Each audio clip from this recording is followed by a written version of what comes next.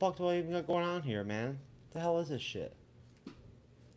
Hey, folks. This is, of course, Jeff S., aka True Knowledge. Um, humble co-host of the FCU's Lydia YouTube channel and podcast. I don't know what the deal was with, Fuck you, Steve from Bumble. Yeah, I heard that now. Okay, cool. All right, so I do have audio coming out. All right, my bad. I was concerned there for a minute. I'm like, holy shit. I'm like, I couldn't hear the intro. Oh, maybe I didn't add any music to it. Who knows? Maybe I fucked up. Who knows? Sorry about that, folks. Hey, I can't false start it now, right? I mean, I'm pretty much screwed. I guess all I can really do is, oh, I know what the hell to do. My bad. Jeez, I'm tripping, man. I didn't even forget, I didn't even pick an intro, folks. So much for True Knowledge, baby. Hey, let's give me a redo on this one, all right, please, folks. All right, come on now. Okay, you got to give somebody a second chance after some shit like that, right? I mean, even Chloe's out.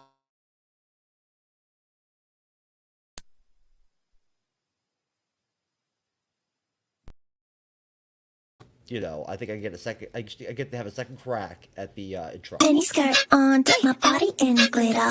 Platform sneakers, all the boys want a picture. Foreign cars, I make rich look richer. Save your breath, baby, I'm not going home with ya.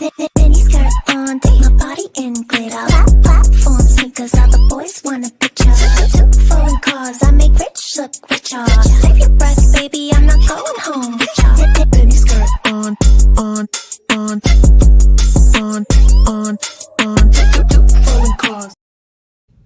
God damn.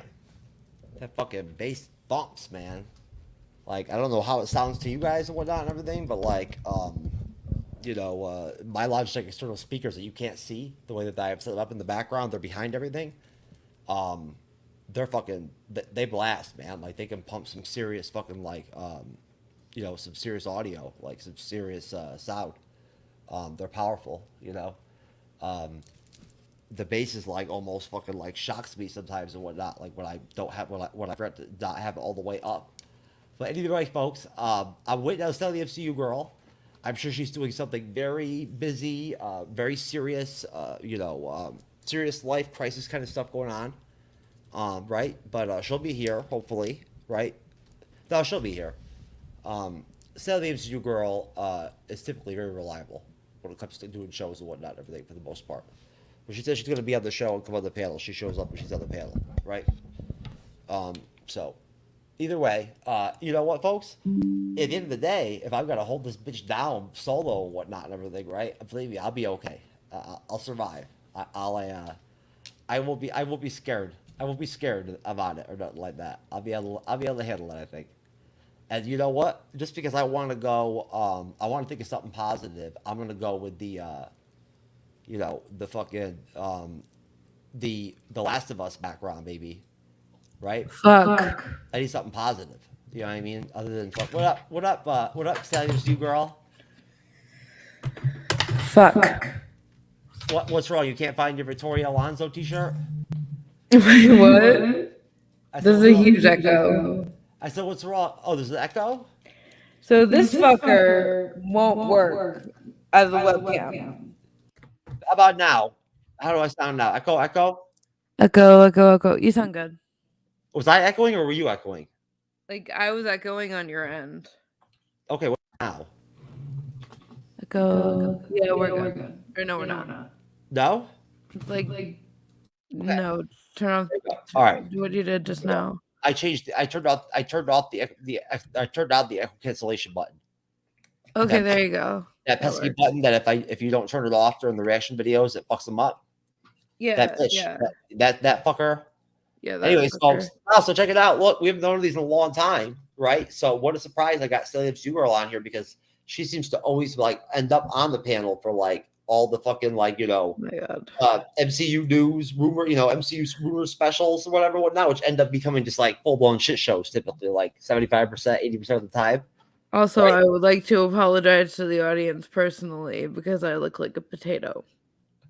Well, I don't really think you look like a potato, but I would have definitely, if given an opinion on things, I would have told you to dye your hair a different color than that, a different type of red than that. To be honest with you. What, Ronald McDonald red isn't the whole I don't thing? know. I don't like that. I don't like that color. I wouldn't want to have that color. And I'm going to dye my hair red. Probably.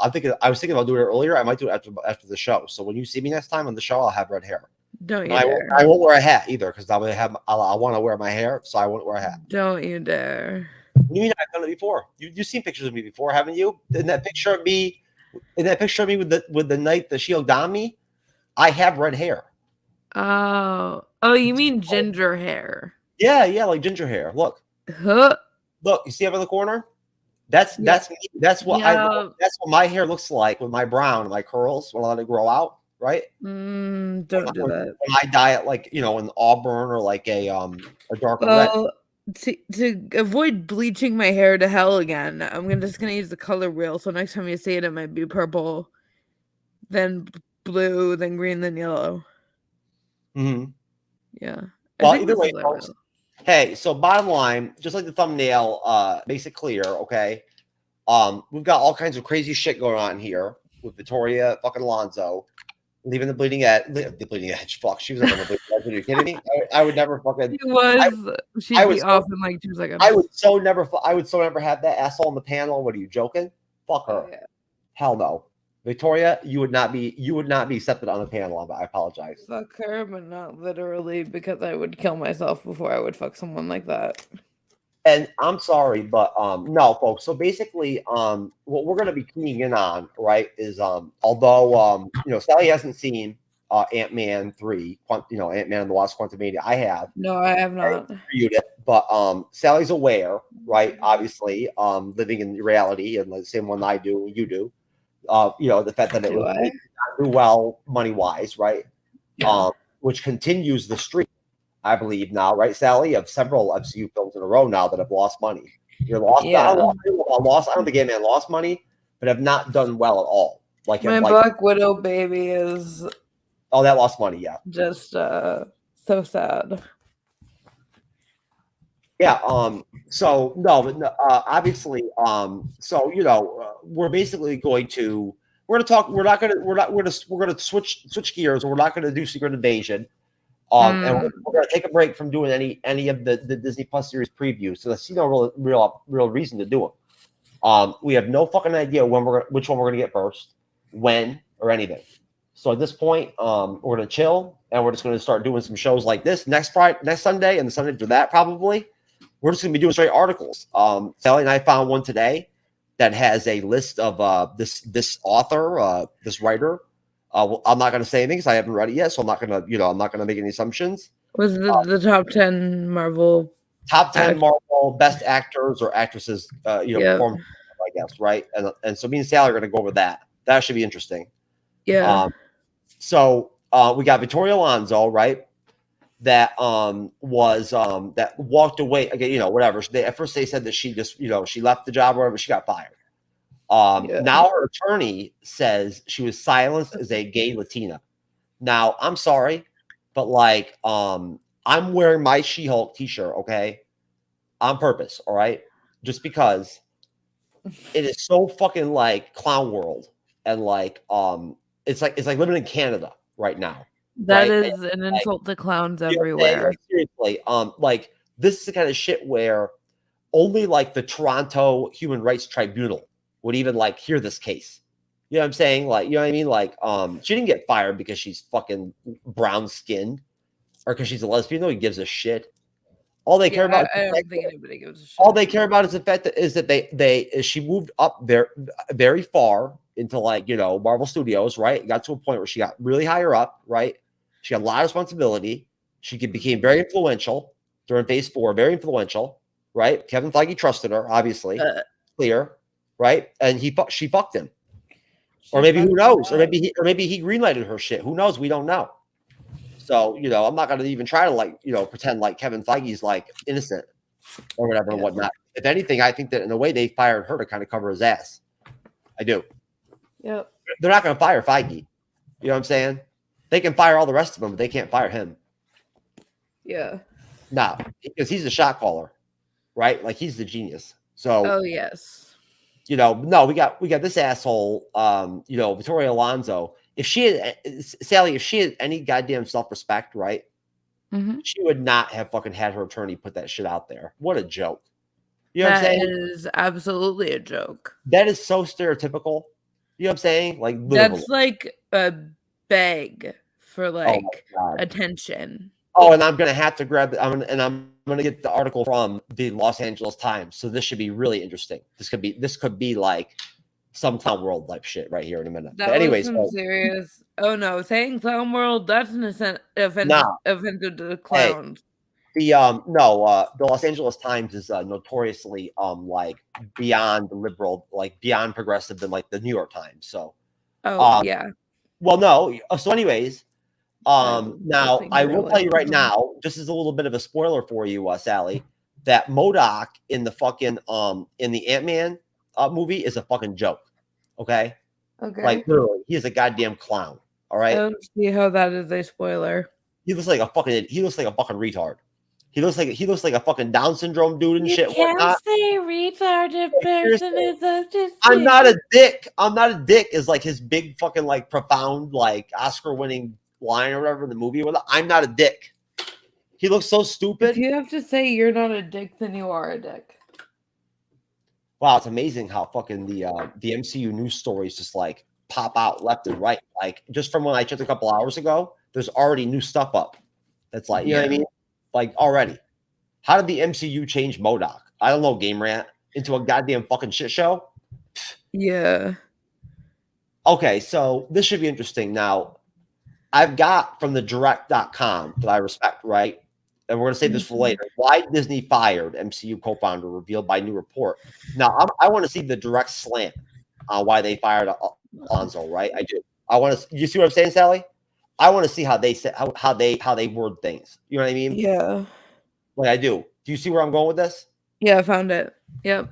No. I just want to see how they handle it. You know what I'm saying? We're going to pull it up, right? I just want to see how they're going to how they handle it, and if they add any of their own opinion to it or whatever. You know what I mean?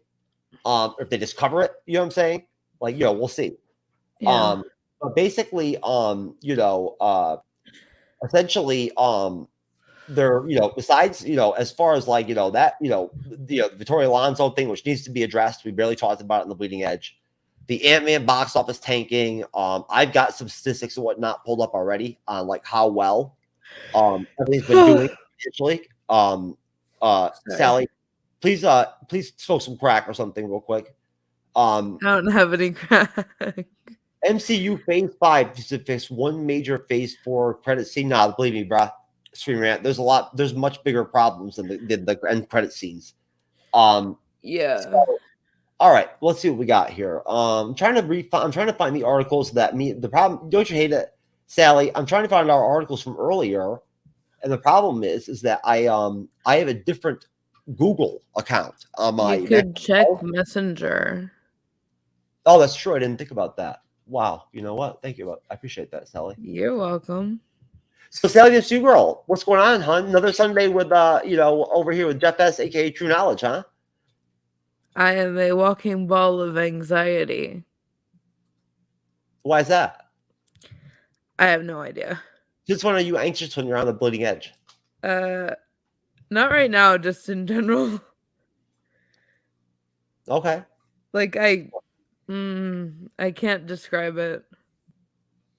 Okay. Okay, bye. No, not bye. You're funny. Thanks. I think.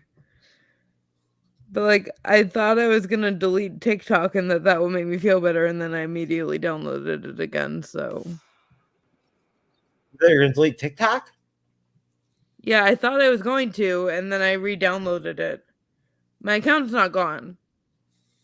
But yeah. And I made an account on Rumble, so why would you why what's wrong with TikTok? Did you have a problem on there or something? no. It's taking up too much of my life, but I still don't care. So it's fine. Okay. I cared too much about follower count. Okay. I'm good. We're all good.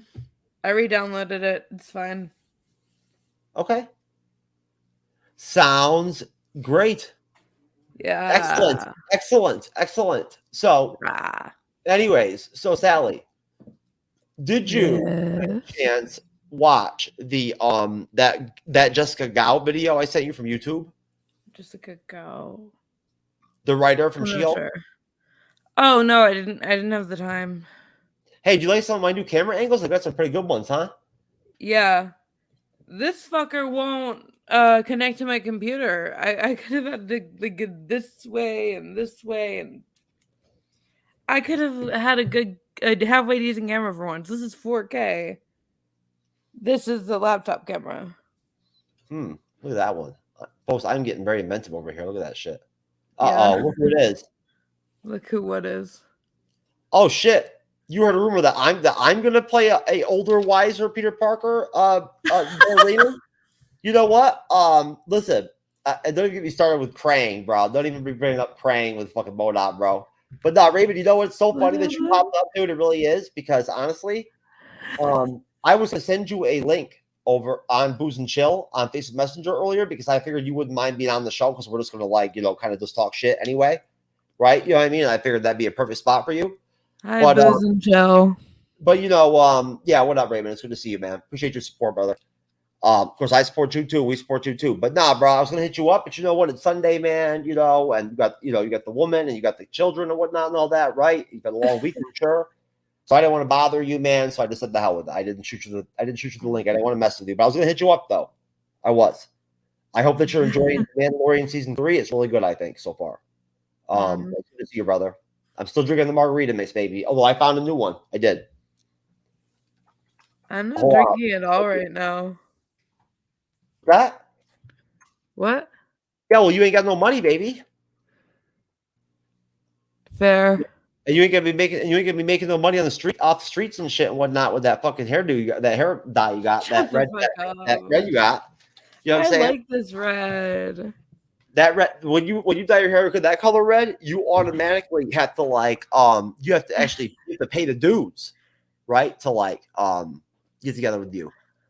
You know? You have to what? Jeff! I'm messing around. Hey, the beautiful women on the dating app seem to love my hair. You know, I think that you're very attractive. Anyway, so I've told you before that. I think that. Anyways, no, I was checking it out a couple of months ago. I was checking it out. I wanted to see if there were any companies that were hiring for male sex phone workers, like phone talkers, right? Because I'm telling you, you know what I'm saying? Look, don't tell anybody, folks, but I am disabled, right? I just don't talk about it much on here, right? But hey, look, I can make if I remember correctly, the IRS won't bother me as long as I make at least under, I think it's 20 grand a year, 21 grand a year. I can make thing called ASMR. So either way, I can make money, right? And so at that point, honestly, I since I got a car just recently, whatnot, a really nice one and whatnot and everything, I'm actually in the process of signing up to drive for Uber. Just to get out and socialize more, less spending money. I'll do the family thing there, Raymond. Sounds good, man. See, that's why I didn't bother you with that link, man. It was that ESP, baby. You know, ever since we drank that margarita, dude, we've been we've been blooded up. Having twin telepathy. We've been connected, baby. As a twin, I can tell you telepathy is not real. Connected by the booze, nigga. Connected by the booze. Yeah, I did. I know. Never mind. Never mind. I don't want to say I'm racist. I'm telling you. It must be. You know what? It must be the inner. It must be the inner. What's her name? Victoria Alonso in me, right? Rising up, right, to fight back the system right there with that shit. You know what I mean? Seriously. Fight for your right to say a slur. I'm telling you, man. I hope she gets $100 million. You know, I'm telling you, Disney needs to pay up. You know, because seriously, after the wonderful contributions to my life of the She-Hulk Disney Plus series, fucking Captain Marvel, Captain Bree, the twink from Black Widow who sold her that. Thor: Love and Thunder. What a goddamn piece of that was! Holy fuck. Seriously. Okay, I need to see some of these movies. I've seen Captain Marvel. That movie was horrible. If you're gonna I've seen the trailers for Love and Thunder, and I've seen the stupid IHOP commercials for both. I'm telling you. When Thor: Love and Thunder came out and everything and whatnot, Bree saw it. Captain Bree saw it, right? And she was like, "Shit, this is good," because now, My movie will look you better know, by comparison. now, like now at least, like there is an MCU film worse than mine, right? There Yeah. is. Not even I know it, right? And I'm fucking delusional. Like I think I'm an all-star, and I thought Captain Marvel was the best thing ever. Yeah. And I think that she like, just liked that she was in the MCU. She didn't care Yeah, about the character. that's She didn't right. care about the acting. And I think that I think I'm so much better than other people, right? And I think that follow her on YouTube, No, and I think that's kind of her vibe. and I Yeah. think I'm so ideologically pure, and that my politics are so much better than everybody else's, that utterly I had to put it in my contract with Marvel Studios and Disney that I could only be interviewed, right, and only talk to media and whatnot. Like we do the publicity for the films and whatnot that I'm in, if they are not white men, right? Cis straight white men, I think was what she said. Yep. Now I'm sorry, folks, but you know what? Look, we don't get into this kind of stuff that much on the ASU splitting edge, but I don't see this as being a political thing at all. This is not a left and right thing for me. This is just basic common sense, right? Yeah. Like, I'm sorry, but like, My face hurts. Kevin, I lost if I understand what the reality of that situation, that it was Kevin Feige, not Disney, that pursued Brie Larson, right? And like really like what thought she was going to be the next big thing. At that point, I really think he dropped the ball. Right? Because I mean that was a massive waste of an investment of money into her. Oh yeah. Right. And on top of that, I don't like the precedent he set with her like that with the contract at all. I don't. Sally, you know what I'm saying? Like, Yeah. If it was me, or you, like, do you honestly think that you'd be okay with that, knowing that how they would affect the industry and all that shit and whatnot after it, if you agreed to do it? Right? Think about it. Like, think about the other directors, the other studios, whatnot out there, whatnot. They have to make movies and TV shows and all that shit, right? Yeah, I would not be very lenient with Brie Larson. Like, if this person needs to interview you, they're gonna interview you. I don't give a shit about their sexuality or race or whatever. That makes her look racist. She set a precedent with that. I've never heard of anyone ever have an inclusivity clause like that in their contract. That honestly isn't inclusivity. It makes her seem racist and sexist. I wonder it's just the other way around. I wonder who created that term, that inclusivity clause. I wonder if Jessica Gao created that, or like or some like this hurts like a bitch. Or maybe what's that? What do you got, pimple? Yeah, I have like this entire side of my face hurts like a bitch. It's all right, me too. Like ever since I got the infection underneath that tooth over there that I had, whatever that deal. Don't talk about your teeth with me. No. It's whatever. I noticed that like when that happened, when the infection first kicked in and I first got sick, that I broke out.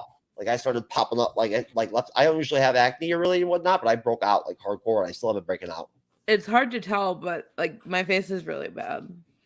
Mine is too. You just can't tell because I'm using filters and shit. Like I'm so technologically savvy. I'm Adobe Premiere Plus in this shit like a motherfucker right now. You know what I'm saying? Yeah, and I'm not. I'm all filtered and shit, like right? an absolute potato. Oh yeah, if you saw me without the filters and shit, folks, I'm telling you right now, it would not be positive, right? Zelda, will you get out of here? It would be rough. Get out of here. It was almost. My dog decided to come in. It would be similar to baby leg, hang out to shit like. I'm recording her. Hey yo, how long? My child. This is not my child. No, it's not. Are you gonna help me? Yeah, you gotta give me change. I don't have change. What happened to you? Are you gonna help me? What happened to you? I don't know what happened to me. They said I got raped. What? Can you help me, please? They said I got raped. They said I got raped. Can you help me, please? Oh my God, this is so what? This is good footage right here.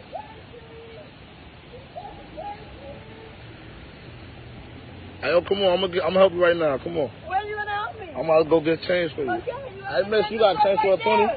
You got change for a 20? don't know what's going on. I'm about to help you right now. Relax, yo. The fuck? Now, Sally, I want to next time we do the show on Sunday, okay? I want both of us like to come on with a baby leg. Okay. Hell no. Yes. I'm not gonna mutilate my No, dolls we're gonna go- for this. no, Not both- gonna happen. We're both gonna rock baby legs, right? You know. I'm gonna come up. I can come up with a legless baby doll, but no. I'm just wondering, like, honestly, like, I want to do it just so I can make a video, just so I can use one of my cameras to make a instructional video to people, right? I'm not gonna do that. How to attach the baby leg, right? No. And like get it in the right position so it like sticks out like in a like upward position like that. Dude, no. Yo, how did she have it like that straight out like that? Did she have like half the baby like up in her pussy? It was a baby doll leg, and that was it. And it was No. sticking out of her underwear. You do understand, right? Like I just realized this a couple like 2 weeks ago.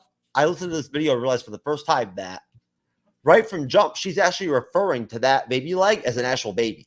Yeah, I know. Like she's actually saying, right, Raymond, do you understand that in that video? I didn't grasp that. That's how fucked up it is. She's actually inferring to that dude that is a baby coming out of her right there. Like she got raped and that is a baby. That's weird. Seriously. I mean, like, you know, if I had some shit like that going on and whatnot and everything, I would be going to the hospital or something. I wouldn't be worried about like smashing cars and shit and whatnot and screaming. And Mental hospital is where she belongs. That chick is not. That chick is. Listen, sometimes you can just tell when somebody is like both mentally ill and addicted to drugs. Very bad. The kind of drugs that make you like. I know. She's one of them, right? She's got that combo going. You know what I mean? Yeah, yeah. And guys, I want to warn you out there right now, okay? As a guy that's out there, and Sally, anybody that's been on the bleeding edge knows me personally will tell you, I like interesting shit. I do. When it comes to like, you know, Interesting shit. Is that what they're calling it now? Like, you know, like when I go to other countries and whatnot and everything, when I go to like Jamaica, right? Once or twice at least during my like week or two or whatever, at the nice safe resort, the cozy resort. You don't go to Jamaica. I go to the actual like real shit. Like I go into the There's no way. Oh, I do every time. Yeah. Every country. There's no way you go to Jamaica, Jeff. Sweetie, I've been to Jamaica twice. And you know what? I meet the whole time. Like, you know what I'm saying? I'm smoking weed the whole time. Like right in front of people. People are like, what the fuck? Like we're on the tour bus, like going around to look at the jewelry shops and shit. I'm just straight smoking weed, just like blazing fucking like joints, like straight up. Nice. The whole time. Just openly, right? Open air and shit and everything. Walking right in front of cops and shit. Nice. They don't give a fuck. Cool. They know you're on vacation. They understand how big of a fucking like economic draw it is for people like us to go there and spend money, right? They know that we're gonna buy shit from all those local shops. You know, when we go back and forth with them, and we do. Everybody does, right? They have good shit, man. I'll tell you right now. When you go to Jamaica, I'm not gonna go to Jamaica. No, I'm telling you, Jamaica's dope. Jamaica me crazy. It's dope, but I'm just telling you, you gotta be careful though. If you do actually decide to go into Jamaica and like actually kick it with real Jamaicans and shit and whatnot, and you don't have anybody to protect you. Listen, man, I've worked with real Jamaicans. It's not a big deal. Nah, but it's different over there. It can get pretty hairy. You know what I'm saying? Okay. Because like, no, I mean, like literally, like, it's the same thing with Dominican Republic. It's the same deal. The gangs and shit, everything and whatnot, and like the crime bosses and whatnot, they run like the actual like streets and shit and whatnot in a lot of the towns and cities, not the cops, right? Got it. That's how it is. So it's Gotham. It's different. No, it's even more devolved and like more primitive than that. Wow. You know, yeah, like they're I mean, I hate to say it, but and I really don't blame them, but their police are very corrupt, right? Like they're more they're more likely to arrest a tourist for some shit, for some weed or whatever, just to get a bribe, right? Than they are to like actually, you know what I mean? But anyways, folks, no, I do like interesting shit, and I'll tell you right now, and one of these, a chick that's like really fucking like intensely mentally ill and like on crack too, like a crackhead too. Yeah, they sound like they'd be fun in bed, but they're not. They're not fun.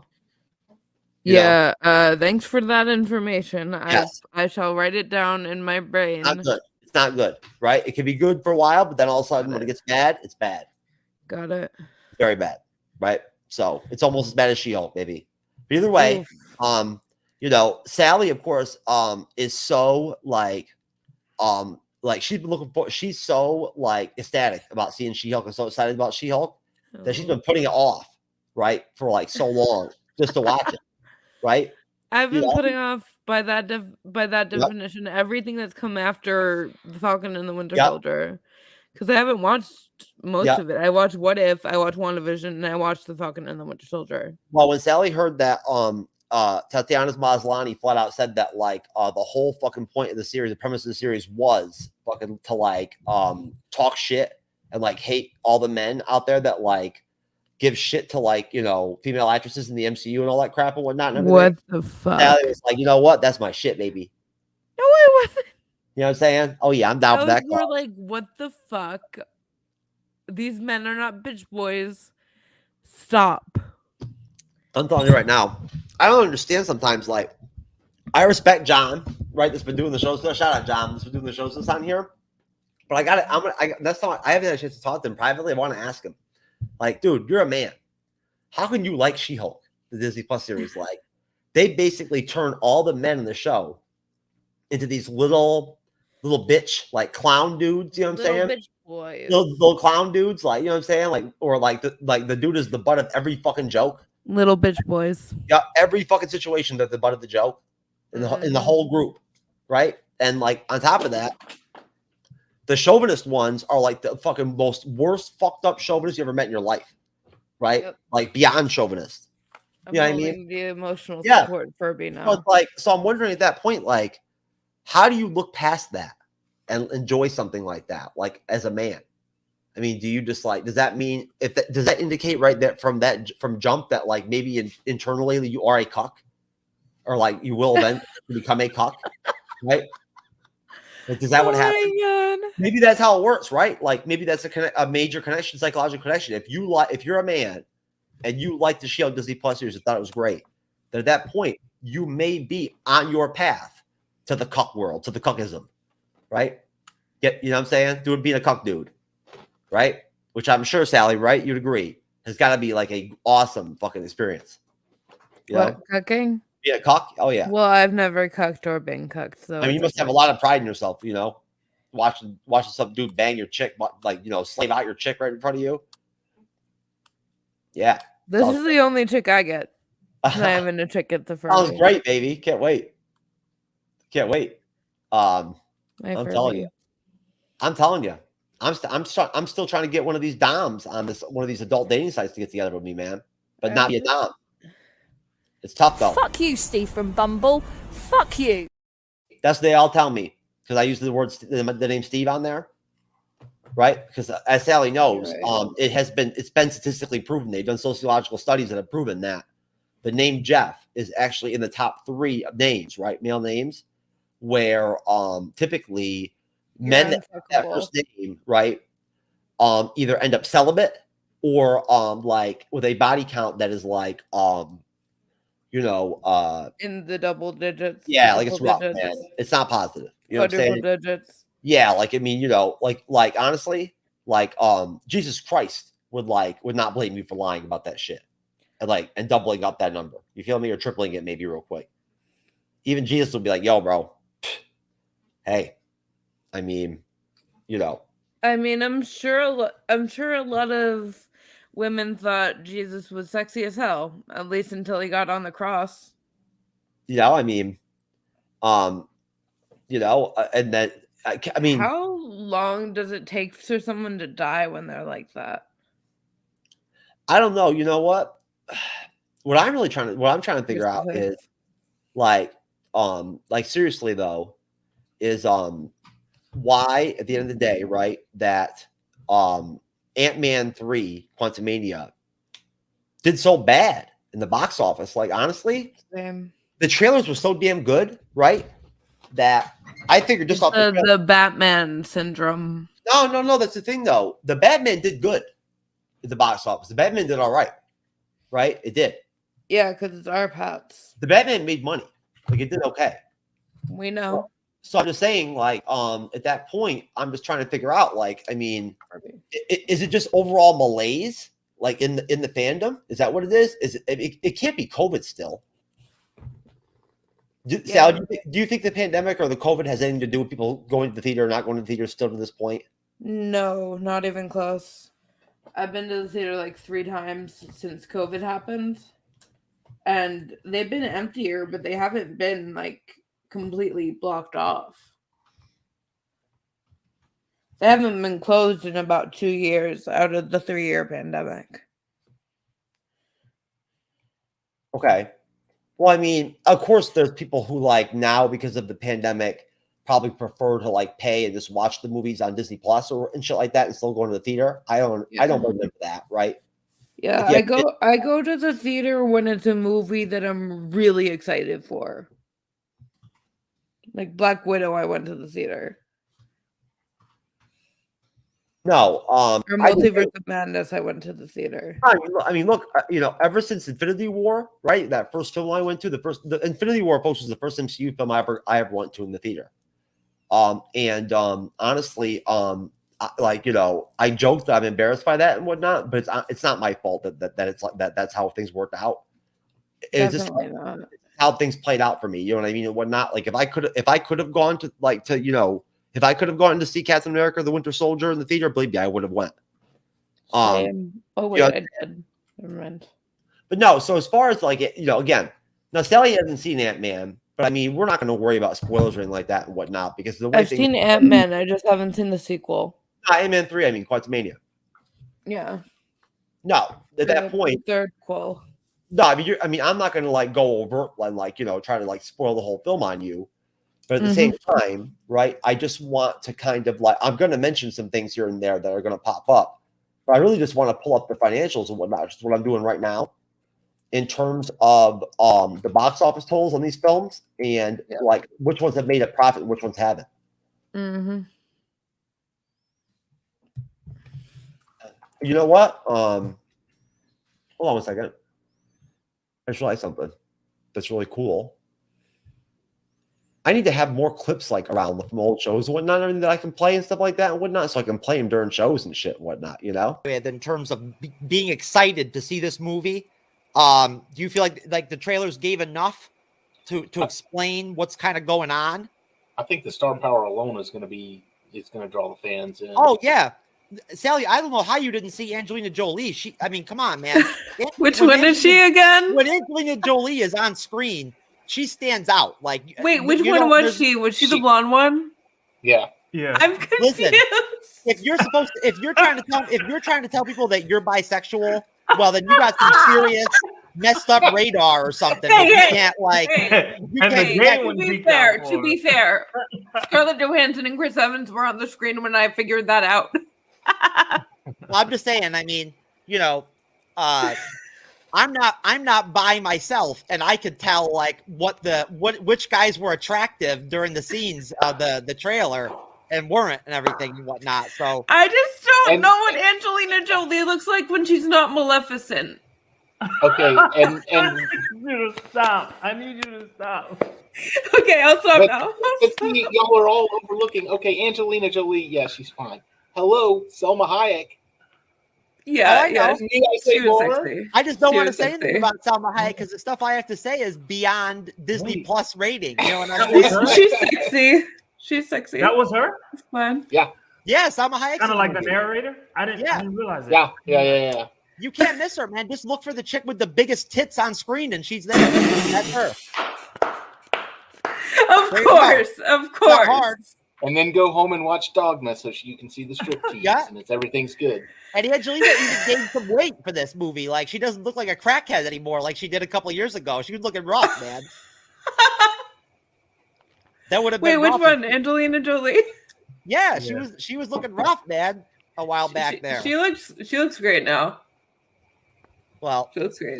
I mean, hey, she does look really You have great. to out me You're as right about that. bisexual. I mean, spoiler alert, I'm not straight. Well, that's awesome. We're all about LGBT pride over here at the MCU's Bleeding Edge. As Gay, long let's as all be gay here. as long as it leads to me hooking up with some lesbians or whatever at the end of the night, I'm good. Trust me, Jeff, the lesbians aren't interested. You'd be surprised how many lesbians have been interested in me before, my dear. You got a lot to learn. You're a young girl. I love it. Shut up, shut I up. love it. Believe me. Those lesbians, man, 10, 15 years go by with any of that good D, you know, they start sniffing around after. Oh fuck! I don't What know the fuck? Oh, Sal, you look like such a green rookie back then on the panel. Holy Jeff, shit! what the fuck? What? Why? What? It's funny. I- I'll put some new stuff up next time. I promise. I will. Okay. All right. So Okay. check this out. Okay. Now I just saw Shazam. Okay, Shazam 2. It was Cool. garbage. It was garbage. Okay. I won't lie. If you watch the review, you'll see. You can watch and tell when you watch us do the review that I'm trying to be positive and whatnot and everything, right? Overall, for the audience and for cyber and everything and whatnot, because it is a family-friendly movie, right? I do have children, right? I grasp the aspect that like you have to do things a certain way for that kind of movie, for movies like that and that kind of genre to work for kids and families. But it was garbage. It was hot garbage. I mean, It was terrible. a pile of steaming. It was a pile of steaming. Yeah, shit. I mean, I'm gonna watch Morbius at some point tomorrow, the next day, and whatnot for our ranking shows, which I'm Oh, gonna. God. But like, I'm sure Morbius is probably better. It's Morbin time. Okay, so Marvel Ant-Man and the let's give credit where credit needs to be due here. This is, of course, from the news northeastern.edu, Northeastern Global News. The title of the article: Ant-Man and Shazam prove superhero movies aren't bulletproof. Is this the beginning of the end for the genre? I hope not. My tattoos will go to waste. Like if I got a tribal tattoo in the early 2000s. Yesterday or what? What happened? Was this born? He was born right after She-Hulk? This was written by Cody Mello Klein. Good name there. Mellow Let's Klein. see okay. Wakanda Forever is almost here. 4 years of Black Panther. Has Hollywood learned anything? Marvel's Ant-Man Quantumania builds the introduction of the Marvel Cinematic Universe's new big bad Kang. Was relative box office disappointment. Failed to hit home with critics. Its worldwide box office gross sits at $463.8 million, below both previous Ant-Man films. Fuck. Wow.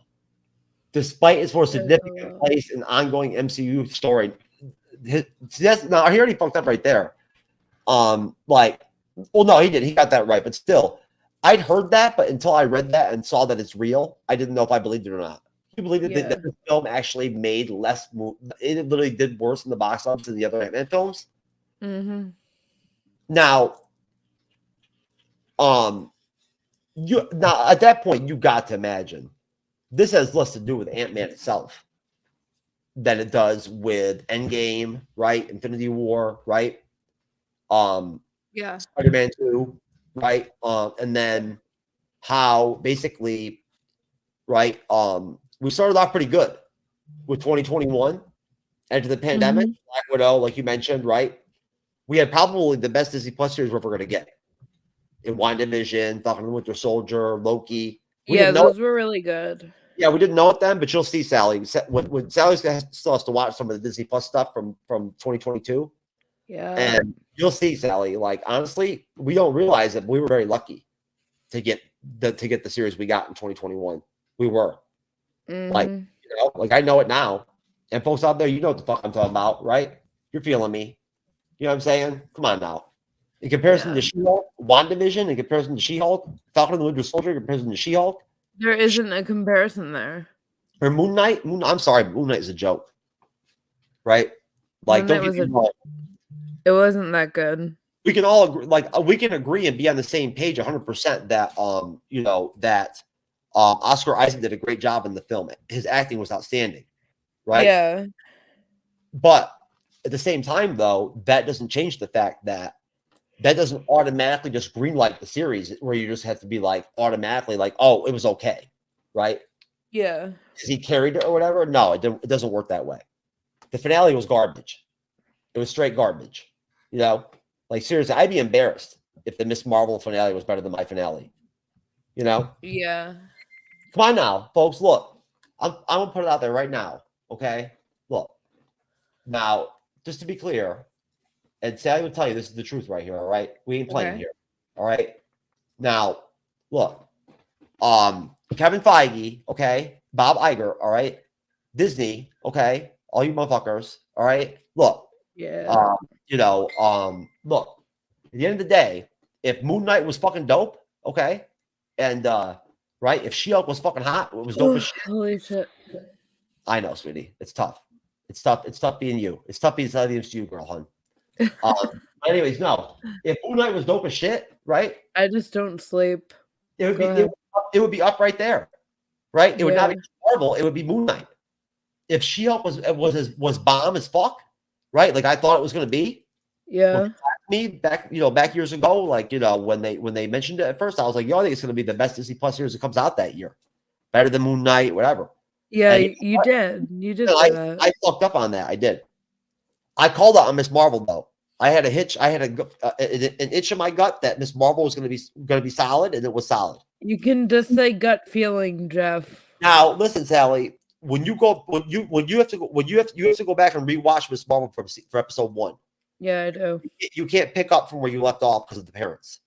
All right. Yeah, I just don't like generational trauma in film. No. I'm seriously. You got to start from episode 1, though. You do, because honestly, you have to understand that like what separates Miss Marvel apart from the other Disney Plus series that came out last year is the fact that overall, across the span of all 6 episodes, it is really solid. Right? Yeah. It's good. Understood. Why are you so tired, hon? Did you take your pills right before the show? No. I did have a PRN earlier, but I have not slept for 2 days. Why have you not been sleeping? No idea. Well, I've slept, but not on time. Well, hey, look, I mean, it's not like you don't have my number and you can't just always call me. I'm always up. If you need to talk or whatever, or there's anything that can help you like feel more better so you can go to sleep, right? Like that's what friends are for, right? It's not even that. I'm bored. I have had 2 monsters today. I need to be up, but I am exhausted. Like I knew we were gonna do this, so I didn't sleep today. But I slept last night. But like you get the idea. I do. I am an adult person. Well, listen, slap yourself in the fucking face or something or whatever and whatnot. Do what you gotta do, all right? I'm telling you right now. Okay, right? ow. Okay. Holy shit. Here, let me play something to kind of change the mood a little bit and whatnot and everything. Let me actually play some video. Let me play something different, change things up. Okay. Change the pace, okay? Okay. Yes.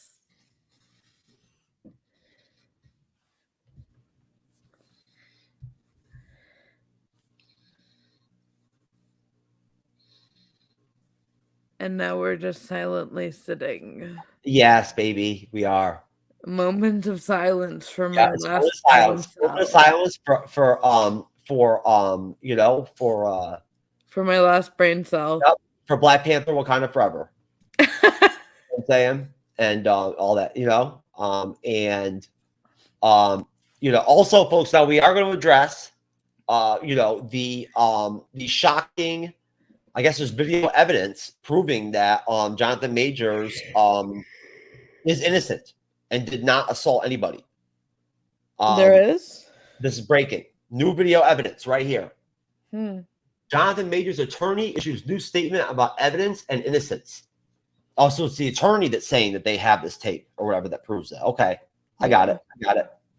Now, folks, what I think is really interesting, what I want to watch here with this,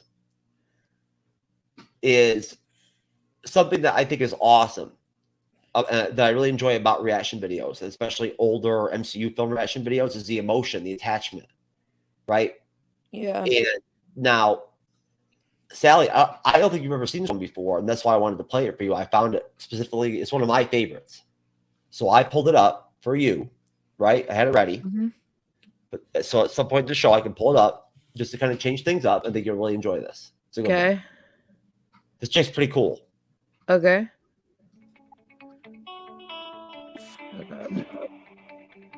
Hello, everyone. We're gonna react to her reaction. And I've Woohoo! been waiting all day Yay. to watch the Avengers Infinity I like War her trailer shirt. finally dropped. I've been at This work is really cool. suffering all day, so I came home and changed into my up all night to get Bucky shirt, and now I we're like ready to that. go. I have no idea what we're going to see in this trailer. Probably just little tiny glimpses of what all the Avengers are up to. Maybe yeah, a little baby. glimpse of Thanos. But you know what? Oh yeah. Let's just do this. I've been waiting all day, and I need to see this now. Oh yeah, baby. There we go. Is she one of those who cries? Yes. But in a good way, though. Good way. Yeah, I know. Not what kind of Forever trailer. Cry. Yeah, I know. That shit was whack. We could fight the battle, Sally. Yeah. They never could. See? Look at her. I can't. It's frozen on her face. I'm already getting chills. Oh, wait, no, I see her. I love watching Oh my gosh, this their actual music. emotions at the moment that certain things occur. Okay, I gotta see this person's channel. I gotta subscribe. Oh, watch it. You don't know what it's like to lose. Yeah.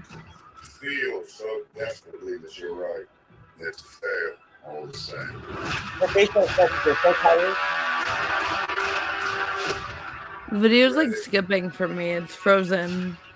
Run. It is? Yeah. Destiny still alive.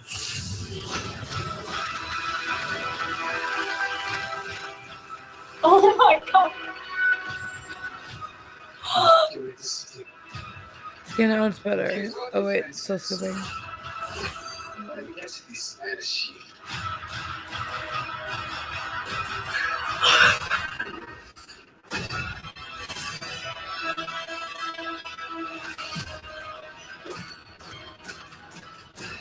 That isn't something one considers balancing views. But this does put a smile on my face.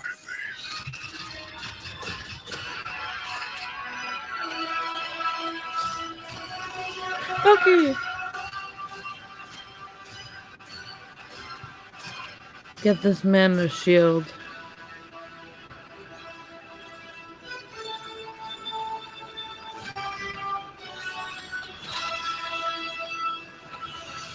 Who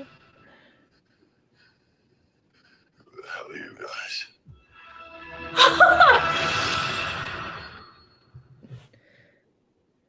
Was the video like splotchy for you at all? No, it sounds and looks perfect. You guys. For me, Oh it's my gosh, that splotchy. just made me so emotional. Oh man. That I had chills that entire time. And So does my toes. oh my gosh.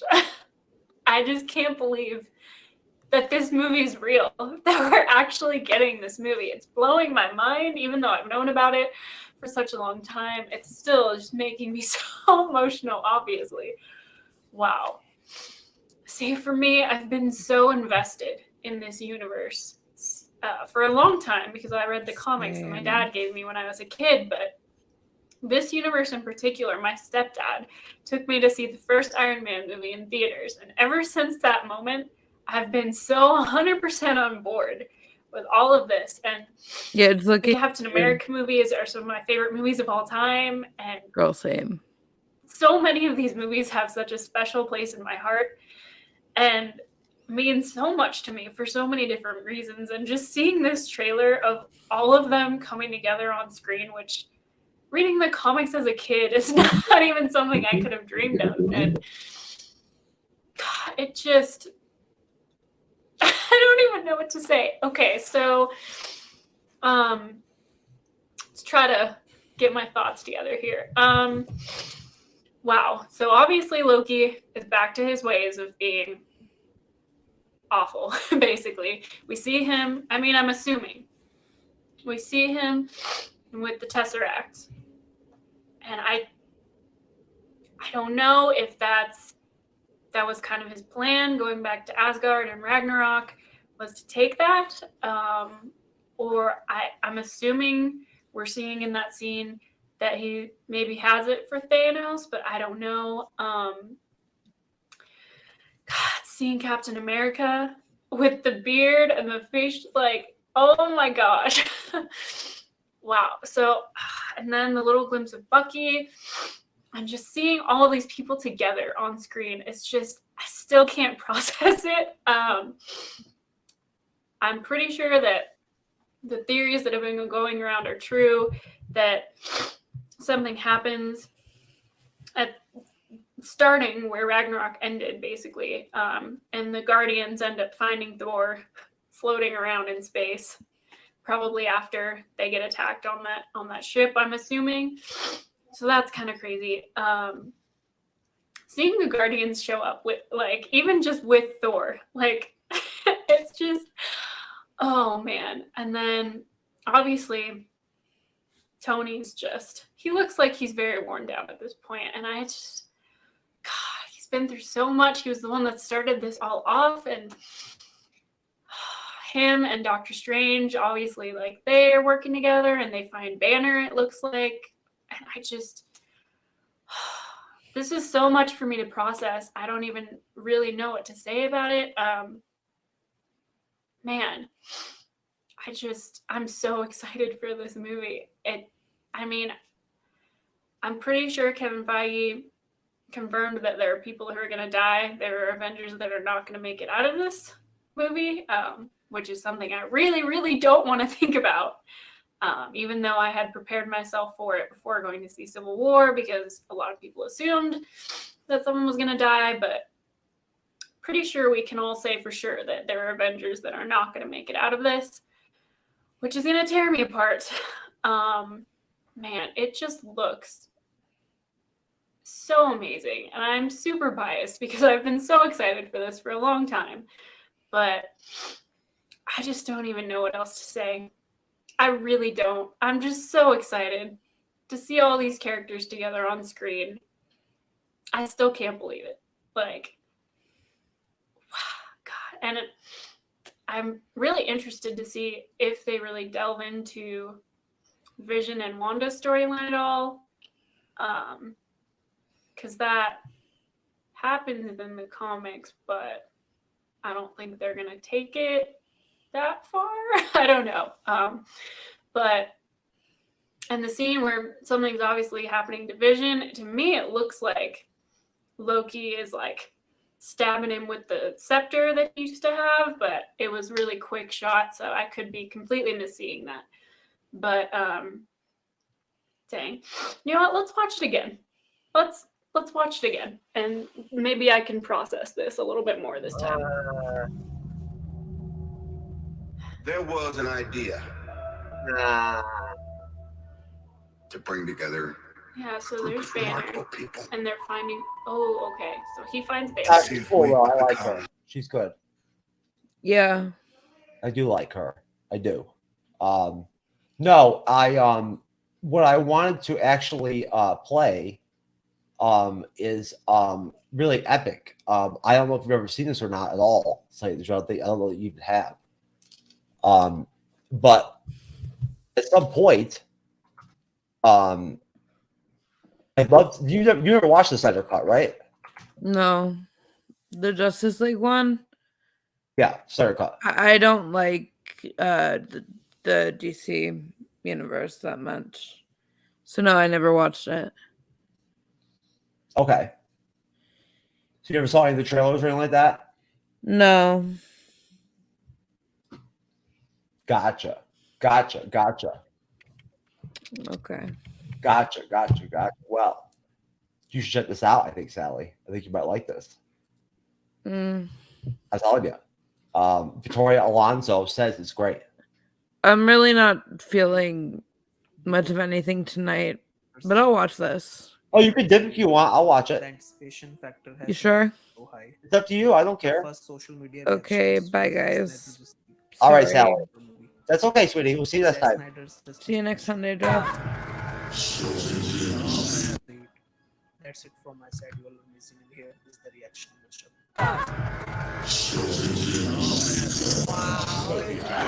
Oh my God. For Lord Johnson. Oh my goodness, and the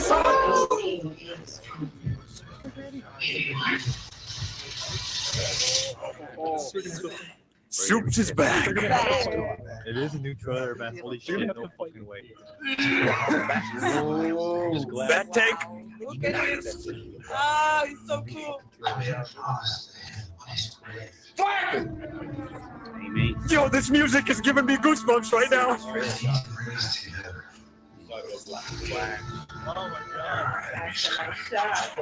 It's time to unite. Amazonians? Oops.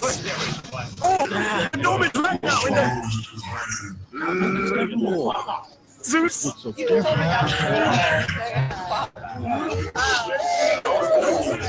There you go. Look at dark side.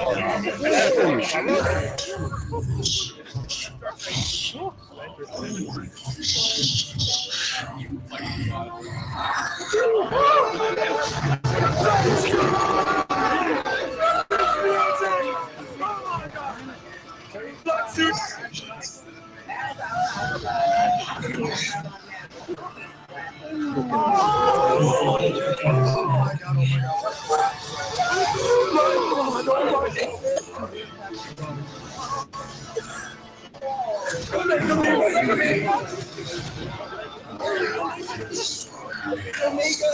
My heart.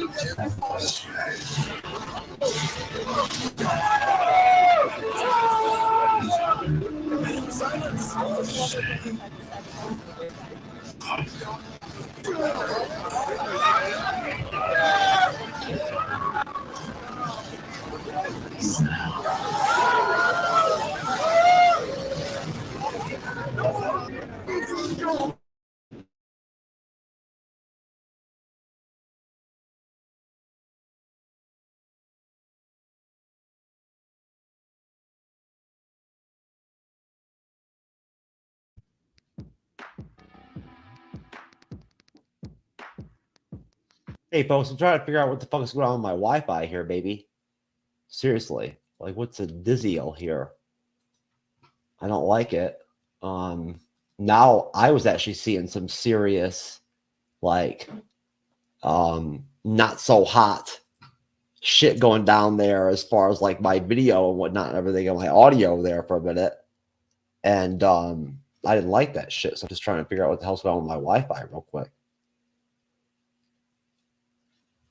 In the meantime, though, let me end my screen share really quick. And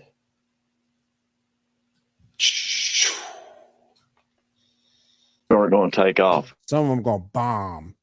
Just like they've bombed in the comics. What about this guy? You think this guy can make it for the Avengers?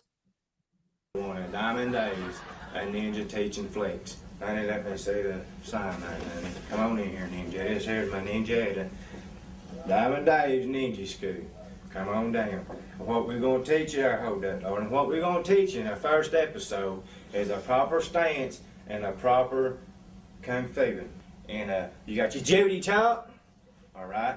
You got your karate chop, and you got your ninja chop. Now, what smart thing to do is like when you use a judo chopping, you gotta say it, you know, for you beginners, you know, like a Judy chop. Because what you don't want to do is like be a Judy chopping and a kung fu kicking, and there goes your leg. You know, there ain't much hauling for a one-legged ninja out there. Right there, hard as a rock, buddy. Let me show you something. I'll have last time, baby. Don't put it in front of your face. I don't want to hurt you. But you got me? Now, what we're going to do here, we're going to work on the ninja chop. That's what we're going to do. You go a ninja chop. Well, now see, now sometimes it don't always work for a ninja, you know, but it practice makes it perfect. Don't go ninja nobody, don't need ninja, alrighty? Now, them things there, if I was put them in my pockets, they'd get me for concealment of a deadly weapons. It says you got your son fella coming at you out in the trailer park. Regular cannon you say? No, says I. Watch this, people. Yeah, we just rolling through the trailer park. What's that? What's that fella doing? Ninja start! Right there. That son fella jumps out behind a trailer on you. You know, you got to flip them on out yonder like that, and you can't get him caught up in your ninja outfit, you know. And like if a feller's coming at you with Dude, Yo, that guy lived right next door to me, man. Yo, what the hell was that weapon he pulled out there, DM? Was that a crack pipe? Like, It looked like a damn skull can or something, didn't it? Where did you find that? listen, hey, that guy that he said that in, that is his interview tape for the Special Olympics Avengers. That dude don't stand a prayer. Oh, that dude. It's amazing that something like that that dude's probably popular as hell from that video. Dude, that guy could beat Kate Bishop's ass. Alpha Flight will whoop his ass. Puck will whoop his ass. Ninja chopping, man. Puck will whoop his ass. North Star beat his ass, and that's bad.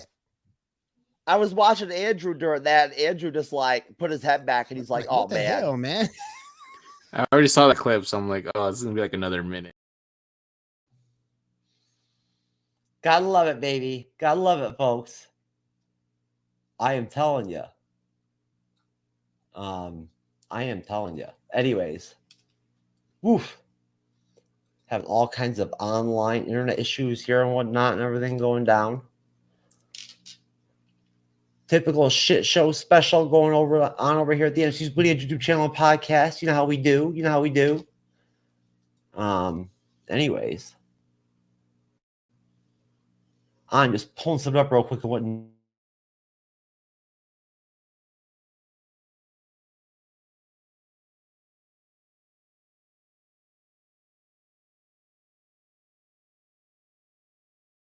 online problems right now, unfortunately. The Wi-Fi is really bad. And like StreamYard is indicating it to me that it's really, really weak. So I'm trying to go Ethernet to Ethernet really quick and whatnot.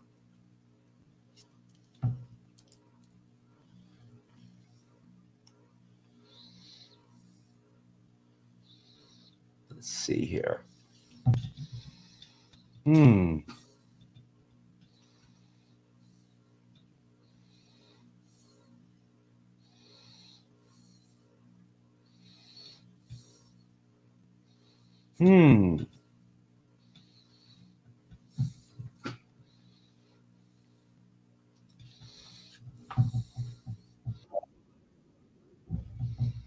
All right. I got something I can put on real quick. Hold on one second, folks. Bear with me. I do have some things to talk about, say, regarding Miss Victoria Alonso. Who the fuck gonna face the music? More brick laying, that screen time. Been cutting back on the daily usage. Long road for the road dogs. We can whip mine from a soapbox. Got BKTs on this bitch, so everybody get a rolled on. Yeah, everybody get a rolled on. Check all the credits on BMI. I'm just too kind to expose y'all. And I see a team with a ghost sign and question if y'all ever wrote songs. All enemies of mine, a band study. Please don't.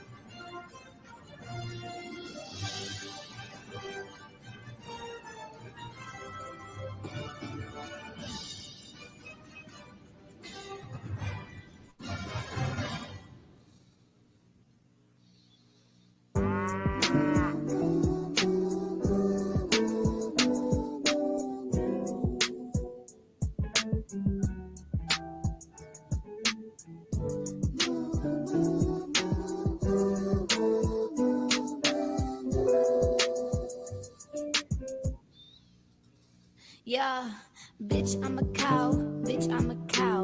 I'm not a cat. I don't say meow. Bitch, I'm a cow. Bitch, I'm a cow. Bitch, I'm a cow. Bitch, I'm a cow. I go moo. Moo. Moo. Moo.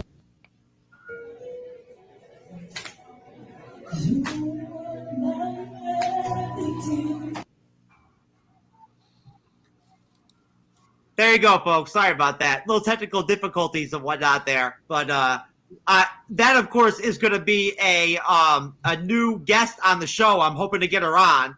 The bitch, I'm a cow chick.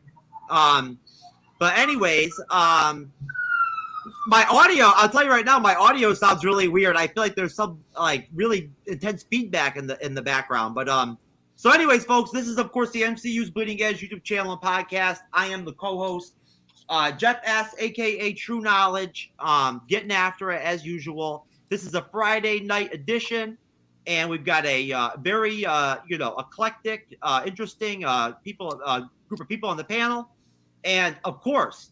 I'm handing off right from jump over to William, the creator, good friend of mine for a long time now, and the creator and the host of the Geek Gauntlet podcast. He's here to guest moderate the show. He's going to explain what we're going to be doing. And it's all on you, William. Have at it, bruh. Thank you for having me, man. I appreciate it. And shout out Ryan. What's up, Ryan? What's up, Ryan? What's up? How you doing, man? Doing good. How about you? Good to meet you, bro. Good to meet you.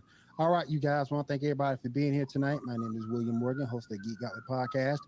Tonight's episode is going to be the topic of what if Marvel Studios did an X-Men Avengers crossover movie? How would you do it? Who would you have playing what? What would your premise for the movie be? I want to know all that. But before we get started with that, let's go around the room and get everybody introduced. Let me start with the new person to the panel, Ryan. Ryan, what podcast you got going? What you doing out there in the world of media, my friend?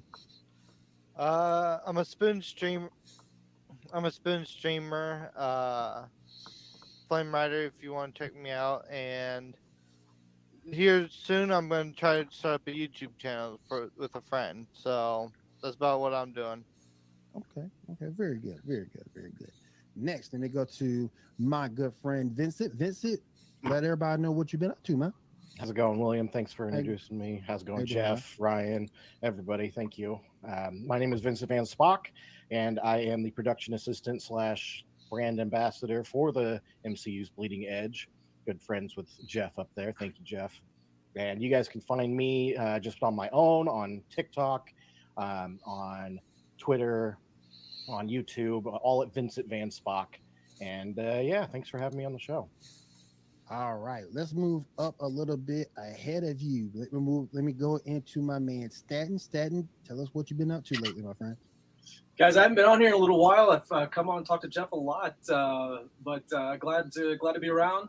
Interesting topic. I'm interested to see what you guys have to say about it. You probably know a little bit more about it than I do, but I've got a couple ideas. I am a long-term member on a forum called sakar.freeforums.net. We just call it Sakar, but it's a forum where we invite anybody to come on and chat about pretty much anything nerddom.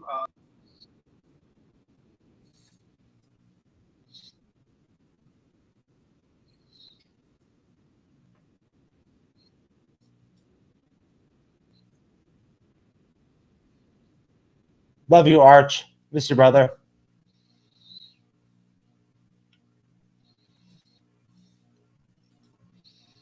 Arch Stanton.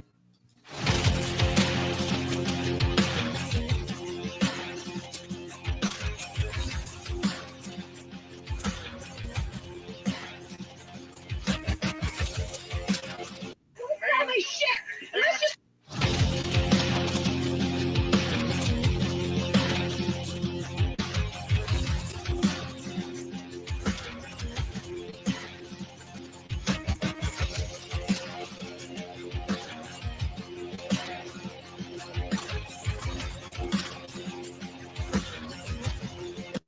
holy shit! Let's just making McNuggets in my hand. I don't want to hear it. It's 10:30 a.m. We don't serve chicken McNuggets at this time. Yes, you do. No, we don't. Why not? Because we do. You know what? I'm more than just fucking hiss at you. You just give me that out of the car. What's going on over there? Don't you fucking run away from me, you family. Yeah. God. Oh, shit. Don't make me assume my ultimate form. I will fuck you up. Wait, I'm gonna wreck you. Get the fuck out of here. Get the fuck out of here. I'm not trying to slow you. Look at the minutes. Bam. Whoa. You know who I am? Ma'am. What? What's that shit?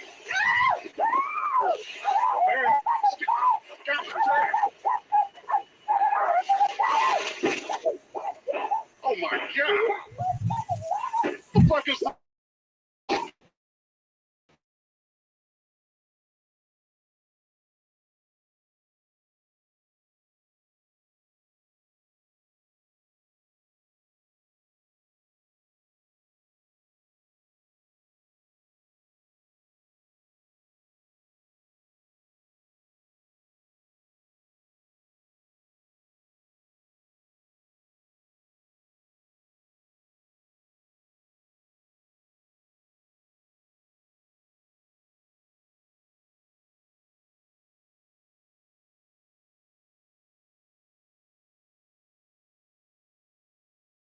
a new type of look with the screen on the Bleeding Edge, where I was going to actually like have my guests just not even be on screen, just only me.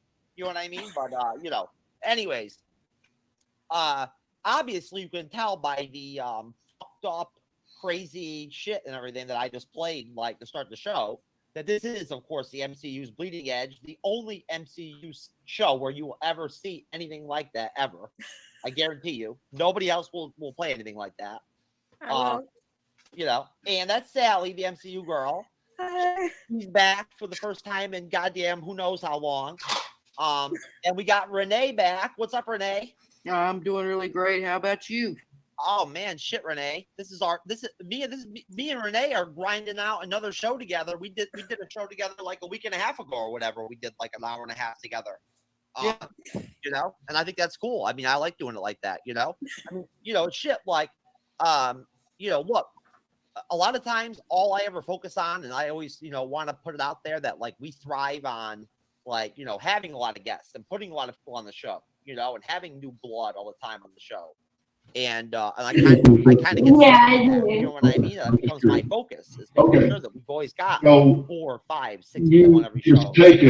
And sometimes I forget that, like in all honesty, some of the coolest, best shows that you can do and the funnest ones are when it's only like 2 or 3 people. Like seriously, I mean it's just a fact. Like, I mean, we're unfortunately waiting for my good friend Nathaniel to pop up and come on the show with us. We'll have to see. When he pops up, I'll roll him in. But so basically, again, just to be clear, this is Jeff S. True Knowledge, as I'm called by some and lesser by others. And I am the co-host of the MCU's Bleeding Edge. Cybernetic Shark is at work tonight, and so I am. I've got free reins over this bitch. It's on my shit tonight. So at that point, I'm here to do a MCU news special with a awesome, super fun Moon Knight trailer watch and reaction. And on top of that, who knows what else? I mean, you know what? You never know with me, man. It could go anywhere. You know what I'm saying? Like, sometimes it may be good, sometimes it may be shit. There we go. It's that simple. That's how the rest of the show is going to be at that point. Damn right. Let's hope that it's good more than it's shit at the end of the day. That's our goal always. But so anyways, here I am again on the Bleeding Edge, and Renee, it's very nice to see you again. Nice to have you on. Do you have anything to talk about? Anything to say before we start the show? Anything you wanna shout anybody out, or drop any new fascinating news or anything? No, no new news, but we've been working over at Podcast of Champions on not the Mandalorian, but Boba Fett, the Book of Boba Fett series, and it's been really good. I've really been enjoying that, and hopefully we can talk a little bit about that. Yeah. You know what, Renee? We can definitely talk about that later in the show. We can have a conversation about that. And you know what? Oh, there's Nate. You know what I'm gonna do though? I'm just gonna leave him hanging down there and not even bring him on. I'm just gonna let him sit there and we'll just look at him every once in a while. Just make him type everything in on Facebook. Oh, just watch. In a minute or two, he'll start making dirty faces and shit, looking all funny. He won't know what's going on. It'll be funny.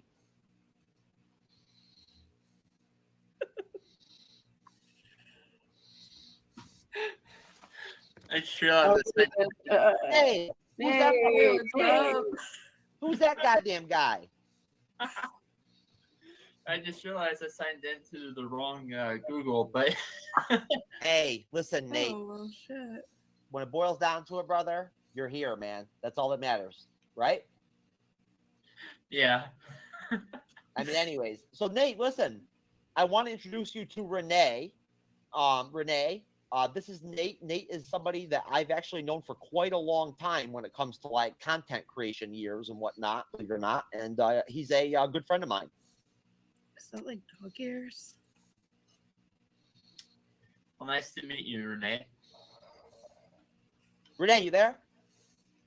Yeah. Oh, hi. Oh, I'm sorry. I was looking off in the distance there. I was looking at the box there, the police phone box there behind Nate. I can tell Yes, you. Oh, you mean the TARDIS? Oh well, listen. Nate said hi to you, and I was introducing you, letting you know that Nate's an old friend of mine. Okay. Okay. Yeah. So, anyways, Renee, just so you know, Nate comes from Sakar.freeforms.net, the podcast of champions, which you know, Okay. of course, we've done a lot of work with and collaborated with a lot, like in the last, almost year or whatever. That's where Arch comes from, and Lord Deathman and all those people. Good job, Renee, by the way, remembering to plug Podcast of Champions and everything there a minute ago. I got to give you props for that. Grandmaster would be very pleased. Okay. But you're getting good. You're getting good, Renee. Uh-huh. So, Sally, how does it feel to be back on the bleeding edge? Very bloody. Very bloody? Bloody great. Oh, bloody great. Okay. That was fucking horrible. I'm sorry. Hey, you know what? Sorry. I got to tell you, man. I'm loving this lineup for tonight. I really am. I couldn't have asked for a better crew, for the show tonight, man. I got Nate over here, my buddy. I got Renee, the veteran, the old school veteran. And I've got fucking Sally, the MCU girl. And we're Say what you will. And we're gonna I just grind it out. realized- No, we're gonna grind it out, man. I realized actually that yesterday was the 2-year anniversary of when I released my very first episode. Awesome. That's crazy. Yay. So I've been doing this for 2 years since senior year of high school. Last week was actually the third anniversary since I hit the 350 mark on my body count like 15 years ago. So, who counts? You know what I mean? But I thought you were gonna say something else. oh, okay. Yeah, so I was celebrating, you know what I'm saying? Like, I was kicking it, like, chilling with like my 7 STDs that I picked up. Like, I should expect this shit from you by now, Jeff. Yeah, man, what's up? Come on now. Every fucking time. Dude, you gotta understand something, okay? 36% of my fucking podcast audience is female. So you know what? You can think whatever you want about like how I talk and the things I say and like how raunchy and raw I am and whatnot and this and that. At the end of the day, do you understand and know how many freaking YouTubers and podcasters, male podcasters, would beg to have 15% female audience? I've got 36%, Sally. I want fucking 90% female, 10% male, and I have like 40-something% male. It's fucking weird. Nate, what does that tell you, bruh? At the end of the day, you know what I'm saying? If you correlate the fact that I've got that 36% female podcast audience to like how things work for me when it comes to like trying to get some hoo-hoo, you know what I'm saying here and there? Just connect the two things and just think about it. You know what I'm saying? Like, Okay, we get it. Yeah. We got it. Yeah. Hey, man, I'm just trying to make the connections, baby. Just like the MCU, yo. Just like the cinematic universe. I'm just putting the connections together. The Jeff's Speaking fuck of- buddy cinematic universe. Actually, speaking of, Jeff, did you get the text message I sent in the Minds of Creativity chat from the Doctor Strange? No. All the guys that are rumored to appear in Doctor Strange? No. I think I read something about that earlier today or yesterday. Oh my god, what? Wait, what? Yeah. I mean, Nate. Yeah. Honestly, Nate. Pull it up. I mean, no, you can pull it up if you want, and you can read it off to me if you want. But I'll tell you right now, as far as I know, I received credible knowledge months, like 6, 7, 8 months ago about what the roster of like guests and everything and whatnot and secondary characters was going to be in Doctor Strange.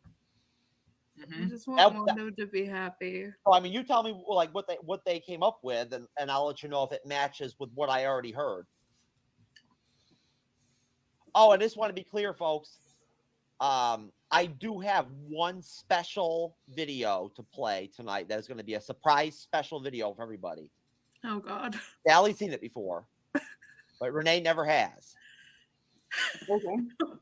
And Oh God, is it the fucking? it's the one that I have labeled literally. Oh my God, that's the name of it. That's what I named it. Is that the one with the fucking The Stevie Wonder white? shit. Yeah. Yeah, that one. Yeah, I'm gonna do that. It's a lot. I've seen that one. Oh, you saw that one? Yeah, I've seen that one. I've already done all my best shtick on it too. Oh man, that was, I was the one that really carried that whole joke through the show. Yo, We did it last I time. forgot. I didn't even know that. Renee, you saw Yeah. the white chick that became Stevie Wonder? Oh yeah, I thought she did a fantastic job. Oh yeah, the fake keyboard playing was magnificent. I mean, she sold that darn thing. She sold that whole darn bit. Dude, I swear to God. Listen, Listen, I'm telling you right now, if the real Stevie Wonder popped up next to that bitch, I would have thought that she was still Stevie. That's how fucking authentic she was. She has a career in comedy. That woman. Oh yeah, I mean, she says serious potential, dude. She should be on the bleeding edge.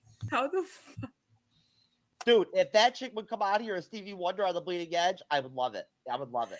I'd scream. I would do it too. I would have her on. I would be like, what the It would, fuck? it would be fucking awesome. It would be like a He circus. deserves better than this, honestly. That's actually something that's interesting. Think about this, Renee. Nate, what if I fucking like put together some crazy show sometime, like one night, like I just got like some fucking train wreck type people and put them together. You mean you haven't already done that? I mean, I could get some of my clown hunt friends. No, I mean, Renee, I'm talking about some real freaking, like some out there type people. You mean like some biker guys and stuff like that? Like I'll get one of those from tattoo parlors. No, I'll get one of those. I'll get one of those people who swears that they've been abducted. I'm by sorry, aliens. Sally. I'm sorry. I apologize. It's okay. No, It's okay. I would probably look to go for like one of those people that says they've been abducted by aliens and shit. You know what I mean? Like, Well, that would be perfect for me because I actually studied alien abduction in college. Oh. Yes, I wrote, that was my it wasn't my senior paper, but close to it. It was one of my senior papers. It was on alien abduction, and in particular, it was the Betty and Barney Hill alien abduction that I focused on. Very interesting. Very interesting. Today, study. if I had a person out like that or whatever, and they were talking about it and like it was all emotional, they were crying and shit, tell them they're I've like been alien there. abduction I've been story, there. I'd be like, what? And then I'd crack the fuck up and laugh right in their face and be like, dude, I have no respect for you. Get the fuck out of here. Get out of here, Yeah, dude. I mean, I could bring on a fake medium or some shit. Come out here, dude. So I actually have the thing pulled up. Every rumored character cameo list. It says the Tom Cruise Tony Stark variant. What? Mm-hmm. Nicolas Cage's Ghost Rider. Magneto. Yep. Mr. Fantastic. Hugh Jackman's Wolverine. Storm. Cyclops. Professor X. Blade. This is the Tobey Maguire's Spider-Man. Edward Norton's Bruce Banner. Oh, whatever. And Come on. Punisher. Come on. And the Edward kitchen Norton's sink. Bruce Banner, I'm not believing too. They, but I do everything not believe that a single one of any of those people is going to be in the movie. Any of them. Not even Nicolas Cage's Ghost Rider? Nope. Are you kidding me? Kevin Feige has made it very, very, very clear. I'm being very serious now. Kevin Feige has made it very clear that he has no desire whatsoever to like take any of the other shit that's been done with the Marvel properties or whatever and make that a part of the MCU. He does not want that. Like that's the opposite of what he wants to do. Yeah. He already said that. That's why they're waiting years and shit to do the X-Men because they don't even want to like make an X-Men film until it's like 4 or 5 years out from the last. First of all, Hugh Jackman is the only Wolverine that will ever be. So whatever. no. The fact of the matter is, old Wolverine. yeah, come on, Sally, be logical. If they're going to do the X-Men and they're going to have the team for like 10, 12 years or whatever, you can't have a fucking Wolverine, a Logan that's 67 years old. Oh well. That's not going to work. Too bad. So sad. They still look good. Do not replace Hugh Jackman. Nate, listen, I didn't I'm coming for you. Nate, go ahead. Nate, go ahead. I didn't mean. There's two that there's two that I can see happening, but there's two that I can't. The two that I can't: Edward Norton's Bruce Banner and Patrick Stewart's Professor X. Wait a minute. Those are the two that you can't. That you think cannot. The two that I can see, only because, and one of them I'm only saying it because he did appear in Spider-Man: No Way Home, is the Tobey Maguire Spider-Man. I can see that. Now you know what? He was great in that movie. Let me go ahead really quick and let me just go ahead and just roll back for 1 minute and just point out that, like, on that one instance, in that one situation, I do actually agree with you right there, Nate, that I think that there is a possibility. If I was going to actually say, like, this seems tangible, there's been rumors for months that Tobey Maguire Spider-Man might be in the Doctor Strange film. So, I mean, that's not like news necessarily. Well, that would make sense. Yeah. But there's no fucking way in hell that Edward Norton will ever be in another Marvel film. It'll never happen. Yeah, Never happen. The Hulk movie sucked. He'll never come back to Marvel. The other one that I can see happening, because it's a completely new, different character. It's completely new, different, and I can see the possibility is Tom Cruise's variant of Tony Stark. No. What the fuck? It's not going to happen. What are we talking? What?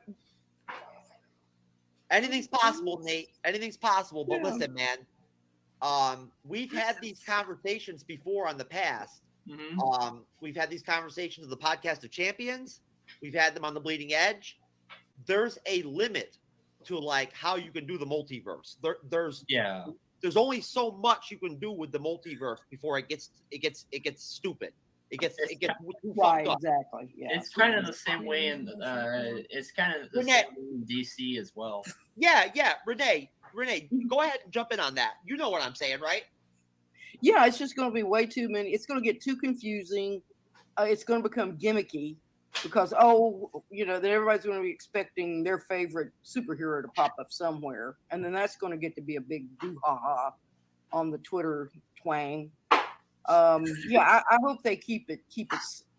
I mean, they can't keep it simple because the whole point is you're going to have what happened at the end of Loki, where those universes start mingling back together again. So it's be logical in the terms of the narrative that you're going to have these alternate versions of Tony Stark, because that's how the comic books themselves are set up. There's like the main one, like the 616, and then you got the 1, 2, 3, 5, 9, whatever, and then the House of whatever. So you've got all these multiple sort of storylines running, so that makes logical sense that they're going to start bleeding in at a certain point, because that's actually how it happens in the comic books too. I believe they have several instances where alternate versions pop in and out. Most definitely, and things could get very convoluted as well. Mm-hmm.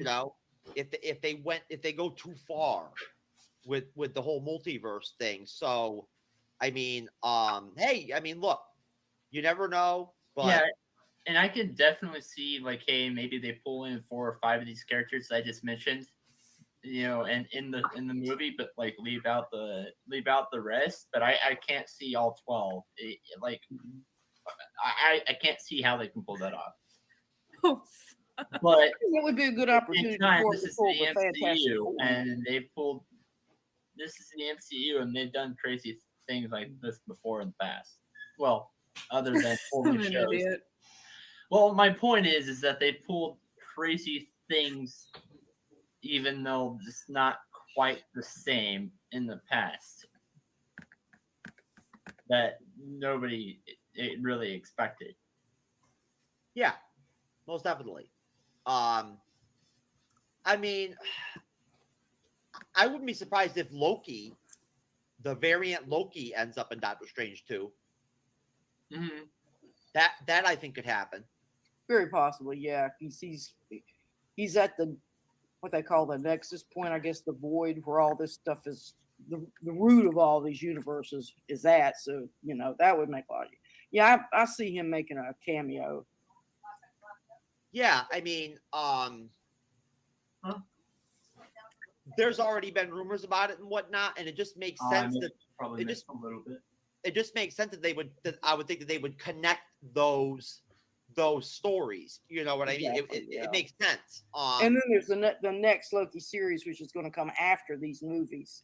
So they're, you know, thread it some way in and out and back out probably. Fuck. Back into I need to watch series. Loki. Fuck. Shit. Yeah. Fuck. Wait, you never watched all of Loki? I'm still on episode 2. It What was just that? didn't interest me. What? It wasn't interesting to me. You didn't. Oh, you didn't watch the whole Loki series? I'm on episode 2. Oh well, you have to watch it. Yeah, I do. I know. I've loved Loki since I was like fucking 12. Okay. I'll tell y'all an interesting Loki watch story. You want to hear a real interesting Loki story?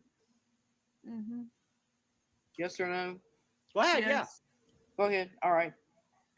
Now, when I was a young child, I'm talking real little, before I even started school, I was often kept by my great grandmother, who was born probably right in 1880. I believe that's when she was born. And I was a very rambunctious child running around, cutting up and getting in trouble. And she would say, "Quit being Loki" to me. Quit being Loki. Now, I had no idea at the time who she was referring to. And she certainly would have never known of Loki in a comic book, or probably even Loki in the myths. But that was I guess, come from her culture. She was a Swiss German, and so telling me not to be Loki, she's saying, "Don't be crazy, don't be acting like a crazy, mischievous person." And that dawned on me much later in life. And I said, "Oh my God, that's what she was saying to me." So that had been handed down somehow. That's so cute. Oh my God. So apparently I'm a Loki. Well, according to this, you're Loki's mom. Yep. Well, I prefer Renee over Loki's mom. I got to be honest with you. It just rolls off the tongue a lot better. Yeah. I go by Loki's mom over on Podcast Champions. So. Oh. Yeah, Well, but it's all good. It's all good. Well, check this out. It's really cool, actually. We did the Age of Ultron review the other night and whatnot. Renee, unfortunately, you didn't get to come on with us. You missed it, Yeah. which sucked. Yeah. But Beautiful. I saved the trailers for it. You know what? And I'll be honest with you, I love them. They're great trailers. So I thought, hey, you know what? Let's go old school. I'll play the trailers, and then we'll talk about them. Okay.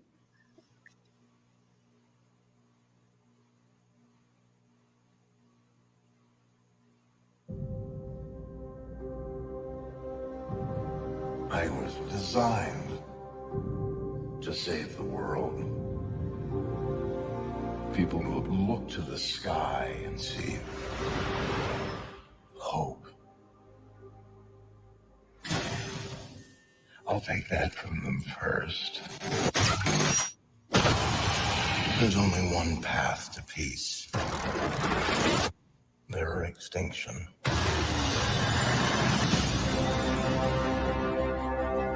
Tried to create a suit of armor around the world, but I created something terrible. Artificial intelligence. It's called the Ultron program. I'm sick of watching people pay for our mistakes. Isn't why we fight so we can end the fight and go home? Well, you amazingly failed.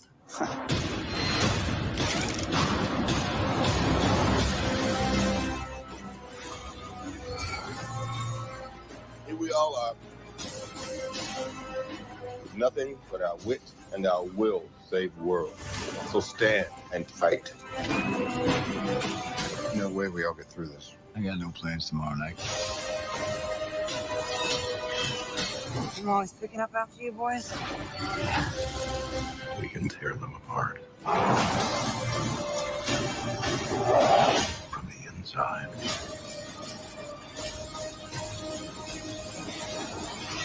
That's the best you can do! Yeah, that.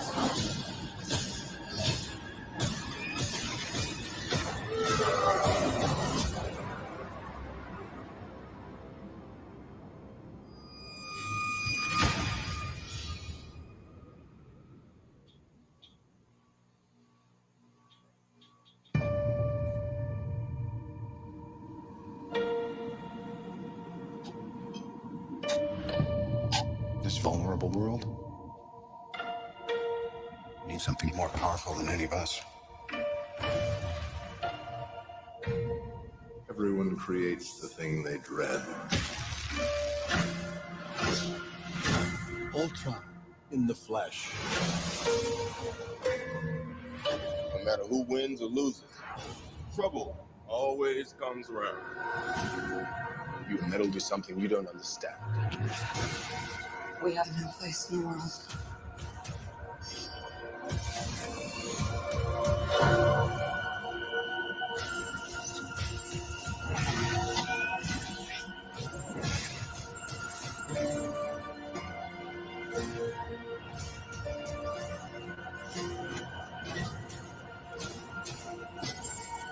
I'm gonna tear you apart from the inside.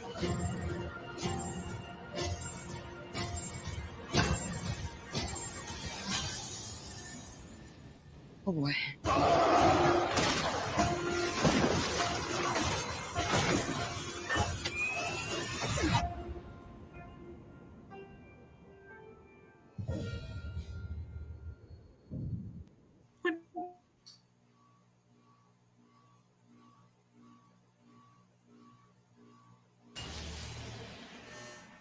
I'm gonna show you something beautiful. Everyone screaming for mercy. You want to protect the world, but you don't want it to change. You're all puppets, tangled in strings. Strings.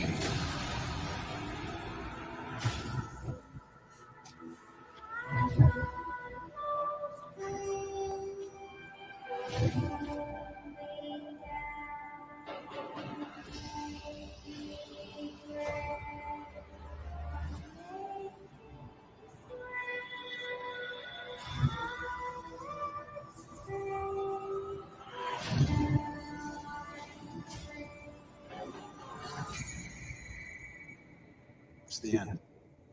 The end of the path I started us on. Nothing lasts forever.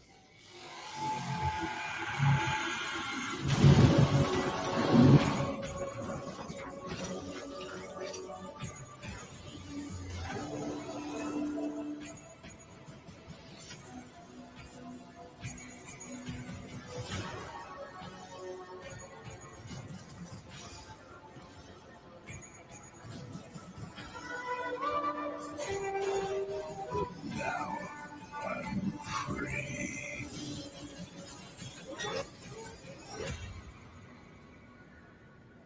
There are no strings on me.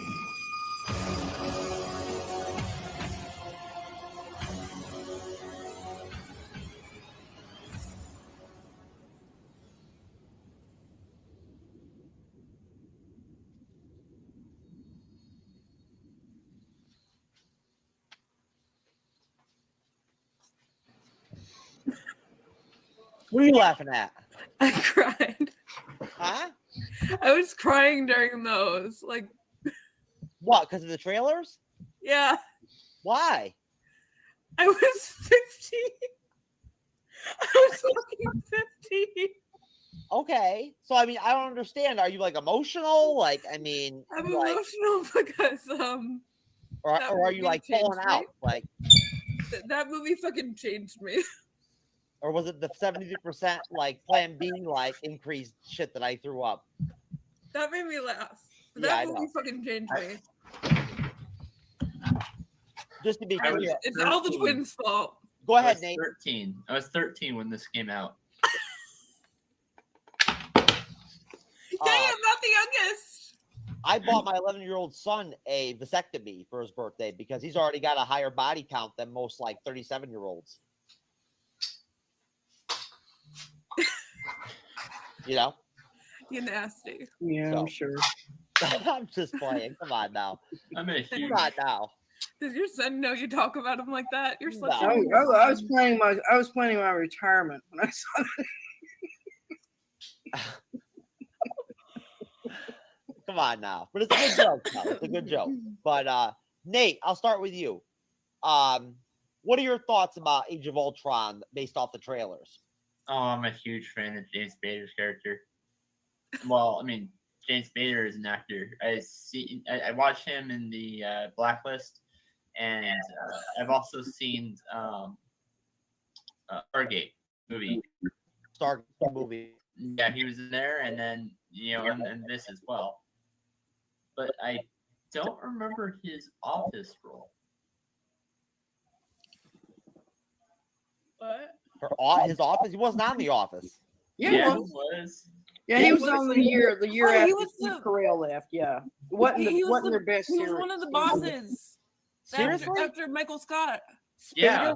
Spader was on the last season of Office?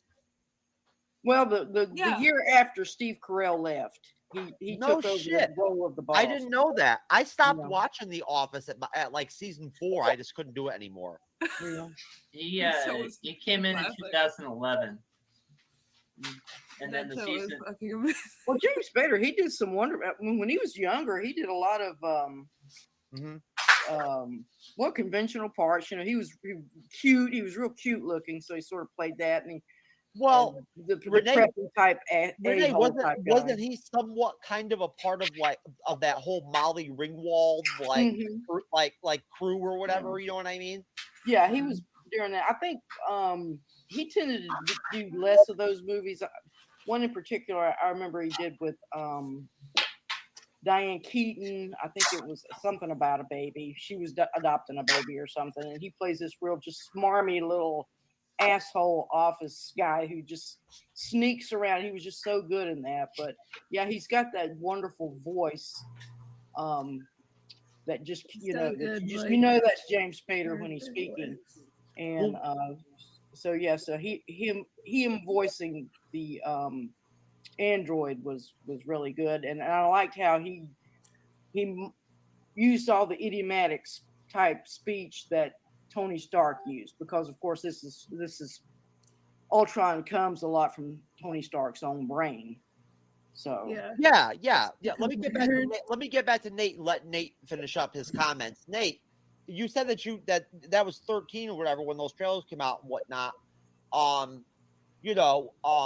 Extending off of the trailers, what does Age of Ultron mean to you?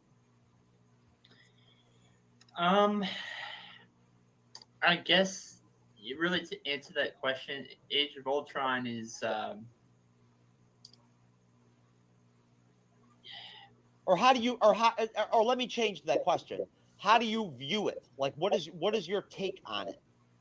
Oh, it was a really, really great movie. I thought that compared to the first Avengers movie, like it wasn't. The first Avengers movie made me laugh a lot, especially since the first time I saw it. Second one, on the other hand, wasn't as much, but it was still, it didn't have that humor, but it was still like a great movie. Well, look, it doesn't matter. Jesus Christ could have made the second Avengers movie, and it would not have been good as fucking the first Avengers movie. All right, like that's just how it is. Yeah, but I mean, Jesus Christ is too virtuous for that shit. What do you mean? I'm sure if Jesus Christ wanted to make an Avengers movie, it would be fucking dope. You know I what I'm don't saying? believe in Jesus Christ. Well, either way, It would be 12 Avengers, though. yeah. What? Look, either I'm way, not getting into And this. Judas is the villain. Praise Satan. He's the Loki in the story. Praise Satan. Let's move on. Let's move on. look, I'm just saying. At the end of the day, if I've got to pick a director to fucking like direct an Avengers movie, I'm gonna pick Jesus Christ over fucking Joss Whedon. Same, but still, praise Satan. Whatever. At least Jesus Christ looks masculine. Like, you know what I'm saying? Joss Whedon looks like a fucking douche. He looks like a thumb on shoulders. DD Mega Doo-Doo. I'm sorry.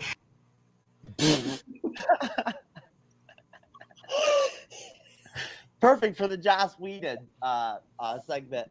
But Nate, so just one last thing. Do you feel like at the end of the day, do you feel like Age of Ultron is a good movie? Yes. Yes. Okay. That's good to hear. I like to hear that. Sally, and then I'll get to you, Renee. So Sally, what is your take on Age of Ultron? Well, for starters, bisexual awakening. But in all seriousness, it introduced some amazing characters. It really tugged at your heartstrings, like making these twins.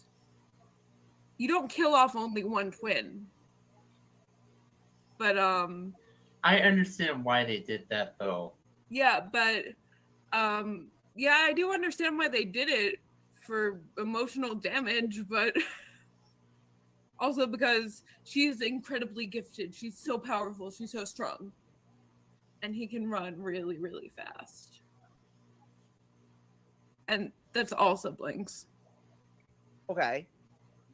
And it just made me feel things because I'm a twin. I have a sister who is better than me behaviorally and like mentally. She's better than me in every way. What was your take on the film overall? What did you think of the movie? Oh, what did I think of the movie? Interesting characters, good plot, bad execution. Okay.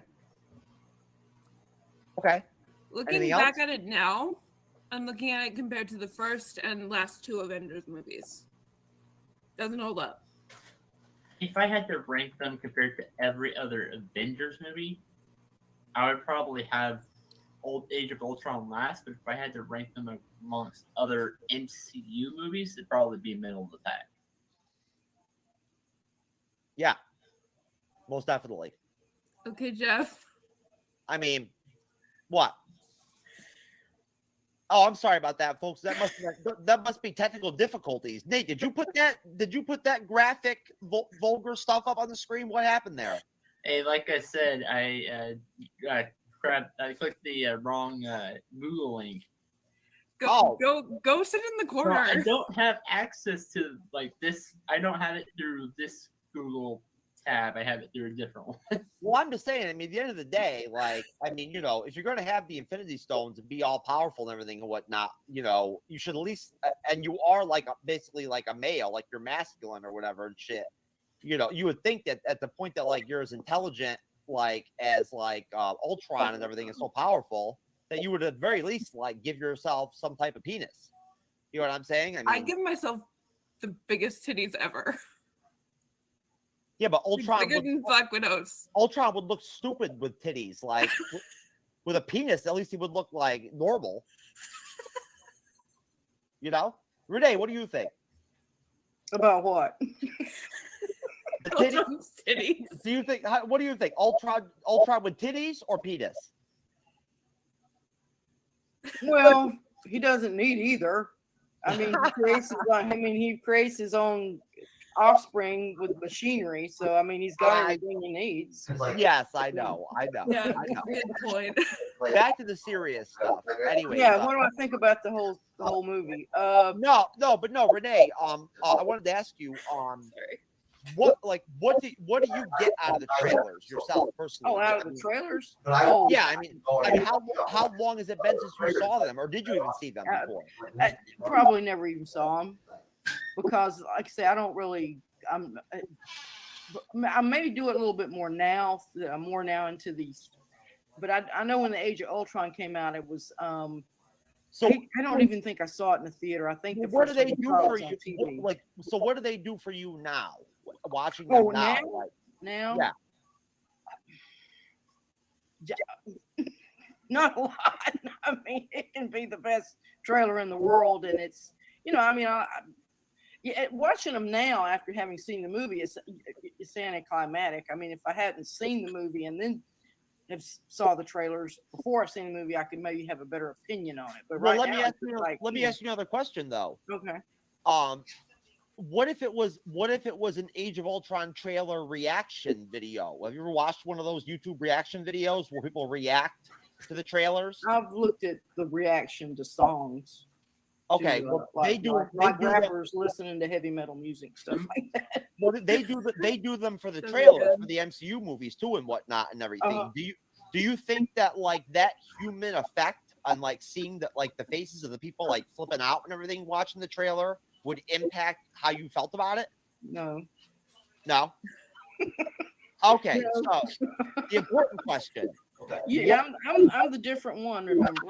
I know. Do you feel at all, Renee? Yeah. Oh, yeah. Absolutely. I mean, he hasn't asked me the question. How did I feel about the movie? Yeah, I'm about to get there. What is your take on Age of Ultron, Renee? Okay, I really did like it. Like I think I had seen it once before and saw it on television, and then I rewatched it again in preparation for. Hopefully, I was going to be on the show this last Wednesday, but due to technical difficulties, I wasn't able to. However, I did watch the movie and prep for it, and I was really impressed with it. I'll tell you the truth. It got it into some deep things that I really have been kind of whining about. Of course, what's the little country that they're in, Sokovia or something like that. It's sort of a microcosm for Earth, but it's like, here it comes. They're going to destroy everything, and this is how people are going to be affected by it. And of course, you see it with the twins and everything, and everything that has been happening to that country up to that point. All due to Tony Stark and his marvelous inventions that the world just is amazed by. And then here we see the reality of it, how these things affect these people in this small country, and it just tears them apart. So yeah, and a lot of they got into some political issues and whatnot, which we probably don't want to discuss here. But yeah, it was probably one of the more intellectual outings for the Avengers. Absolutely. And what do you think of all the flack that Age of Ultron gets from some people? Did you watch the review the other night on the Bleeding Edge? No. Okay, well, we had some very like not so into Age of Ultron guests, and so what do you think of that? I mean, do you think that the movie has holes and like it's worth like being criticized to some? Sure. I mean, yeah, any movie can be criticized. No. What I mean is to a level where like people are like it's a bad movie. Oh no. Well, I mean, it's all subjective, but to just say flat out, oh, this was just a bad movie is ridiculous. I think just even if you don't like, there are plenty of movies out there that I don't like, but I'm not going to say they're bad movies because, I can tell that they're not. They just, for whatever reason, they don't appeal to me. So yeah, I don't understand that. I don't really get into all that stuff, for myself. I want to enjoy the series as they're doing it. I like watching how, like what you do, Jeff, is bring out a lot of the stuff with Feige and all that, and you sort of stay on that and keep up with him. So, and he's really got control over this. This is his baby. Well, Renee, I'm very interested in what he's doing. And what Renee, once I set up the Bleeding Edge OnlyFans channel and everything, I think Feige's going to be done with me. I don't think he's going to take my phone calls anymore at that point. He doesn't now, Jeff. Does he? Exactly. No. I'm a pretty chill dude. I'm pretty talented, but I'm not at Feige level yet. Not even. I want to go online with on a podcast show with Martin Scorsese myself. Oh yeah. And debate what is cinema. Well, I'll tell you that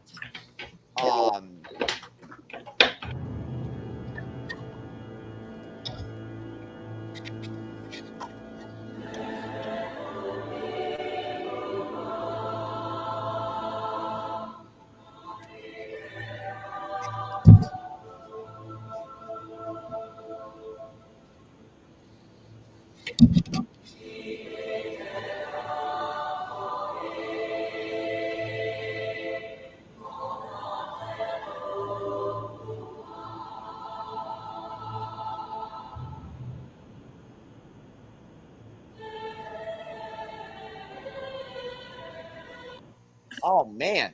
Nate, why do you gotta keep hacking my shit and everything and whatnot? I can't breathe.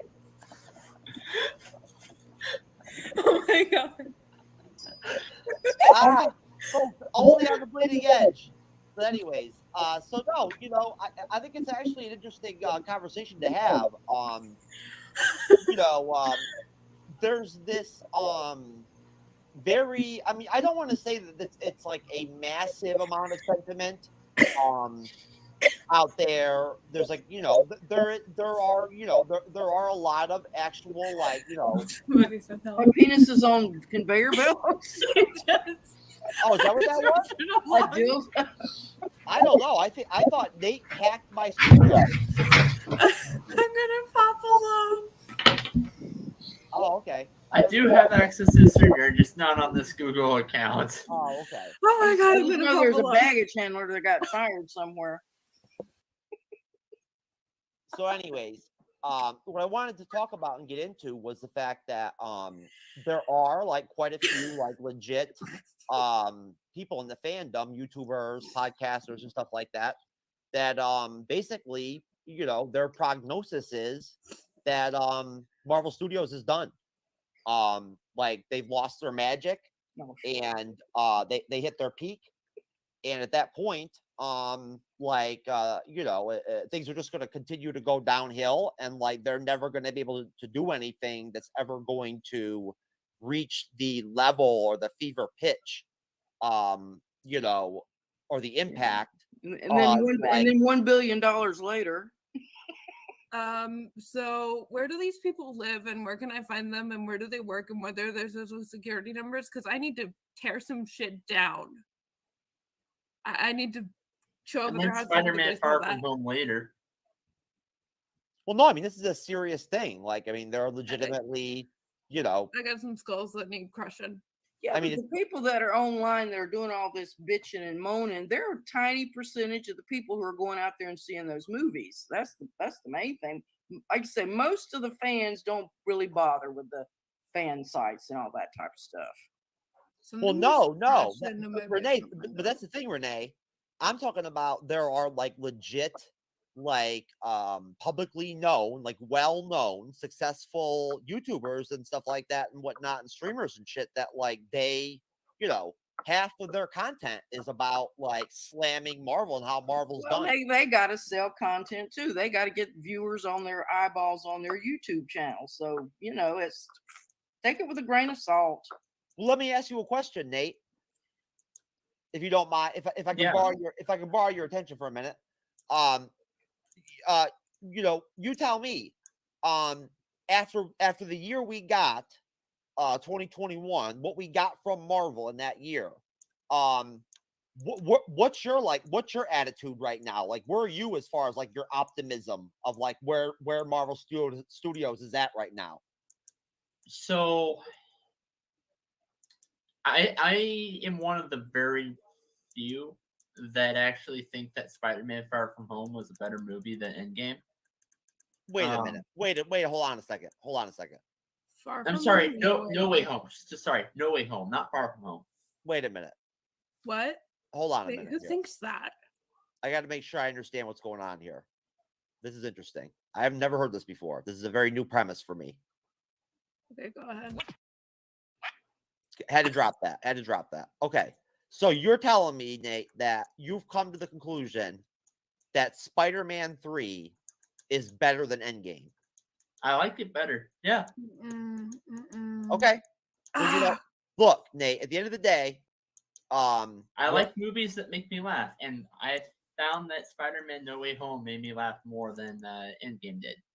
well, hey, you know what? I mean, look, that's very positive. I do think that's very positive, and like, you know, I get where you're coming from. You know, like as a fan, when you consume entertainment, you should like what you like and everything and whatnot. And if the humor part and like that kind of humor, like in Spider-Man 3, does it for you or whatever, I respect that. Like, you know, that you think that the film is that great. But I just got to tell you, at the end of the day, that like, Avengers Endgame is fucking awesome compared to Spider-Man 3. Like, there's not even comparison. Yeah, exactly. Now, Endgame is my number 2. Number 2. Okay, so your Endgame is your shit? You notice Renee's being silent right now. Jeff was going there. Renee's being silent because she doesn't know what to say. Yeah. I know what to say. What do you know? What? Sorry. Talking about which is the better movie, Endgame or Spider or this No Way Home? Is that the question? Yeah. Well, absolutely. As far as I go, I mean, Endgame is far better made movie. And I personally liked it better than I liked the Spider-Man, but then I'm just not a big Spider-Man. As I've said before, I'm not a big Spider-Man fan. Nate, though, I mean, that's his favorite movie. So I mean, that's the one he likes. That's the one he likes best. So I mean, that's a legitimate thing. It's liking stuff is always subjective. I mean, it's just going to boil down to personal things that we see or catch on. You know, like I say, I catch on to a lot of stuff in these movies that I don't think the average fan does. And that's what fascinates me about it. Well, I'm going to start calling Nate Big Balls Nate at this point. You know what I'm saying? Because, you know, at the point that you're going to be dropping stuff like this, I mean, you know, Spidey balls. Yeah, spider senses. Because no, listen, Nate, I'm just playing around, brother. I respect, you know, your opinion and what you like and don't like and whatnot and everything. And entitled to your wrong opinion. No, listen, I mean, at the end of the day, honestly, at the end of the day, you know, like, we all have our own personal likes about cinema, about movies, about actors, about everything. And like, at the same time, I forget, Nate, how old are you? 20. Nate's 20, right? You know what I'm saying? Like, I mean, you know, I'm 39, you know, like Renee's like 42. And like, you know, and Sally's what? Sally, you're what, 21? Yes, almost 22. You're 21.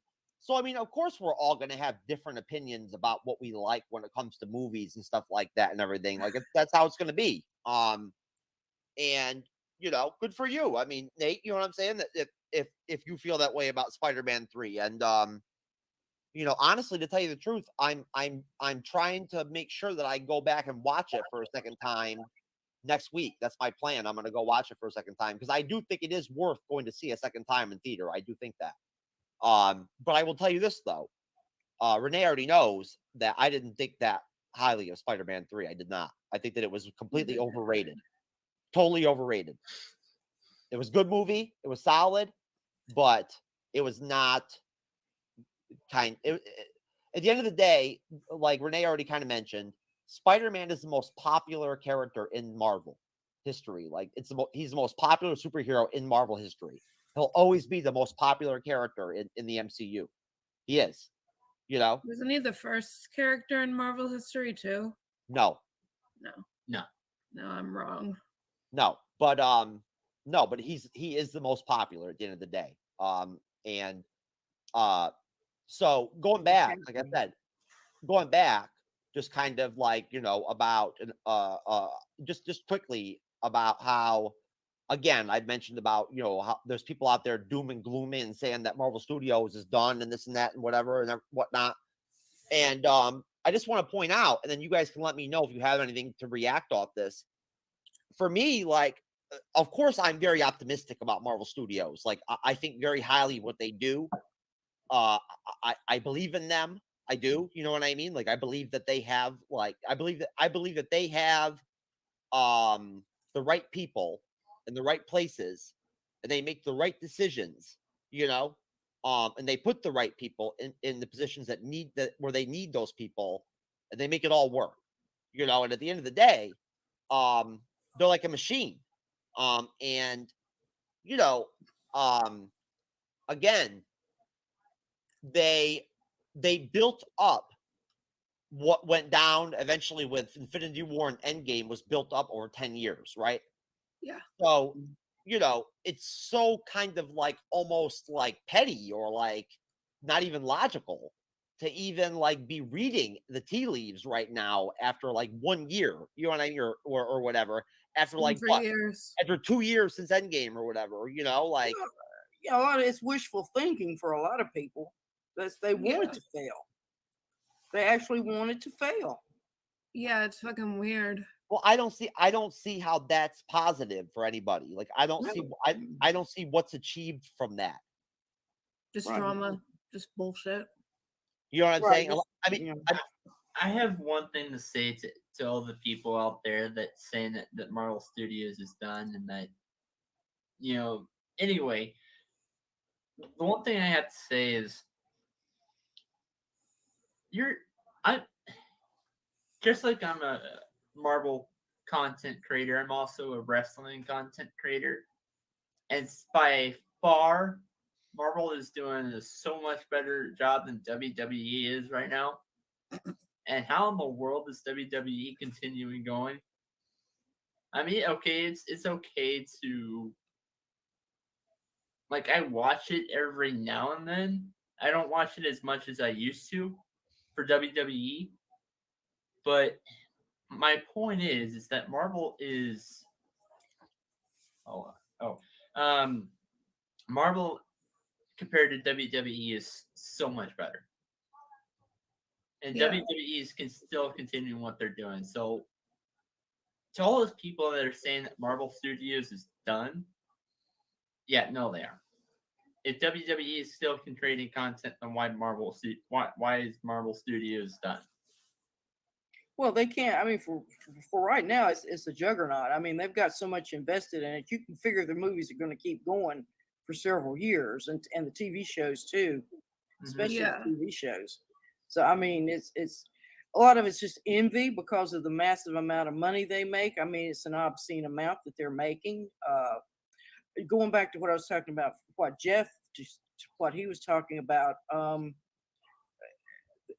This has never been done in cinema history, where they have taken this huge block of films and interwove them, as it were, as one larger narrative, or you can call it a saga, a film saga. It is. Yeah. You're right. And Renee, they the Infinity really Saga. have to wrangle it and keep it together. And I'm sure the Marvel has a strong team that they stay on everything to keep it. They do. Keep They do. continuity going. Yeah. They do, Renee. Feige has his team. He's got his like 5, 6, 7 people or whatever that are like his close, team people, and like they're all attached to all the stuff that gets produced. Like their names are always there in the credits at the end. You just don't notice them. Yeah, because they name everybody who took a piss on set. No, I mean seriously, like Feige has a crew. He's got like 6, 7, 8 people. Yeah. That like I think one of the guys' names was like Victor Alonso or something like that. There's a couple Yeah. different ones where they're a part of everything. They're consistent. They're on everything. Yeah. And then also Renee, they have Sarah Finn doing all their casting, and she's basically been batting fucking 7,000. You know what I'm saying in that area. So yeah. Honestly, to tell you the truth, I think she's like the unsung MVP of like fucking Marvel Studios. Yep. You know, she handled the whole thing with fucking Edward Norton and put Ruffalo in there and whatnot. That worked. She handled the thing with Thomas Howard, brought in fucking what's his name to do Rhodey, and it worked. Don Cheadle. Yeah, huh? Don Cheadle. Don Cheadle, yeah, it worked. It was seamless. It worked. You know, not every casting director could do something like that and make that happen like that. So, either way, Renee, you made some good points there, and I think it's very important to, again, just take into consideration that they know their formula and that it works. Yeah. You know, and at that point, if they're going to follow that formula, it's going to take 3, 4, 5 years for this shit to all flush out. You know what I'm saying? Like, you know, but they know. Right. When the first films began, I mean, even up to, I would say, Ultron, did we know it was going towards the end game? I mean, They had know no right idea it was now, heading that Renee. way. Yeah. They know right now what the next big thing is. They know already. They got it all mapped out. Like they do. Just in case people don't think that don't understand this or grasp this, they know already like what they're gonna do with the Avengers, like all of it. What the big deal is, they already know. You know, Marvel Studios is always 5-6 years planning ahead. Here's to another 10 years in this fandom. Which Renee, again, just to go off what you said earlier, nobody has ever done anything like that before in cinema. Right. It's never been done like that before. Nobody has ever approached movie making like that. Ever. I mean, we think of James Bond, and that's been going on forever. I mean, since that was first James Bond came out, I was a little kid, and I remember seeing those. I could get drunk and smoke crack and fucking direct a James Bond movie and make it work. Back in the day. Name is Bond, James Bond. All you need is like 2 or 3 fine ladies. You know what I'm saying? You know, and a halfway decent dude to be James Bond, and then he just does the same shit basically, like in different ways in every film. Yeah, that was my point. Yeah, just always the same, basically the same formula, same movie. They just reboot it every so often. There you go. Didn't Jeremy Renner play him at one point? Hell no. That's something else. No, I think I know what you're talking about. If somebody ever casted, it wasn't James Bond, but it was a Mission Impossible. Sally, if somebody ever fucking hired Jeremy Renner to be James Bond, I would literally fire them completely. No, Oh my God, who was it? He doesn't have to worry about it. What was the movie? Oh gosh, Fuck, I'm they Googling had it.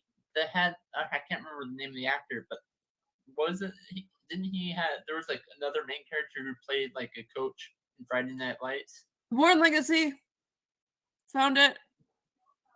What? Or no, wait. Mission Impossible Ghost Protocol. Yeah, What? yeah. Nate, what are you talking about?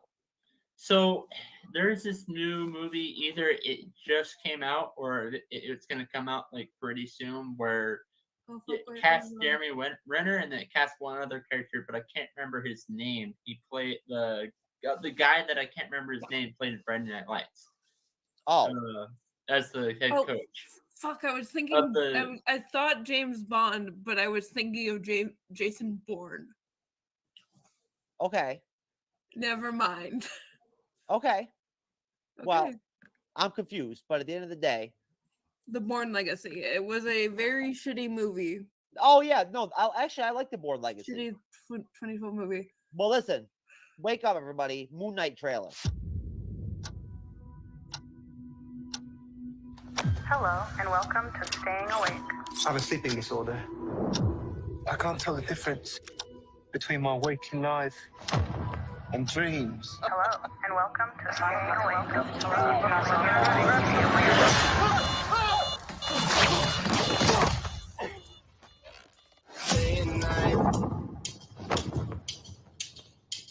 I think I'm losing it. We'll catch you, eh? You're bloody useless, Stevie. Stephen. I can't tell the difference between my eyes and dreams. Thank you. Lost the contact lens. Hope you find it. Thanks. Now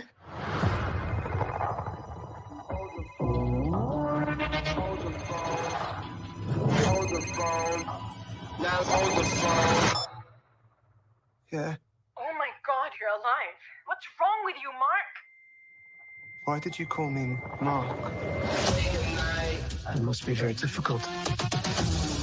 The voice in your head. Shut up! There's chaos in you.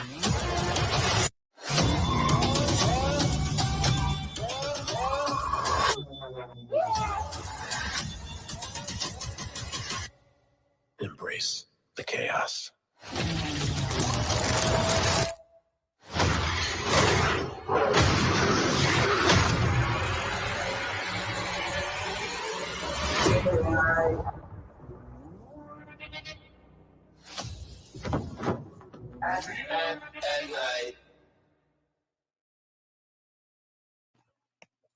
Okay, now that is a really cool trailer. I don't know. I mean, I thought it was really cool. You guys could disagree with me. You never know. But I thought it was cool. Also, just as a side note, folks, I actually have some inside information here. I have a video of Sally doing her first road test to get her driver's license. So I I'm gonna didn't play know that.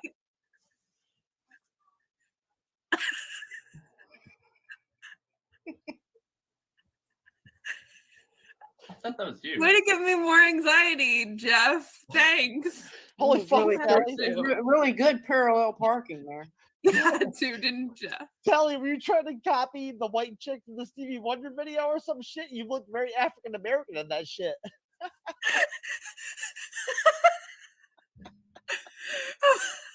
laughing to cover a panic attack. Oh my god. Sally was like, I'm gonna distract the police with blackface. No. I mean, maybe. No. Renee, what did you think of that parallel parking? That was really good. Yeah. Very, very Ace Ventura style. Way to call me out, Jeff. Joke's on you. I haven't even taken my driving test yet. Oh my god, that was the funniest setup ever. I'm telling you right now, that was hilarious. I'm sorry, but I can't even oh my god. Love you, Jeff. that is just so funny to me that I can't even I don't know what to do. I But can't drive because of my teachers, but Glad car crashes are funny to you, Jeff. what? I'm glad car crashes are funny to you. Well, I mean, no, look, I mean, that chick seemed fine. Was that a chick? Yeah. I mean, she jumped out like she was ready to rock and roll. Yeah, She was no. probably on her way to the 5 o'clock crack giveaway. Right? Just like Chappelle. But anyways, so as far as the Moon Knight trailer goes, I'll start with you, Renee. What are your thoughts on the Moon Knight trailer? Had you seen it already? Yeah, I've seen it a couple times already. I'm very excited about it.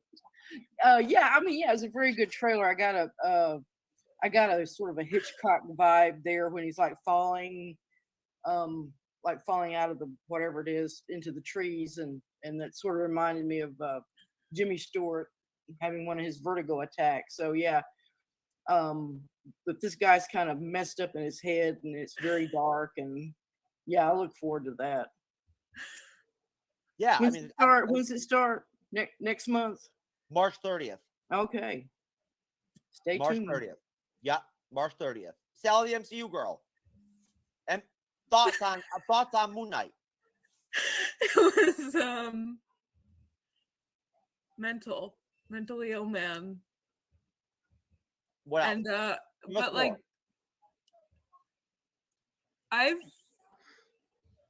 I'm not sure what my thoughts are other than this is kind of triggering, but also looks really cool. Okay. That's all you got? Yeah. What do you mean by triggering? Like insomnia, mental illness, shit like that. In yourself, within yourself? Yeah. Y'all tell anybody I'll kill you! I'll kill you! Peanut butter and crack me. He keeps his habit back in the joint. Now he's got He's finally home. He's Tyrone. What the fuck? What the fuck, Nate? Why? Anyways, Nate, do you have anything to say about the Moon Knight trailer? It was really interesting. So, I'm kind of, I know I brought this point up before, but I'm wondering this. I want to know to see if there's any other what kind of MCU ties there. I mean, obviously it's an MCU show, but my point is, what ties do they have to other MCU shows?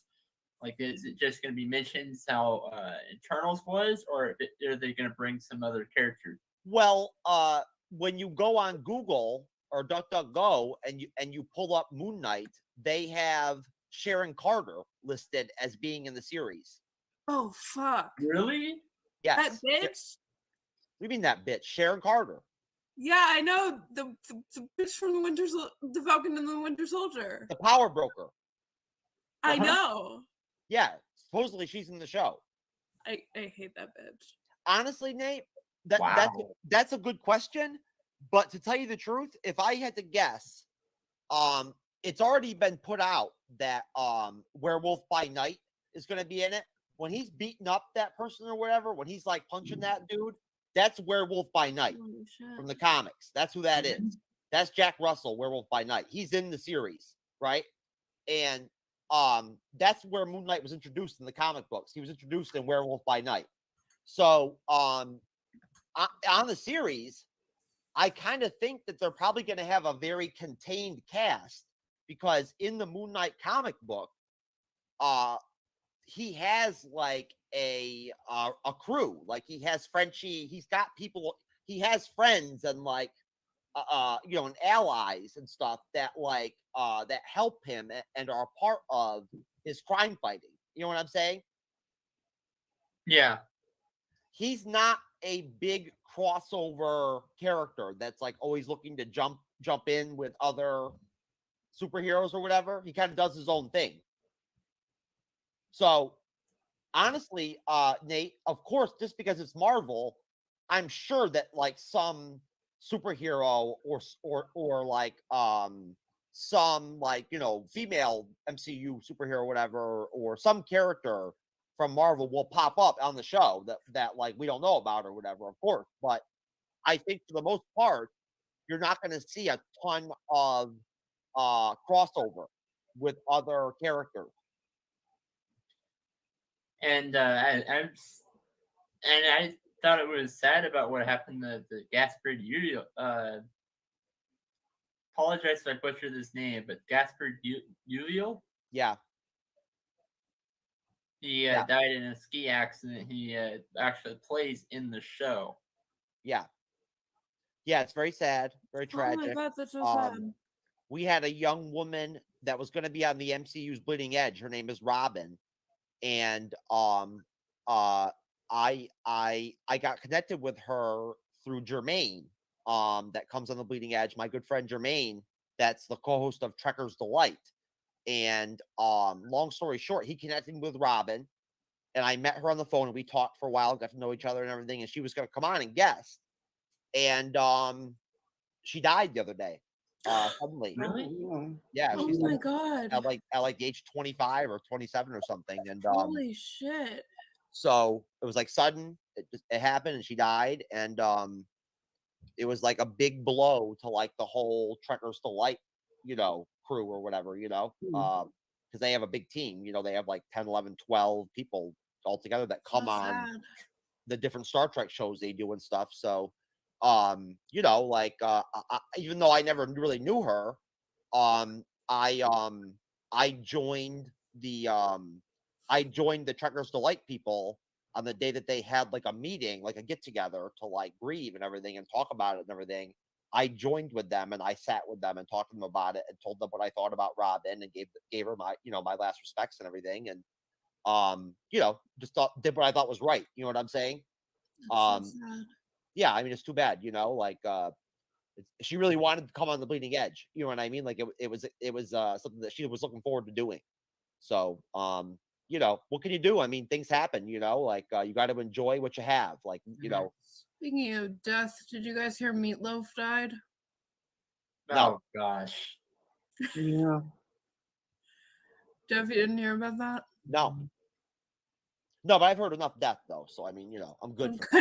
Yeah, Louis Anderson also passed away. Who?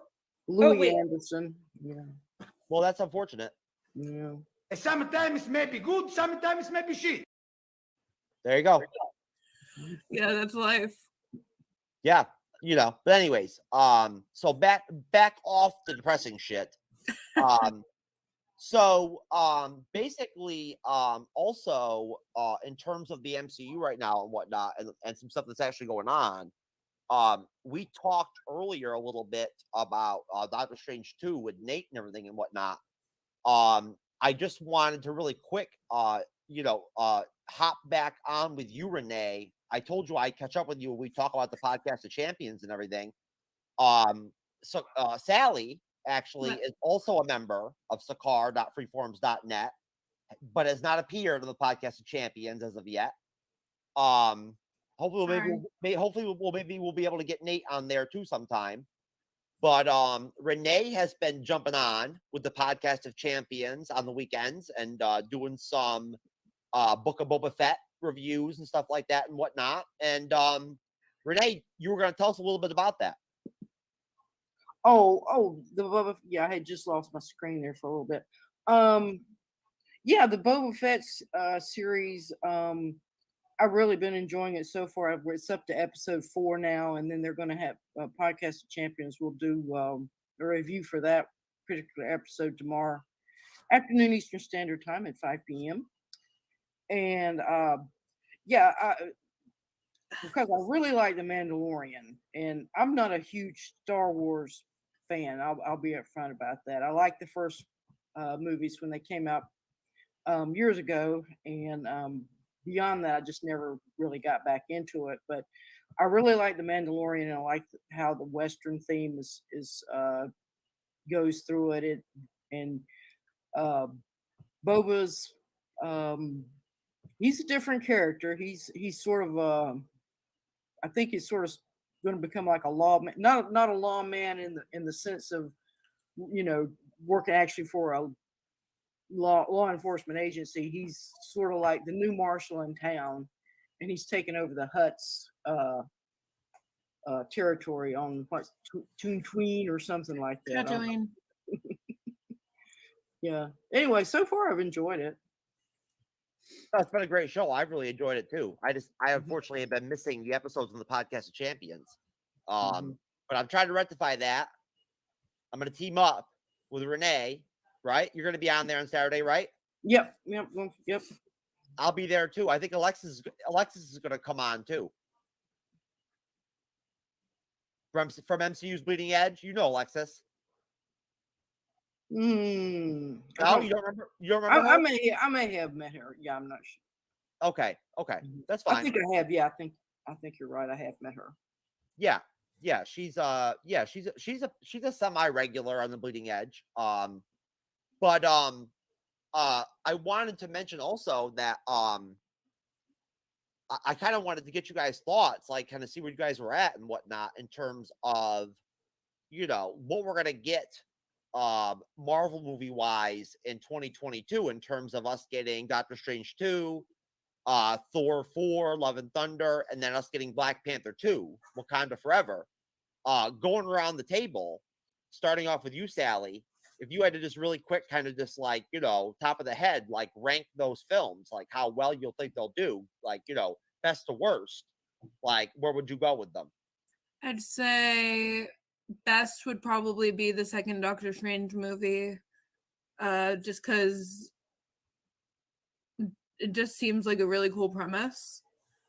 The next on the tier list would be Black Panther 2, Wakanda Forever. And then the bottom would be shit, what was the third one? Oh my god. The bottom one would be the help me out here. I know Wakanda Forever is gonna be kind of sad, kind of bittersweet. 'cause I Chadwick agree with Boseman. you on that. I'm not ready to watch that one. Neither am I. The bottom tier for me is Thor: Love and Thunder, just because Thor has overstayed his welcome, in my opinion. What? What? Okay, whatever. I mean, you know, I'm hearing all kinds of crazy shit at this point, so I don't even know what to say. But that's okay. You know, No, it's all good. because like Fat Suit Thor, probably the peak Thor. I've had enough Thor at that point. Okay, whatever. Okay, whatever. No, I'm just playing. Hey, look, it's all good. If that's what you think, I mean, that's what you think. Maybe you'll be right. Honestly, it could be good. I heard Jane Foster is gonna get the hammer or some shit. Yeah. Yeah, so that's gonna be fun, but overall Thor movies went from completely serious and badass to whoa, this would be fun to watch if I was stoned. So basically, just basically off what you just said, Sally, to encapsulate your thoughts, it's like this. Sometimes may be good, sometimes may be shit. Yes. There you go. Exactly. We got it right there. Exactly. We got it right there. So Nate, give us the ranking. I'm not ready to watch Black Panther just yet, so that's probably why I'm gonna put Black Panther. Part of me wants to put him at 1, but part of me wants to put him at 3. And let's just say because of what happened to Chadwick Boseman, I'm probably gonna put him at 3. Well, I made a really fucked up, funny meme about Black Panther and Wakanda and shit that I can show you if you want, but you might not want to see it because the people have seen it. They thought it was very like politically incorrect. So, Sure. No, Nate. No, seriously though, Nate. What's your ranking? 3. So going from 3 to 1, Black Panther. Thor: Wait, Love and what do you mean? Thunder. Wait a minute. Wait, what do you mean 3 to 1? We're going So from 3 as best in to Worst lowest. to best. Lowest. Oh, so you're going worst to best? Worst to best. Okay. Okay, so you're saying Black Panther 2, worst. Thor: Love and Thunder is 2, and Doctor Strange is 1. Okay. I think that so far that is the most legit like list that I think we've gotten. What do you think, Renee? Well, which opens first, Love and Thunder or Doctor Strange? In the Multiverse of Madness. So that's the next one we're going to see is Doctor Strange. Okay, so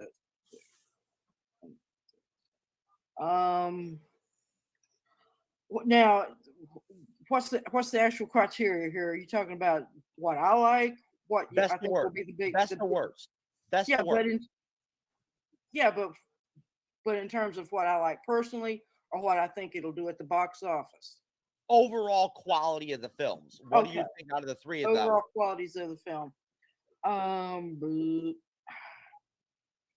I don't really know. I would say probably Doctor Strange is going to be probably the best of the 3, as far as quality of film goes, because it's just going to have such good. They can go anywhere with that story, so they're going to have a lot to play with. After that, I would say Black Panther and then Love and Thunder. So it's Doctor Strange, Black Panther, Love and Thunder. Okay, so you've got you just have it switched that like then Nate, like you think that Black Panther 2 could potentially actually be better than Thor 4. Yes and no. She's going off of how like as a collective of how the ratings will be and things like that. I'm going off of my own personal opinion. Yeah, that's what I'm going off to. Oh, Okay, that's fair. Now let me ask you a question though, Renee. Why would you go in that direction and feel that way about Black Panther 2? there again, I think it's going to be interesting to see how they patch up the Chadwick Boseman absence. I think they're going to try harder with it simply because of that reason. I kind of go with Sally as far as Thor goes. Yeah, they've kind of done about everything they can with Thor. He's just a big guy with a hammer, basically, and so I think maybe this may be his swan song. I don't know. He may be moving more to the background as one of the elder statesmen of the Avengers. So we'll see what happens. But just going off the top of my head, who knows? Down 6, when they start coming out, well, that's when we'll know for sure. All right, I have a feeling that we are going to lose the hammer, lose the axe, kind of, where he's really on his own doing solo stuff, and more as a guardian. Possibly, Guardians of yeah. the Galaxy. Yeah. I mean, we don't want to lose Thor because he's one of the main Avengers. He's one of the main Marvel heroes. I don't think. I He's mean, going we lost the anywhere, rest but, of them, so. Well, I Except mean, for Bruce Banner.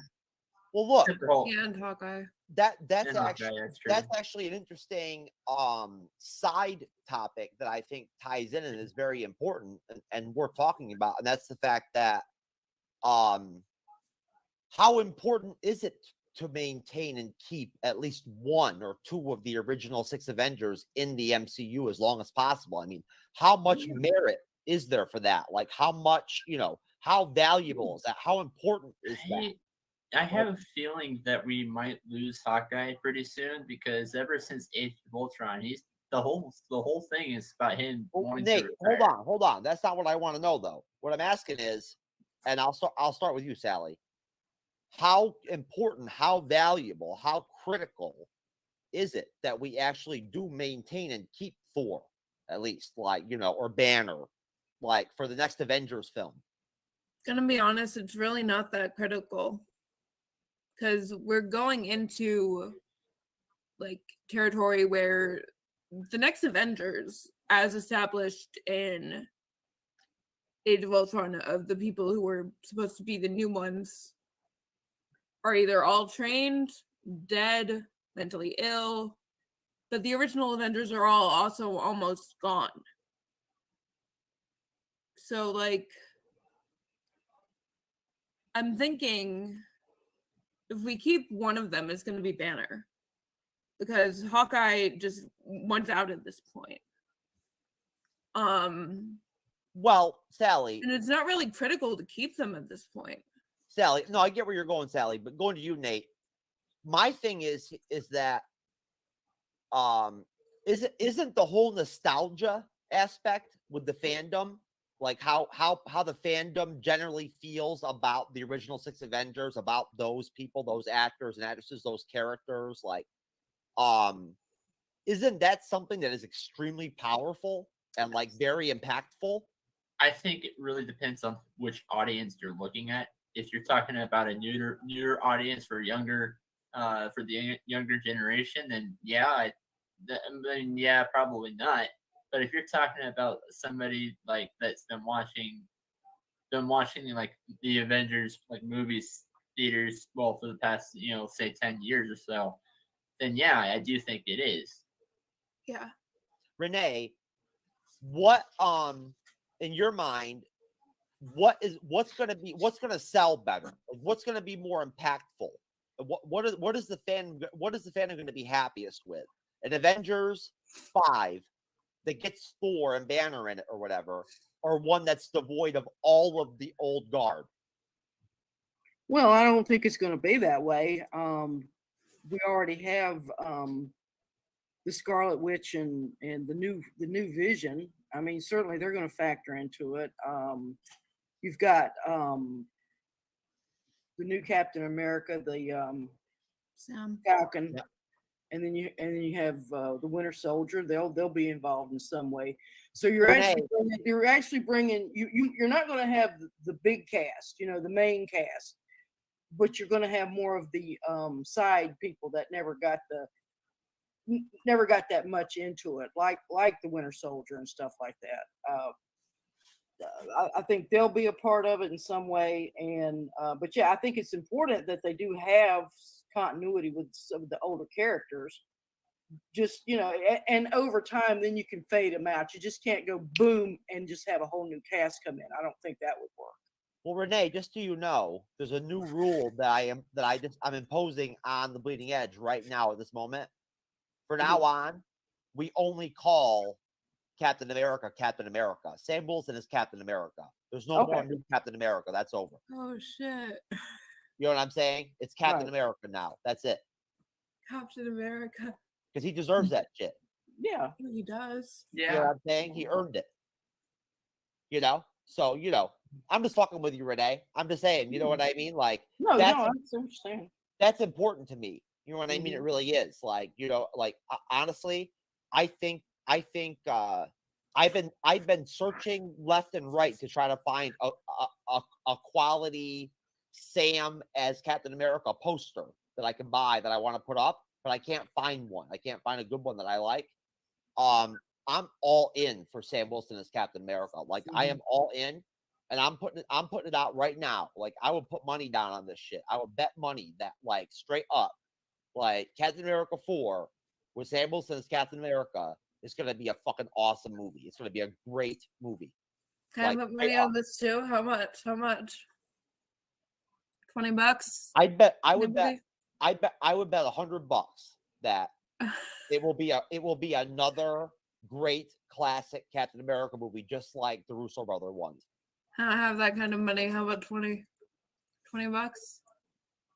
I don't even bother betting if it's not at least 100 or over. Okay, fine. What's the point? Final offer 50. Whatever. Okay. Because like no one will be Chris Evans for me, but like also Anthony Mackie is excellent. I'm just telling you right now, like, I just have a gut feeling about it. They're gonna pull it off. They're gonna make a really fucking solid Captain America 4 with Sam Wilson. It's gonna be great. What do you think, Dave? What do you think, Dave? I think that they are. I'm on your side on that one. I think they are going to pull that off and do a really great job. I like to hear that. Thank you, Nate. I appreciate that support. What do you think, Renee? Oh yeah, I'm all in. Good to hear. Good to hear. You know what? That's positive, because I don't know how you guys feel about it, but I just feel like, for me, in Endgame, when Cap gave Sam the shield, I was like, yeah, like that makes sense. I cried. Yes. I mean, seriously. And I'll tell you right now, the other night on the Bleeding Edge, a while back, a couple weeks ago, we watched the Falcon and the Winter Soldier trailers, like, on the show. I hadn't seen them in like probably 6-7 months. Oh my God, it took me back. And I was like, I wanted to sit down and watch the Falcon and the Winter Soldier again. I was so pumped. I fucking love that show. I was so pumped. They were so good, the trailers. I was like, this is awesome. Can't stop swimming for Bucky no matter what I do. I think Captain America tied with Spider-Man are my two favorite superheroes. Well, check this out. To close the show out, I'm gonna tell you guys, we did a ranking of the 10 MCU releases that came out in 2021, including Venom 2 as like the 10th. And for me, best to worst, my 1 through 5 for 2021 was WandaVision, number 1, top dog on everything. Black Widow, 2. Loki, Falcon and the Winter Soldier, Spider-Man 3. That was my 1 through 5, best to worst, out of what came out in 2021. Renee, what do you think? You're talking about all the properties that came out last year? Yeah. What is your critique based off of like how I ranked that? Oh yeah. I'm not gonna have the same ranking, but it's illegitimate. I mean, WandaVision was it. It took me a while to get into that series. That's what I want to hear. That's what I want to know. Like, what do you think? Just analyzing like what I picked. Can you see why I went in that direction? No. No. Okay, that's fair. I don't dare read that mind. Oh, well, you know what, Renee? Honestly, that's probably good.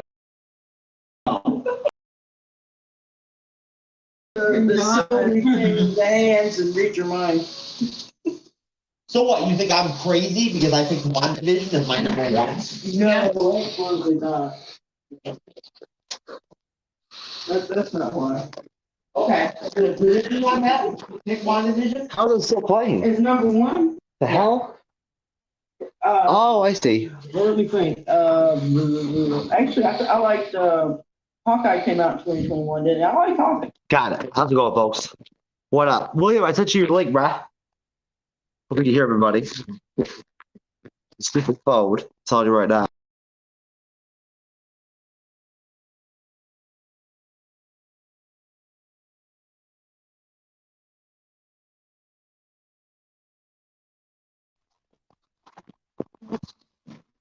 Okay, folks, I'm here. I just had to do a little bit of a reorganization or whatever you want to call it, almost to kind of switch, locations a little bit and some Wi-Fi issues. Dad, you want to come outside, bud? Whatever. Nah. So either way, William Geek Outlet Podcast, who I see was in the comment section now, told me to hit him up with the link, so I did, and I like half-assed got myself set up out here in what's going to be my secondary studio. It used to be, and now it's actually going to be like a legitimate one now for the first time. So this is just a rough one that I threw together, right? You can see I've cleaned this all up right now. Like this is all my family's property. This part right here is going to become like a social room. I'm going to clean all this out. And have some kind of like some couches here and have like a TV hung on the wall and some furniture and whatnot, right? Just a social area. Right, just because the way my bed is or my room is designed, it's very spacious for me and Dodge and whatnot. We have lots of room and privacy, but I mean, it's only like all I have is a bed. Like it's the feature of the room, so like it's not very comfortable for like my male friends to come over and hang out or whatever, But either way, what was I gonna say? Oh, so when I ran into Wi-Fi issues earlier, right? For some fucking reason, who knows why. I was like, oh, well, I might as well take advantage of this opportunity. So I threw my freaking, my MacBook Pro on my hotspot on my cell phone, right?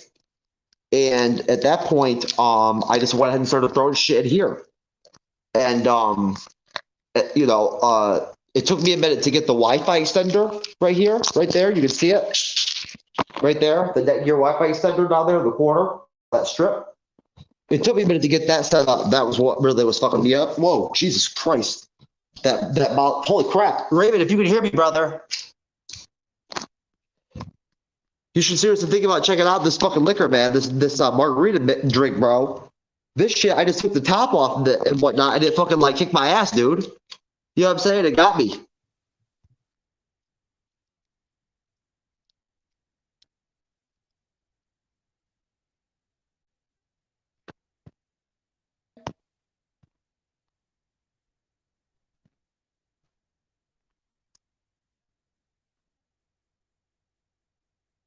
Wait, I'm trying to get you on. Hold on, bud.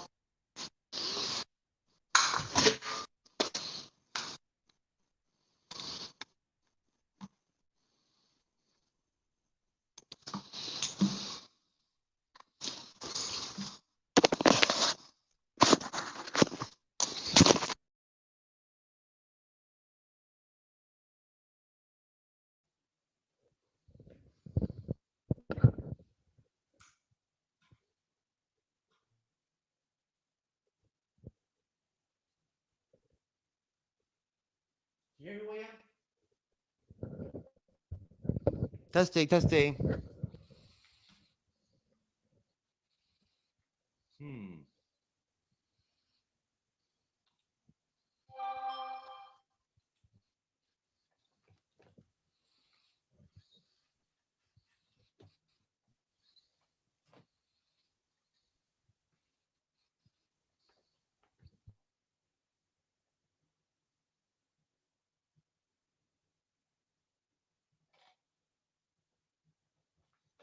William. You hear me? William. I'm not here. Huh. How about now?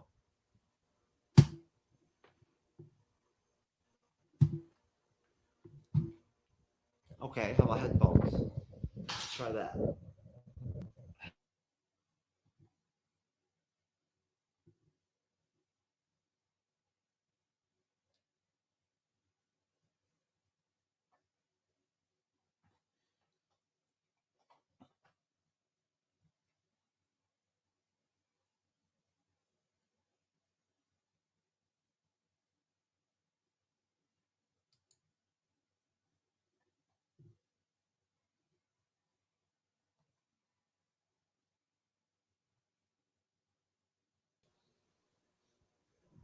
Can you hear me, Rob? I hear you. Can you hear me? I hear you. I hear you just fine.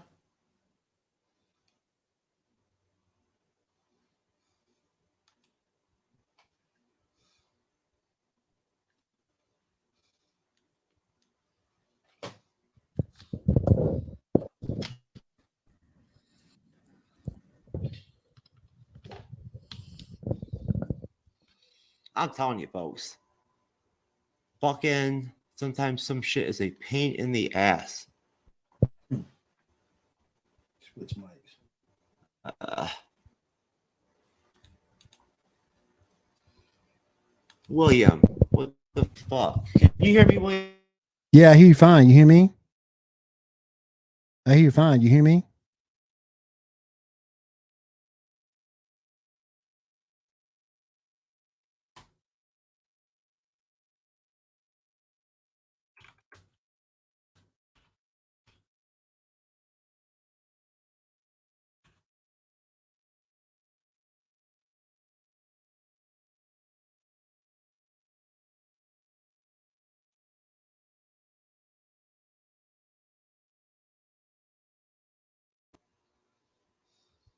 Testing, testing, testing. Testing.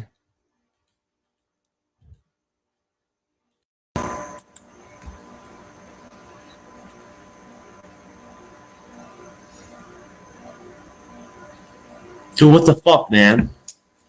Yeah, I hear you fine, man.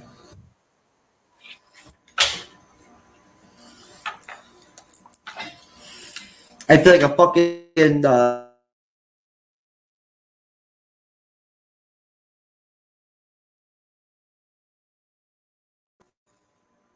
Can you hear me okay?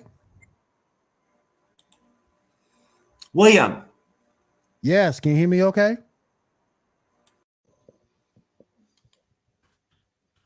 Can you hear me, sir? Chat. Yes, I can hear you. You can hear me. Okay. Yep. So what the fuck is the problem then?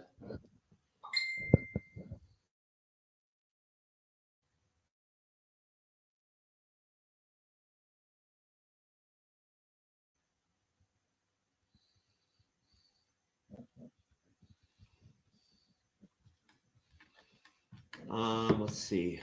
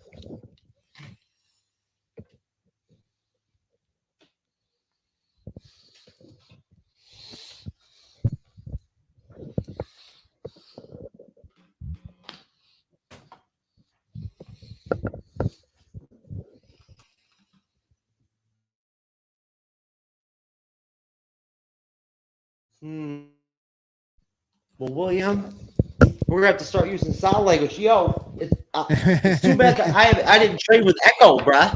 You know what I'm saying? Or I'd be good right now, dude. I know what's going on and shit. I know what to do. You feel me? I feel you. I feel you. Like, you know, you fucking chilling and like live together and whatnot. You just can't hear one person.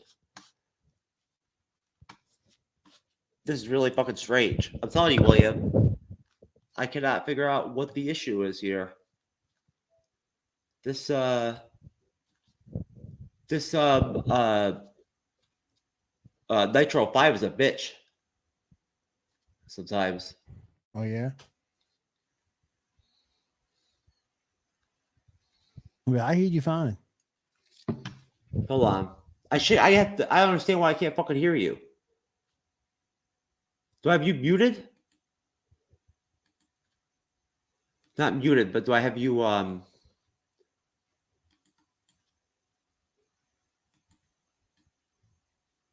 No, that doesn't do anything.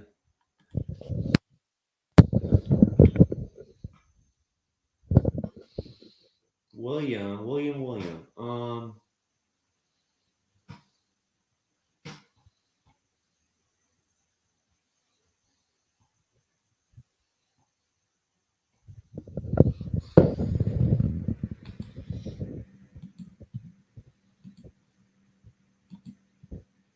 William. Yes. Yes. No shit. Can you hear me? Yeah, I got you. What the fuck, man? Why is this shit working now all of a sudden, dude? I do not know. It was the StreamYard. I had to go to the StreamYard and actually change it. So what you're doing, like, calling me all kinds of fucking, like, white devil cracker type fucking names and shit and whatnot. Over there, What? like slow ass and shit and whatnot. Like, this motherfucker. I'm telling you, man. Fucking motherfucker slower than Larry Bird and shit. Yeah, I got your call the other day, but I hadn't seen Black Shazam yet. I just saw it yesterday. But I did see it.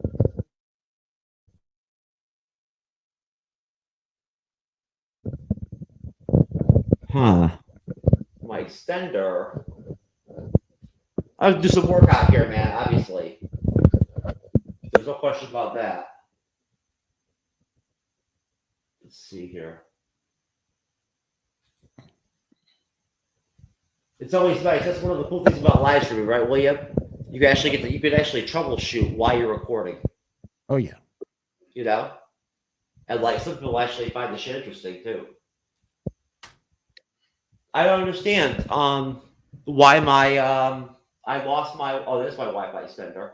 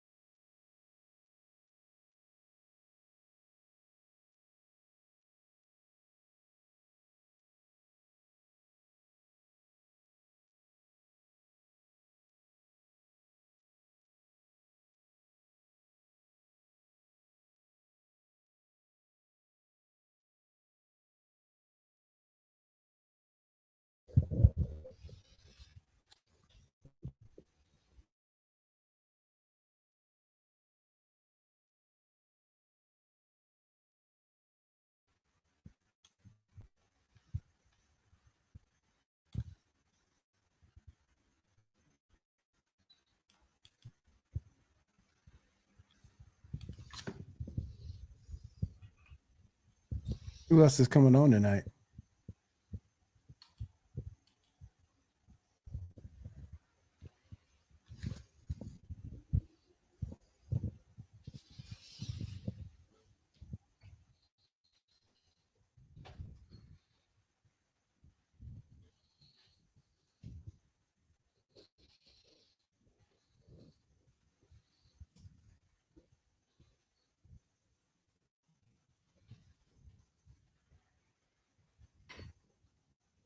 Who else is coming on tonight, bro?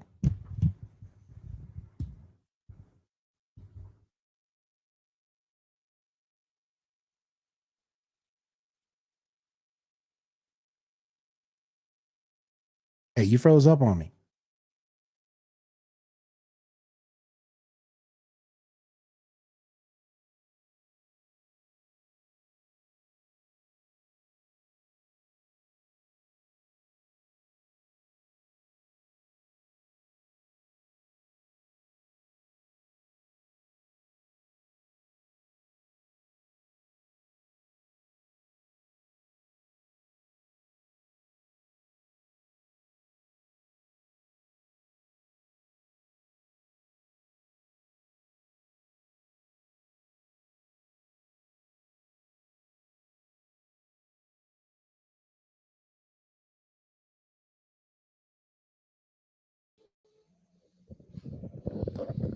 Okay, there we are, folks. How about that? What an interesting fucking shit show we got going on here, huh?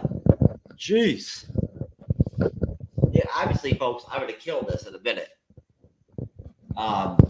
If this like is any worse or whatever, whatnot, I'm not gonna keep on going and whatnot, right? Like, I think I've got to move my Wi-Fi center closer to like the actual modem, or router is my problem. But anyways, am I in a prison cell? No, I'm not. Bored to watch, brother. I'm not. Matthew, I in the garage, brother. I told you. I showed you out here what and whatnot. And shit, it's still. It's even with my fucking Wi-Fi hotspot, I still have like it stream. What folks? When you have StreamYard, basically the way it works. Wow, it's been such a long time, Matthew, since I've actually come out here and whatnot and everything, and like held the microphone in my hand like this and like and recorded and shit and whatnot. I haven't done this in years, man. It's been like this is very nostalgic and shit and whatnot, right? It really is. For a long time, man. You know, I'm almost going on 5 years now in content creation, which is not that long, but nah. So, you know, folks, honestly, like I don't expect people to fucking stick around and actually like find this entertaining and shit like that and whatnot, right? Like, there are people right now on YouTube that are even checking this out and whatnot, or other creators and whatnot that I'm friends with and that we collab with and shit and whatnot. You know, shout out to all of them and whatnot. But you know, at the end of the day, some of you, I do see that are on Rumble and whatnot and everything, and on Twitter Live or Periscope, whatever the fuck we'll call it. I have no idea, which I appreciate, of course.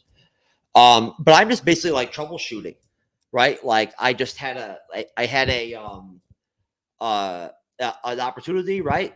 Because of the fucked up Wi-Fi in my room, with my Xfinity Comcast shit, where it was fucked up, right? And like I was having instability issues that StreamYard will show you, essentially, right? Like that's one thing about StreamYard is that,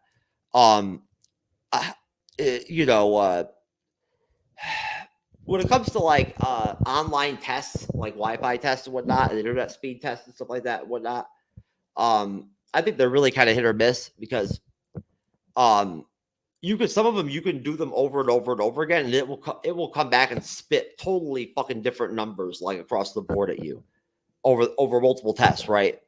Of course, like when the hurricane hit down here in Southwest Florida, right? I swear, and like anytime you go look at like your cell phone with Verizon, it always says you have like 5 bars, right? Like completely, no matter what, it always says you have like total fucking Wi-Fi strength and shit. Well, StreamYard don't fuck around. Oh no, I'm good, man. I'm good, Matthew. You gotta remember, man. This is not like look at me, like I'm chilling, bruh. You know what I'm saying? Like you don't understand, dude. I'm very humbled by life. I really am.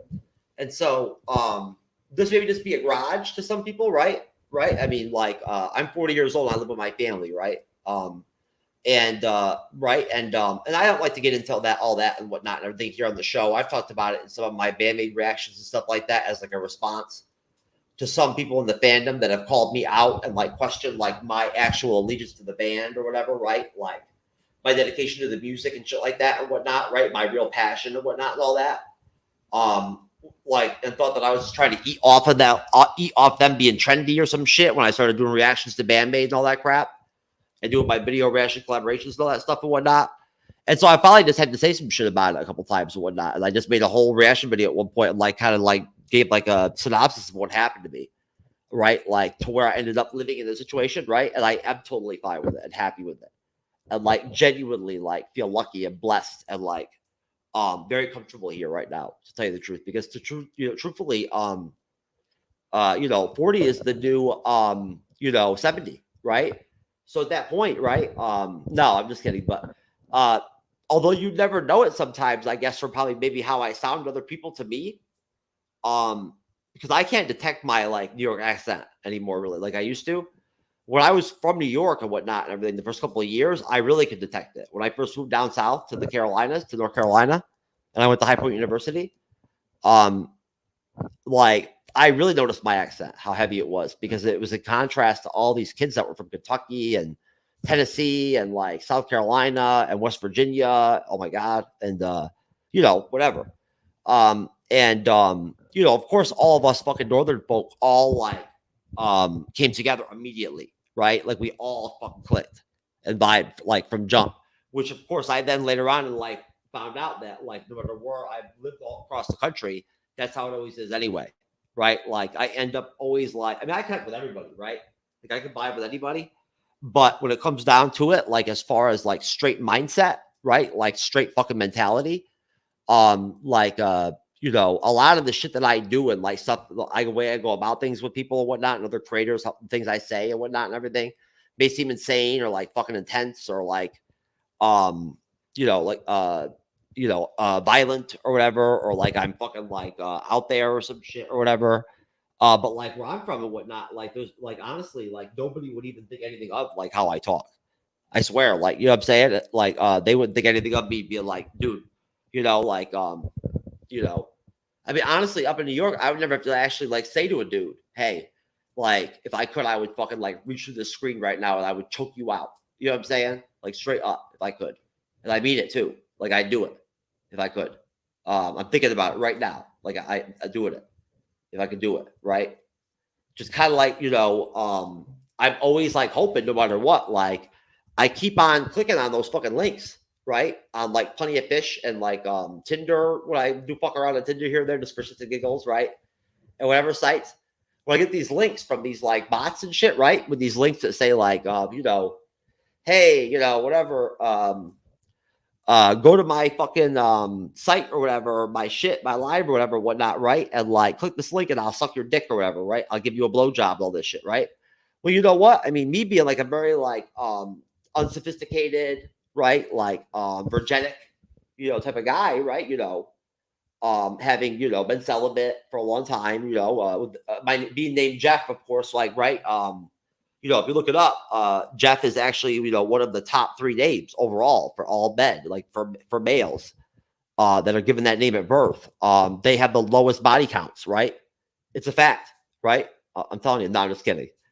But I'll tell you right now, though, I would find it very fucking interesting to know how I stack against other Jeffs, right? When it comes to like fucking like getting ass and shit and whatnot, right?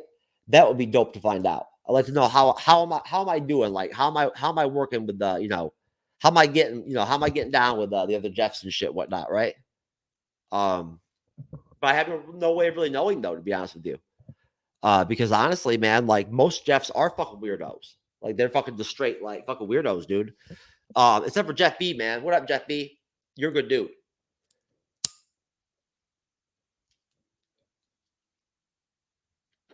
Oh, and Jeff Davis from New York. You're good people too, bro. But anyways, look, I don't feel weird or awkward like making individual content for me, live streaming solo and shit like that and whatnot and everything.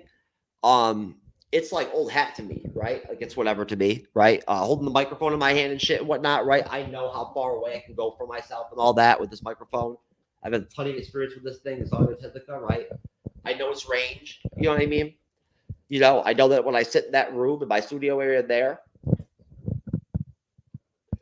in the studio before the shows and whatnot, I can walk outside and smoke and shit and whatnot and talk from like 25, 22 feet away, right? From the microphone and whatnot. And most people, the people in the studio could hear me for the most part, right? Because it's a cardioid, you know what I'm saying? And so at that point, it does actually individually focus on vocal sounds, like vocal audio impressions of.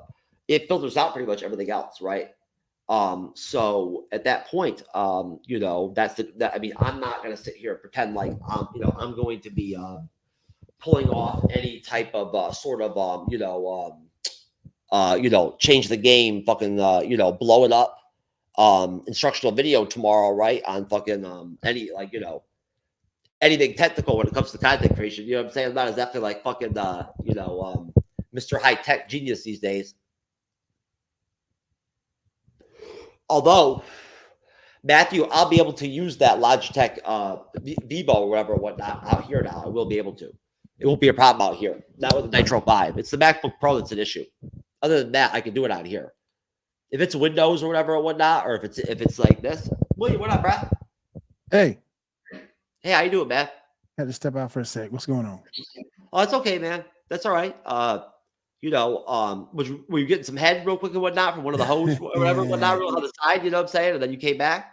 I had to fix my mixer. I had some wanted to change my compression on my mixer. So I went ahead and change that up. Mm-hmm. Yeah, I hear you. I hear you. No, actually, I don't know what you're talking about, but no, I do, but I don't, man. I do, but I don't. I never, honestly, William, I think I told you before, whatnot, and everything. I bought a shit. What's it called? What's the brand? It's a, I bought an audio interface. Oh, okay. You know, a long time ago, man. You know how it is with content creation when you just buy stuff sometimes, just like it's on sale or whatever, right? It's on the cheap. Yeah. Right? Like I just bought a fucking Canon fucking I'll show you right now. I bought a Canon fucking R10 last night, bro. Mirrorless camera, dude. Okay. It was on sale. It was on sale at Target, bro. It was fucking the sticker price was $11.99. And they had it on sale. They had it on sale for $9 and change. Right? That's what's up. Yeah. So I jumped on Amazon, right? And then I jumped on YouTube and I researched it quick, right? Mm-hmm. Like right from jump, I watched you know, what's it called? What is that one YouTube trading channel, whatnot, and everything that does all that really good work? Think Critical or whatever. You know who the fuck I'm talking about. I think so. Well, they listed that Canon R10 as like basically one of the top 5 YouTube cameras of 2023. So, right? Apparently, that made a good. That's what's up. Yeah, and honestly, man, Amazon, their lowest price that was near that number that I paid was for a refurbished camera. Okay.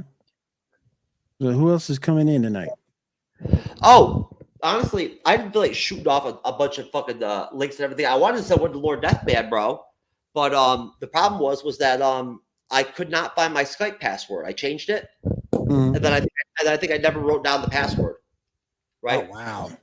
Yeah, man. Or, you know, or like it locked me out or some shit without my Apple ID or some crap. So I wanted to shoot over to Lord Deathman, man, and see what he was doing.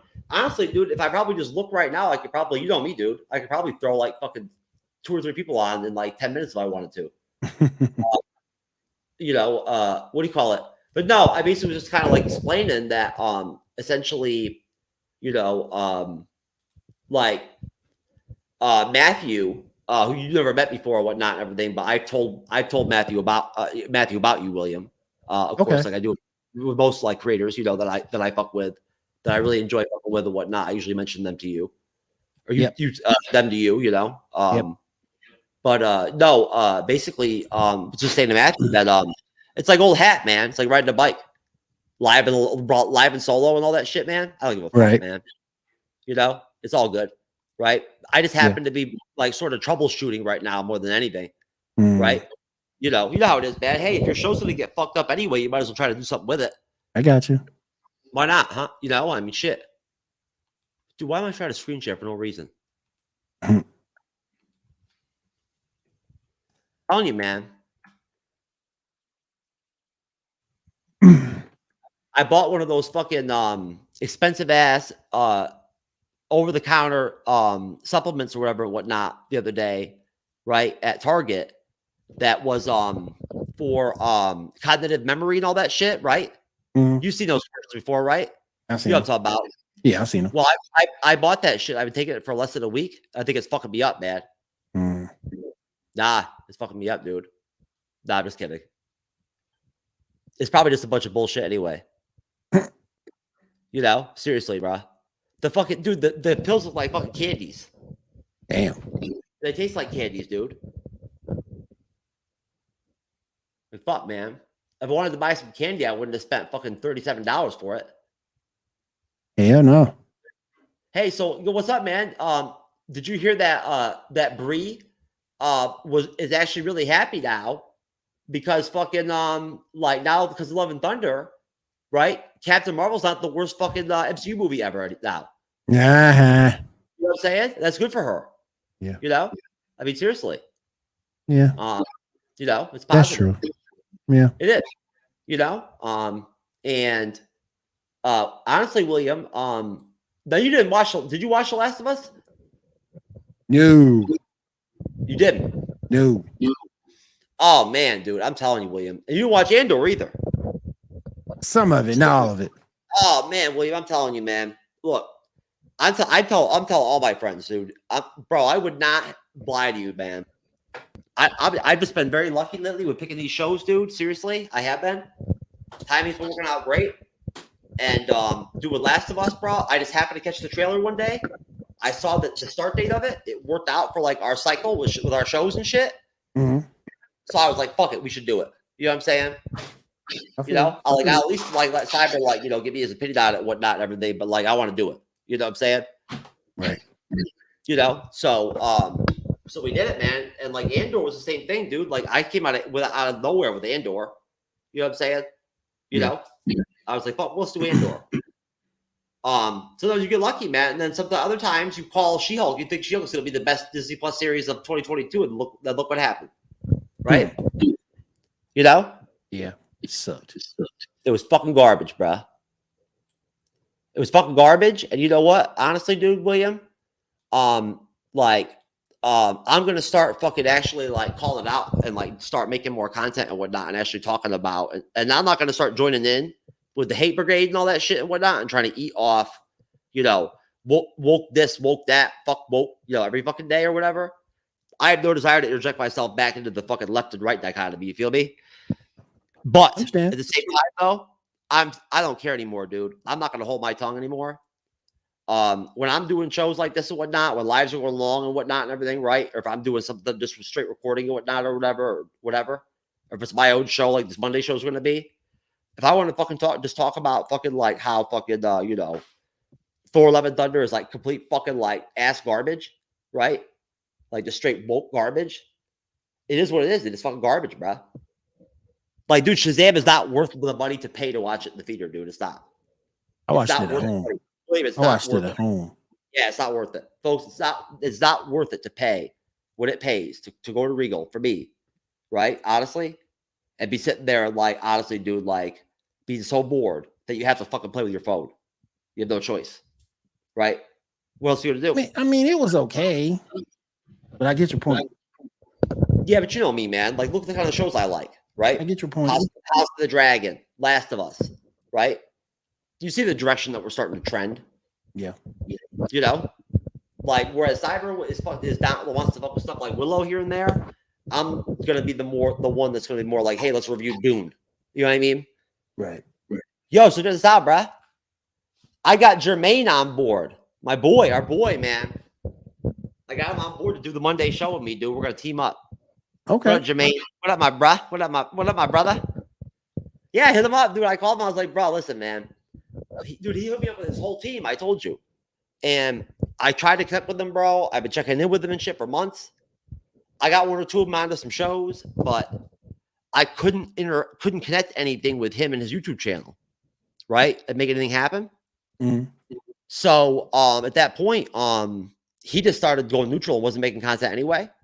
And I knew it. So I just called him, bro. I was like, hey, man, look, for once, why don't you just fucking come on the Bleeding Edge, man? You know what I'm saying? Like, you love coming on here anyway. You have a blast. Why I'm doing these Monday shows, you know what I'm saying? Why don't you give me a reason to want to do them every fucking week?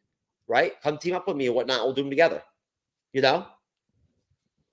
You give me 3 out of 4 weeks of the month and whatnot and everything, right? And I'll make it work for the other 4, the other week, right? Right. So, hey, long story short, before I flip back over to actually something involving, you know, not that I'm a narcissist or anything like that and whatnot, right? I've only been talking about myself for like 27 minutes straight. But no, man, listen. No, I fucked up for a minute, dude. I got all fucking like geeked out. I watched this fucking YouTube video this morning.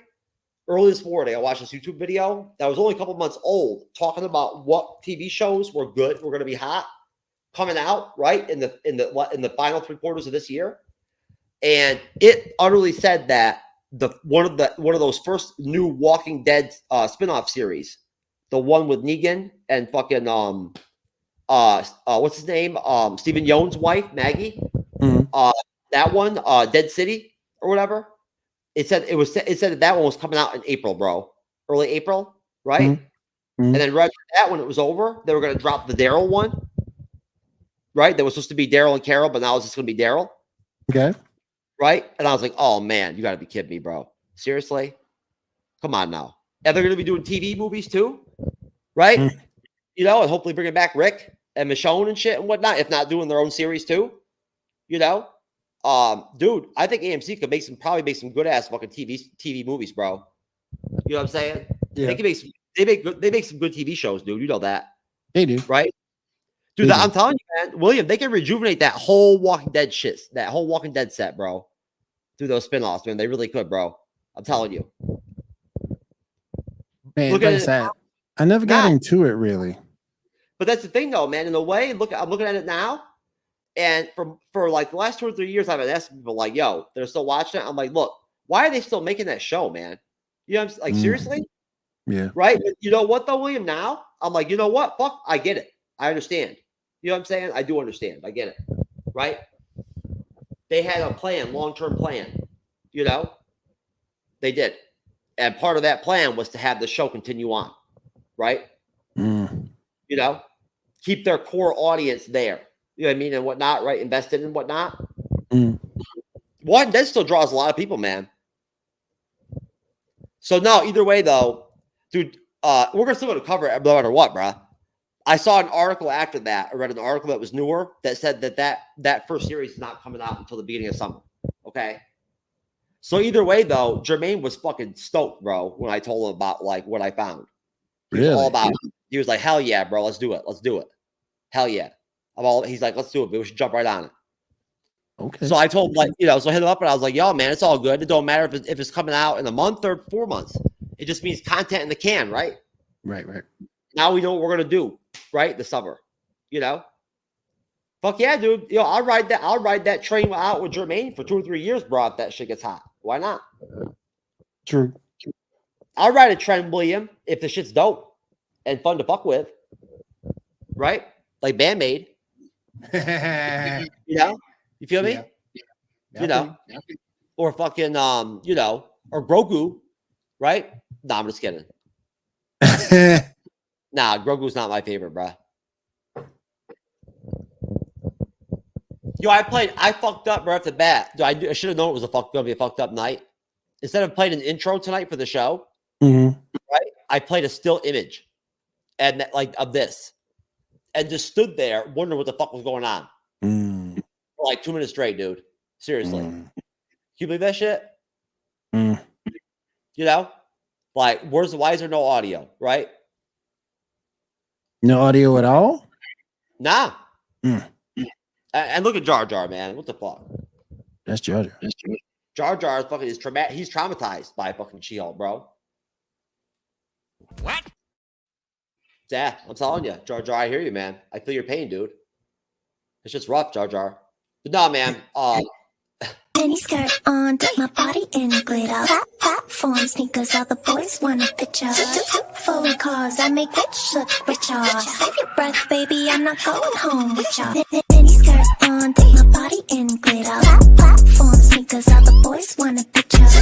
Foreign cars, I make rich look richer. Save your breath, baby, I'm not going home with ya.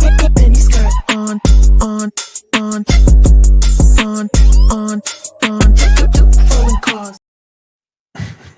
Yeah, that's what I'm supposed to have, but it wasn't there, right? So, that's dope, right, dude? I'm telling you, man. Just wait, William. I've been fucking with Photoshop a lot lately, bro. And Adobe Premiere Pro, man. Pretty soon, dude, my thumbnail game is gonna fucking evolve hardcore, bro. Okay. Yo, and check it out, dude. You know I'm rocking that Tatooine gear, right? You're probably wondering where my Marvel shit's at. Well, guess what? Yo, I'm loyal to the Tuskens, bitch. You know what I'm saying? I don't fuck around. I feel you. That's my people, man. So what's up, man? What's the deal? No, man, it's chilling, man. It's chilling, man. Did you beat me to like having a random crackhead on the show before I did or something? No, I went to my sister's out and eat dinner, then I had to stop by the store. You mean last night for the show? Hmm? No, last night for Geek Gauntlet. We didn't do a show last night. You took it off. I had a couple of team members out sick. Oh, I got you, dude. Bro, honestly, man, I don't think I've ever actually watched the Marvel Studios Celebrates the Movies with you. Have I? I don't think so. No, I don't think I have. Mm-mm. No. And you know what? I love that shit. I think it's a good way to go ahead and start a conversation. And that point, if you give me 2 seconds, I will throw that shit up really quick and see who's up and whatnot and everything. I wonder what Andrew from Geek News Now Network is doing.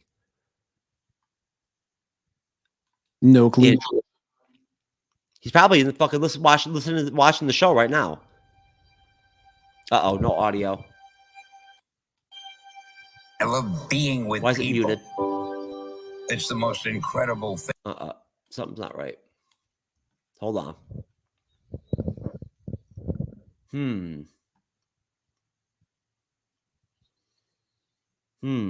Strange.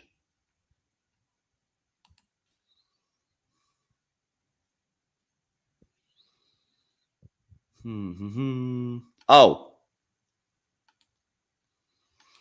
Let me redo it here. Okay. And see if that does it. Hold on.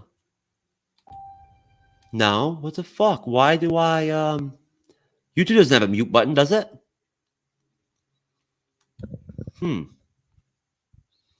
No. StreamYard can be weird sometimes, man. William, I'm telling you, bro. Oh, hey, what's the deal? What is the deal? Have you seen the advertisements for these new recordings that they have on StreamYard? Yeah, I hadn't tried them out, but yeah, I've seen them. What are they called? I've seen them. You know what I'm talking about. They're ones that they're touting as like, they popped up on me, right? I don't know, when I was downloading, or uploading, stuff from StreamYard or whatnot to get it off my storage. Right. It popped up on me as an option, right? It's still not working. And so I actually saw it for the first time, right? And everything and whatnot. And I'm like, what the hell, man? And then I realized what it was. It was from the commercials I've seen and whatnot for this new kind of recording that they have and whatnot. That's supposed to have perfect audio, perfect video, no matter what.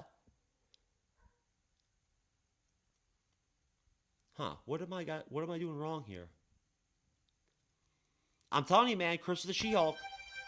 It's got to be. I love being with people. What am I doing? I've got this shit. I'm tripping. I've got this shit right here. Oh yeah, baby, I got it. Oh, you got it? I got it. Yep. I know I do. Okay. There it is. Yep.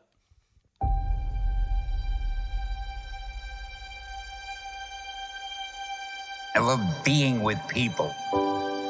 It's the most incredible thing in the world. What are you doing? Oh, this is nice. That world may change and evolve. But the one thing that will never change, we're all part of one big family.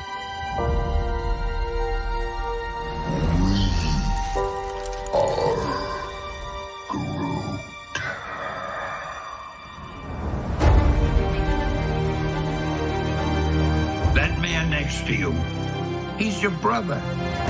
That woman over there, she's her sister. Higher, further, faster, baby. That's right. We're all part of one universe Wakanda forever! that moves ever upward and onward to greater glory.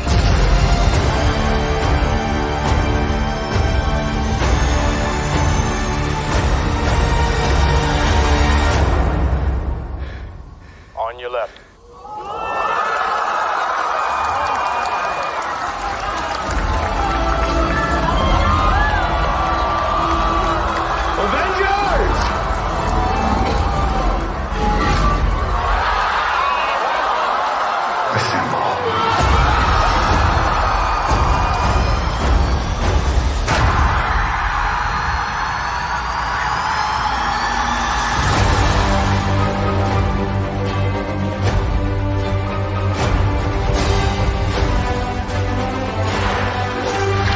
I've lived a lot of lives.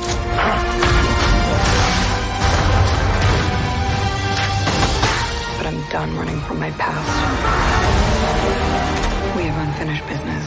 Who's we?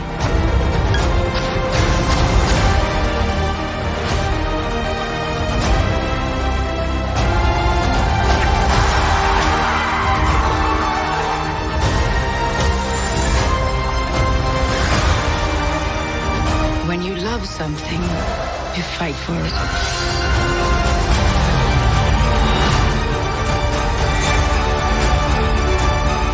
We're the ones who changed everything.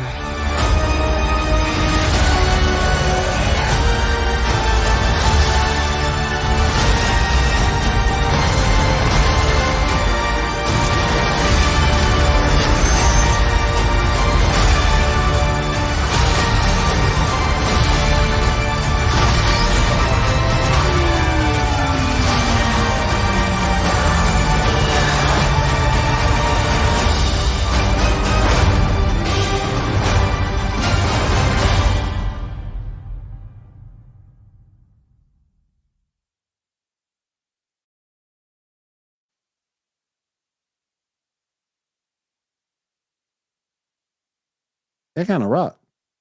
I'm here. I forgot what I was trying to do there for a minute. What not everything. Now I remember. Hey, hold on one second. I'll be right back, Ball. I'm gonna go grab my password book so I can see if Lord Deathbed's available. Go ahead, man. I think he's on the Pacific Coast. Yeah, in he's terms like- of being excited to see this movie, do you feel like the trailers gave enough to explain what's kind of going on?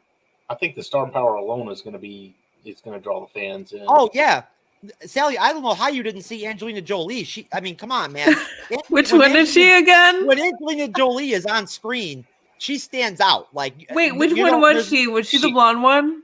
Yeah. Yeah. I'm confused. Listen, if you're trying to tell people that you're bisexual, well, then you got some serious messed up radar or something. that you can't like. You can't, To be fair, Scarlett Johansson and Chris Evans were on the screen when I figured that out. Well, I'm just saying. I mean, I'm not by myself, and I could tell like which guys were attractive during the scenes of the trailer and weren't and everything and whatnot. So I just don't know what Angelina Jolie looks like when she's not Maleficent. Okay, and I need you to stop. I need you to stop. Okay, I'll stop now. see, y'all are all overlooking. Okay, Angelina Jolie, yeah, she's fine. Hello, Selma Hayek. Yeah, I know. You guys say more? I just don't She want to was say anything sexy. about Salma Hayek because the stuff I have to say is beyond Disney Plus rating. You know what I'm That was her? saying? She's sexy. She's sexy. That was her? It's fun. Yeah. Yeah, Salma Hayek. Kind of like the narrator? I didn't realize it. Yeah. You can't miss her, man. Just look for the chick with the biggest tits on screen, and she's there. That's her. Of There you go. course, of Not course. hard.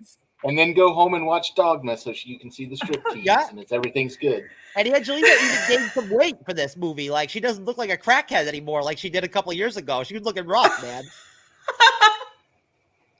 That would have Wait, been which rough. one? Angelina Jolie? Yeah, she was looking rough, man, a while back there. She looks great now. Well, she looks great. I mean, hey, she does look really You have great. to out She's me right as about that. bisexual. I mean, Spoiler alert, I'm not straight. Well, that's awesome. We're all about LGBT pride over here at the MCU's Bleeding Edge. As Gay, long let's as all be gay here. as long as it leads to me hooking up with some lesbians or whatever at the end of the night, I'm good. Trust me, Jeff, the lesbians aren't interested. You'd be surprised how many lesbians have been interested in me before, my dear. You got a lot to learn. You're a young girl. I love it. Shut up! Believe me, those lesbians, man, 10, 15 years go by without any of that good D. You know, they start sniffing around after.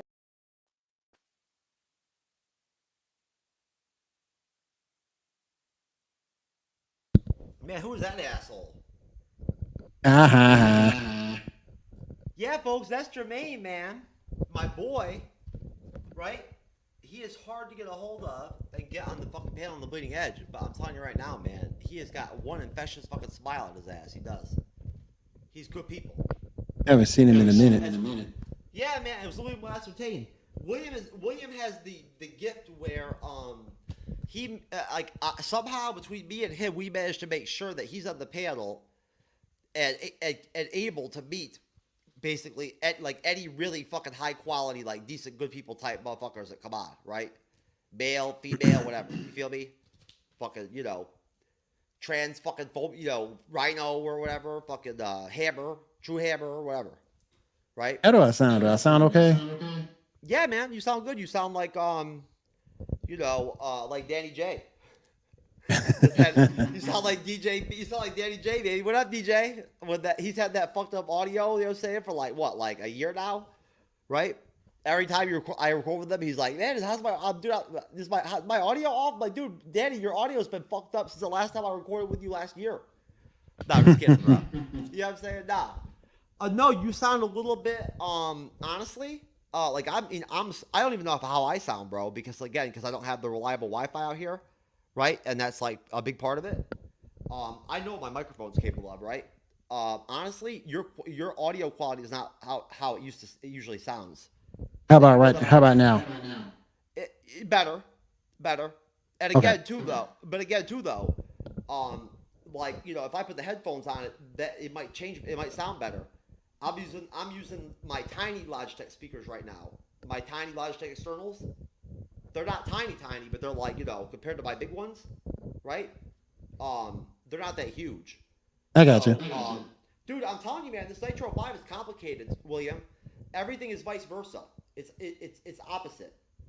When I plug my headphones in, right, a prompt pops up on the screen asking me to select external Realtek speaker out, right, for the headphones, right? If I hit headphones, it does the Realtek Studio or, you know, speakers, right? Mm-hmm. It's opposite. Everything's opposite of this thing. But having it out here, probably, if anything, I'm not sure what I'm gonna do out here yet. I didn't even think about that.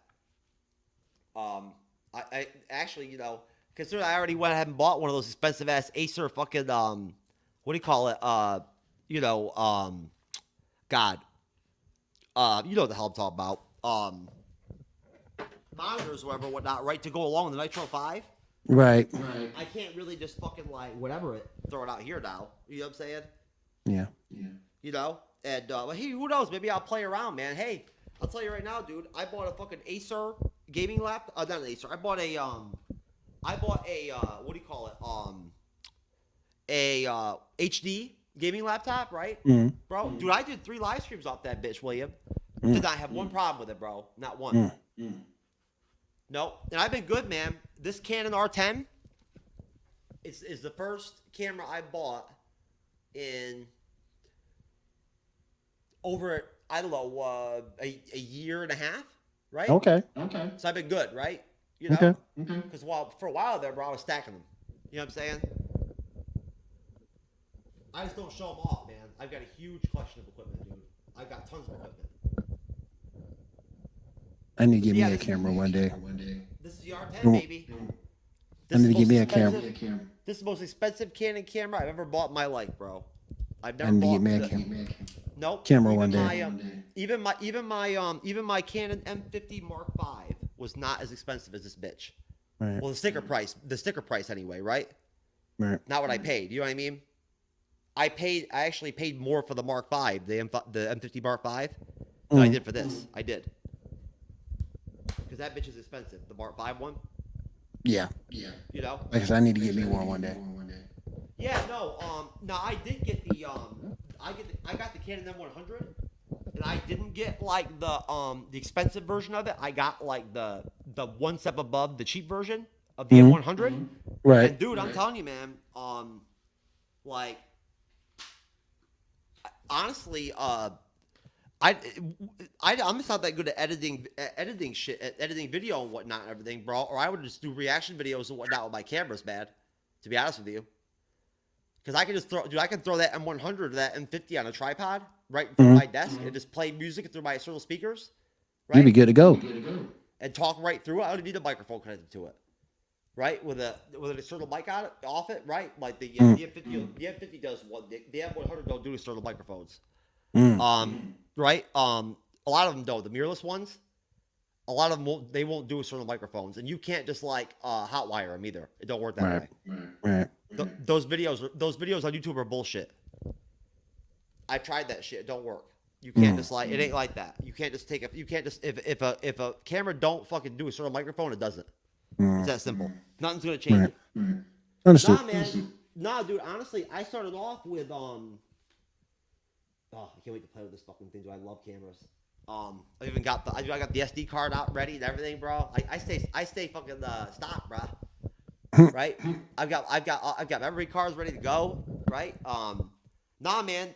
Supposedly it's really easy to live stream with that too. Right? And I've had trouble with that on my MacBook Pro, but that's because of the Canon Utilities software / app that you got to use to actually be able to live. You know how it is with anything Apple, bro. Yeah, it's a bitch. Yeah. With Windows, dude, I'll have no problem with it, man. Right. You know, like seriously, dude, I'm loving it out here, man. It's gonna be great. This shit's gonna be dope. But yo, look, honestly, bro, what do you call it? What do you think about this whole deal with Ant-Man 3 Quantumania? Realistically, I didn't realize tangibly, like factually, that utterly this film made less money box office wise than the other two films, both of them. Like until tonight, when I actually went and looked it up for the first time, really looked, dude, I can't believe that shit, man. I do. I can't believe it, William. Honestly, dude, those trailers were so damn good. I thought at the very least those trailers would have carried it to where it would have at least plowed through it and made some really, really solid money. In those first 2 weeks, those first 2 weekends. And then if anything, the word would have came out, right? And people would have been like, oh shit, right? Right. You know? It backed off. So you tell me, I don't get it, man. Nothing's really changed for me on my end as far as what I told you 2 years ago, as far as how many people show up for the Marvel movies around here. In Southwest Florida, where I live at. Not many, bro. Spider-Man 3, that was it. That's the only time I ever went, and there's actually been, like, other than Endgame and Infinity War and all that shit, right? I saw the Black Widow solo film with my sister and me in the theater by ourselves, right? Which was eerie at first, dude. Right. But then you get used to it. It's just eerie at first. I got you. Because it's never happened before, right? Kind of deal. You know what I mean? I just think that movie wasn't Quantumania wasn't that great. I mean, it was just so. Yeah, dude, honestly, man, I felt like they did too much to elevate the daughter, right? And they should have been spending that time. They should have been making sure that they were given more of that screen time, right? And more of those lines and those opportunities to really, like, you know, make big power moves, right? Like, you know, be like, you know, be the catalysts. You know what I'm saying? To be the ones in those key moments, right? To drop some profound shit or whatever, right? Drop a Captain America speech or some shit real quick or whatever. But now they threw Cassie in there, dude. Come on now. You fucking kidding me, bro? Come on now. Seriously? Come on, Disney. You want to do the Young Avengers so goddamn bad? that like That's what the whole thing was for. You know what I'm saying? Like, yeah, you want to do that so fucking bad, dude. You want to tap into that market so bad. Yeah, that's right? the whole that thing audience before. so bad that like literally you don't give a fuck. Like you just toss fucking like veteran fucking actors and actresses to the side and shit, like fucking Michael Douglas. Right? That's what that whole movie was for. You know what I'm saying? Like, Michelle Pfeiffer was well serviced. I mean, she got plenty of fucking like lines and shit and screen and scenes and whatnot, right? Mhm. But the Wasp, dude, like they didn't do justice by her at all. No. You know? Seriously, they gave her a worse fucking haircut than fucking Captain Bree, right? You know what I'm saying? In Endgame with her bullshit, you know. That shit, they got all the blue-haired fucking like, night chicks fucking like, all fucking like on Team Cat Bree. All because of that hair and shit, right? Yeah. You know? Yeah. That's right. I'm talking about you blue-haired fucking, intersectionalist fucking, third-wave feminist, goddamn delusional Snapchat talking about fuckers. You know what I'm saying? Weak-ass fucking little bitches. Talking to dudes on Snapchat and shit, trying to run the show. Anyways, sorry about that, folks. Some of my Snapchat demons popping up. So, William, let me ask you a question, man. Go ahead. I liked Ant-Man. I did. I liked it. The first one? No, the third one. I thought it was all right. Quantumania. It's okay. I thought it was all right, man. But it wasn't what it could have been. No, but you know what? Look, it was a good stepping stone into Phase 5. It was good for what it was. For me. It works as a catalyst going into Phase 5, and that was what was important to me, right? Right. To have that, and my problem, what I'm concerned about right now is the Marvels, dude. Right? I mean, seriously, man. I know that like Shaw would be more fucking tuned in than you or I, right? In terms of like what's going on in the street and shit, on the beat, right? In terms of rumors and shit like that and whatnot and everything with the Marvels. But I've heard that like they've had some horrible test screenings, right? That Kamala Khan and Tiana Paris, Monica Rambeau, right? Basically just outact her and are better in the movie than Catherine Bree, right? You know what I'm saying? And it's obvious, right? Which, hey, you know what? How many people called that like casually, right? Immediately, like, especially after Miss Marvel, dude, it was like, oh fuck, man. Yeah. Seriously, like, Brie, you're in trouble, man. You know what I'm saying? She don't give a fuck, bro. She got her money. No, the Marvels was her last payday, man. Her contract's up. And and she's got her money. Did you see what she said? What did she say? She's not worried about like her next big payday or whatever. I'll pull it up. Yep, Well, we've been staying on top of this Jonathan Majors issue. Yeah, hey, you know what? We don't know anything factual yet, right? So I want to be very careful. You know what I'm saying? But apparently, there's video out there that. Until the lawyer puts that video out there, though, William. Ooh, Screen Rant. Wow. Shout out to Rich Knight over at Screen Rant. What's up, Rich? Appreciate you, man. We'll see you on The Mandalorian coming up soon. You'll be on the panel for a couple episodes coming up here in the next couple weeks. Hope you're doing all right, brother. It's nice to know that I have now had a writer from Screen Rant and I've had a writer from The Direct on the panel. Yeah, that's cool. Oh, so anyways, the MCU has already set up 5 villains bigger than Kang. Love it. I'm saving that. Dude, I found a great article today by some writer, right, basically doing one of those ranking articles, like the top 10 acting performances in the MCU overall. That I can't wait to tackle on that Sunday, dude. It's gonna be fun. I think you froze up on me again. Did I freeze? Yeah, video wise. Video wise? Yeah, I hear you found audio, but you're froze up video. Hold on. Give me a sec. I'll be right back. And what? Oh, and I sound bad too? No, I said give me a second. I'll be right back. Oh, okay.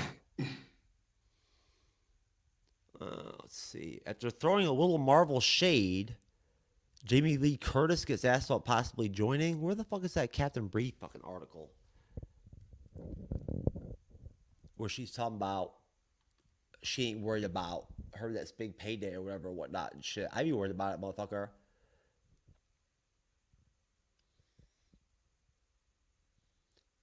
Just like I'm worried about, I don't even know, like, I'm not worried about it, but honestly, William, I don't know about you, but, dude, at this point, man, I'm hearing so many different things about what's going to happen with the Disney Plus Marvel series this year. I had somebody tell me the other day that I actually, like, fuck with, that I actually, like, I don't know, you know, like, he said he heard this, that it's legit. We might actually only get Secret Invasion this year. And that's it. And, like, maybe Loki Season 2, and that'll be all. Right, for the year. It'll be like 2 shows, if that. Did I lose you? Oh, okay. Shit, I'm over here talking to nobody. Don't you love that, folks? Look at that. You know what? I am definitely going to make sure that I edit that out. Oh, I'm over here froze, too. Look at me all frozen and shit. This is perfect, dude. This is perfect. I've got to get this.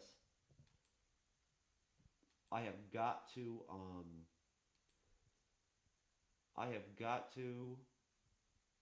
legit like strip out some of that video right there. That shit was dope. I was frozen. I'm over here talking to nobody. William's not even there and I'm talking, right? Perfect. Absolutely perfect, baby. Gotta love it. All right.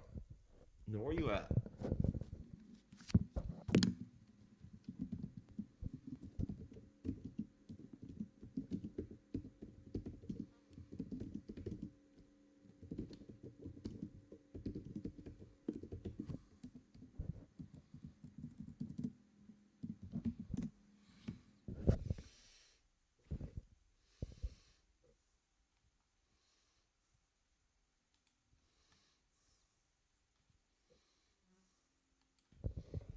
Captain Bree.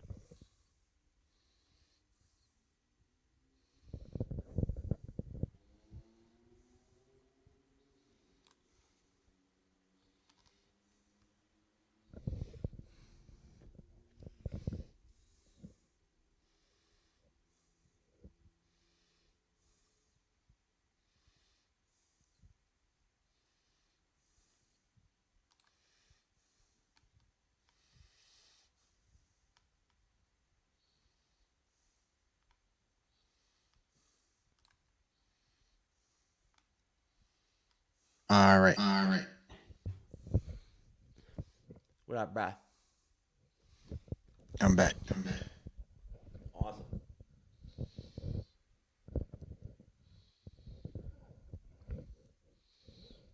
I am just looking for something really quick and whatnot involving Captain Bree.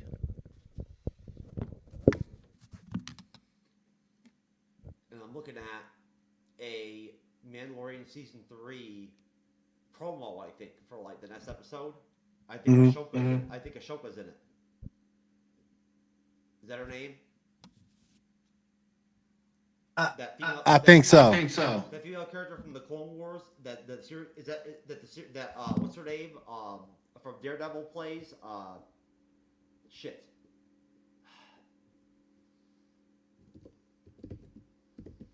God damn it. I can't remember her name. I think she's Ashoka. The one that's like a Padme to like Anakin Skywalker. Yeah, I've been watching the Clone Wars, dude, because honestly, man, for the first time in my life, I'm doing Star Wars research. There you go. Between Andor being so epic and now Mandalorian Season 3 being so good, why not?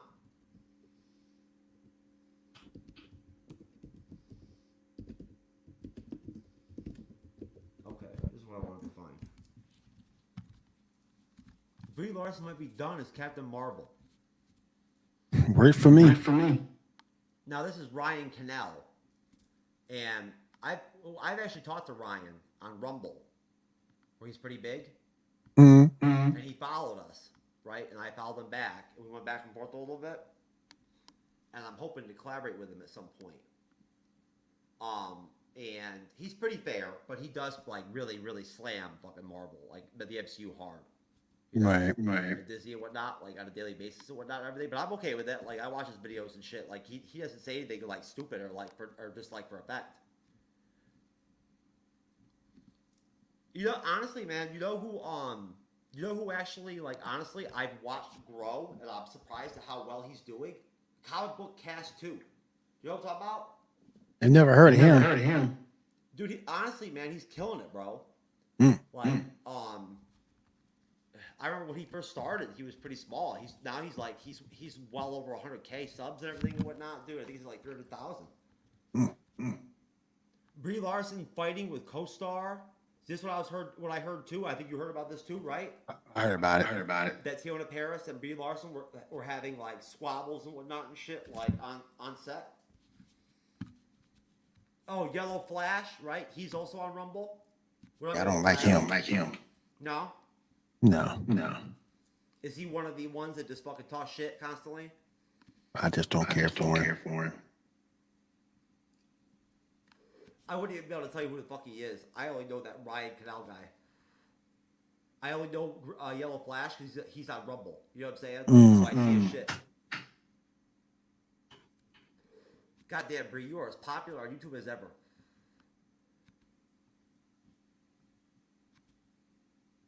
Well, you know what? I can't find I was looking for the article about her contract being over, right? And I can't find it now. But what do you think about I mean, dude, before I even get into like the real bullshit, what do you think about the fact that that they fired I'm assuming Disney fired fucking what's her name? From Victoria Alonso? Victoria Alonso, dude. Right? There's a lot of stuff she was doing that was messed up in behind the scenes. Yeah, real, dude. Promoting her own movie. Dude, that's actually being very kind saying it like that, William. Yeah. From what people are saying. I mean, she was promoting her own productions, treating the graphics and production, Marvel production teams wrong. I mean, it's just terrible. For all we know, she might be the reason that What If Season 2 is fucked, right? Yeah. And it's not going to come out this year, right? Yep. Because how she treated people. Yeah, that's amazing, right? How certain people, man, you can't degrade them and shit and whatnot at work, you know? Or you can't. Impossible deadlines. Nah, you can't. That's not right. Nah, I'll tell you right now. Nah, with certain people, because like with me, I know with you, if anyone ever did that with me, no one ever would, but if anyone ever did that to me back in the day, right? When I worked and whatnot, everything, dude, eventually, even if somebody was getting me for a minute, I would turn around and be like, yo, motherfucker, you know what I'm saying? You feel me? Nah, right? I don't make enough money for all this, you know? Yep. Nah, man. But that's the thing, dude. They keep this stuff so hush-hush. I don't think, honestly, you know how Kevin Feige is, man. They keep shit tight. Right? I don't think he's the type really himself that really wants to run a company, right? And run a studio, you know what I'm saying? And be the type like, you know, to be doing shit like we don't do, you know? And be bad mouthing people that we fuck with or collaborated with or like, you know, that we've had like, you know, like Alexis, right? Hadia, right? Right. That we don't fuck with anymore and whatnot. That doesn't come out the bleeding edge. I don't talk to and everything and whatnot. Well, hey, you know what? I ain't got nothing but love for Alexis. You know what I'm saying? And every time, Jesse Starcher was just on the other night at the panel for Mandalorian. Every time I go on the Whiskey Rebellion podcast and whatnot with Mark, right? And Robert Cooper and Jesse and shit and whatnot, right? I always tell them guys and whatnot to let Alexis know that I said, hey, and whatnot and everything, right? I hope she's doing all right, you know? I miss her. You know what I'm saying? I care about her. You know. Shit happens, man. We're human beings. You know what I'm saying? Stuff happens sometimes, right? It's unfortunate that shit like She-Hulk has to fucking make shit so toxic between people. You know? Oh, that movie you know was what I'm terrible. saying? For real, dude. That movie was trash. Nah, man. You know what, too? Honestly, William, I probably, if anything, I should have probably sought out your advice, man, before I started just like on my own, deciding it was a good idea for me to just start like trusting people and to start delegating things to people and whatnot beyond cyber, right? You know, and actually extending things out and whatnot. Besides, you know what I'm talking about, beyond like the special guest spot, host spots and all that shit, right? That's all fun and games and shit. Like that's all good, right? That you know, having you over, having Jesse over, or DJB or whatnot, shit to like host the Bleeding Edge is dope, right? And honestly, man, Alexis is straight. You know that. Yeah. You do a lot of shows with her. She's a good guest. And she's moderated some good ass shows. She has. But dude, I'll be honest with you, man. And I don't think this is like a female-male thing. It seems like every time I try to delegate to anybody, right? Like I lost Renee, dude. You know what I'm saying? Like, I swear, William, the minute that like I started giving her more responsibility, right? Which I thought what she wanted, you know? And I started actually giving her an opportunity to be more of a part of the voice of the creative process. She started actually treating me differently and talking to me differently in our friendship privately. You know what I'm saying? Right? And then it started to cross over into the shows. You know what I'm saying? How she would talk to me on the shows. You know, her tone. And like the things she'd say to me, right? And she cried during the show twice, dude. Right? Just so I cracked a joke. You know? You hey, cried? Nah. No, you know, I've only been once. But yeah, she full-blown cried, dude, because I cracked a joke one time. Because she said some shit about whatever that was whatever, like nice or whatever, whatnot. And I twisted it around and turned it into some fucking like House of the Dragon incest shit. But that's what I do, man. That's the Bleeding Edge, bro. That's our shit. Right? Yeah. It ain't going nowhere, bro. I'm not gonna change it. It's what we do. It just depends on who's on. You know, but at the end of the day, man, you tell me, what what do you think? You know, right? I mean, did you see my thumbnail as far as the fact that, dude, I can't believe that fucking that woman Victoria Alonso actually already had her attorney officially to the media say that fucking she got fired because of being fucking brown skinned and gay, right? Well, you know, the whole lawsuit ain't nothing but a settlement. That's all that is. Dude, that's a joke, man, though. You know That's all it is. She wants money for her way out. That's all she wants. Dude, you know what I'm saying, though? Like, that is pathetic, bro. It is. You know what I mean? But that's all she wants. She gonna leverage that to the hilt. She got nothing but elevated and elevated and elevated and elevated and elevated, bro. Right? With Marvel Studios, dude. You know what I'm saying? I have no idea how much of that was Kevin Feige every time, right? But at some point, it was on him. It was his call. You know what I mean? Yeah. And he trusted her, right? As far if I understand correctly, I believe that she actually was a part of like his inner circle, like his top 3 or 4 like chiefs or whatever, whatnot, right? With you know, what's his name? They gonna be going nowhere. Fuck.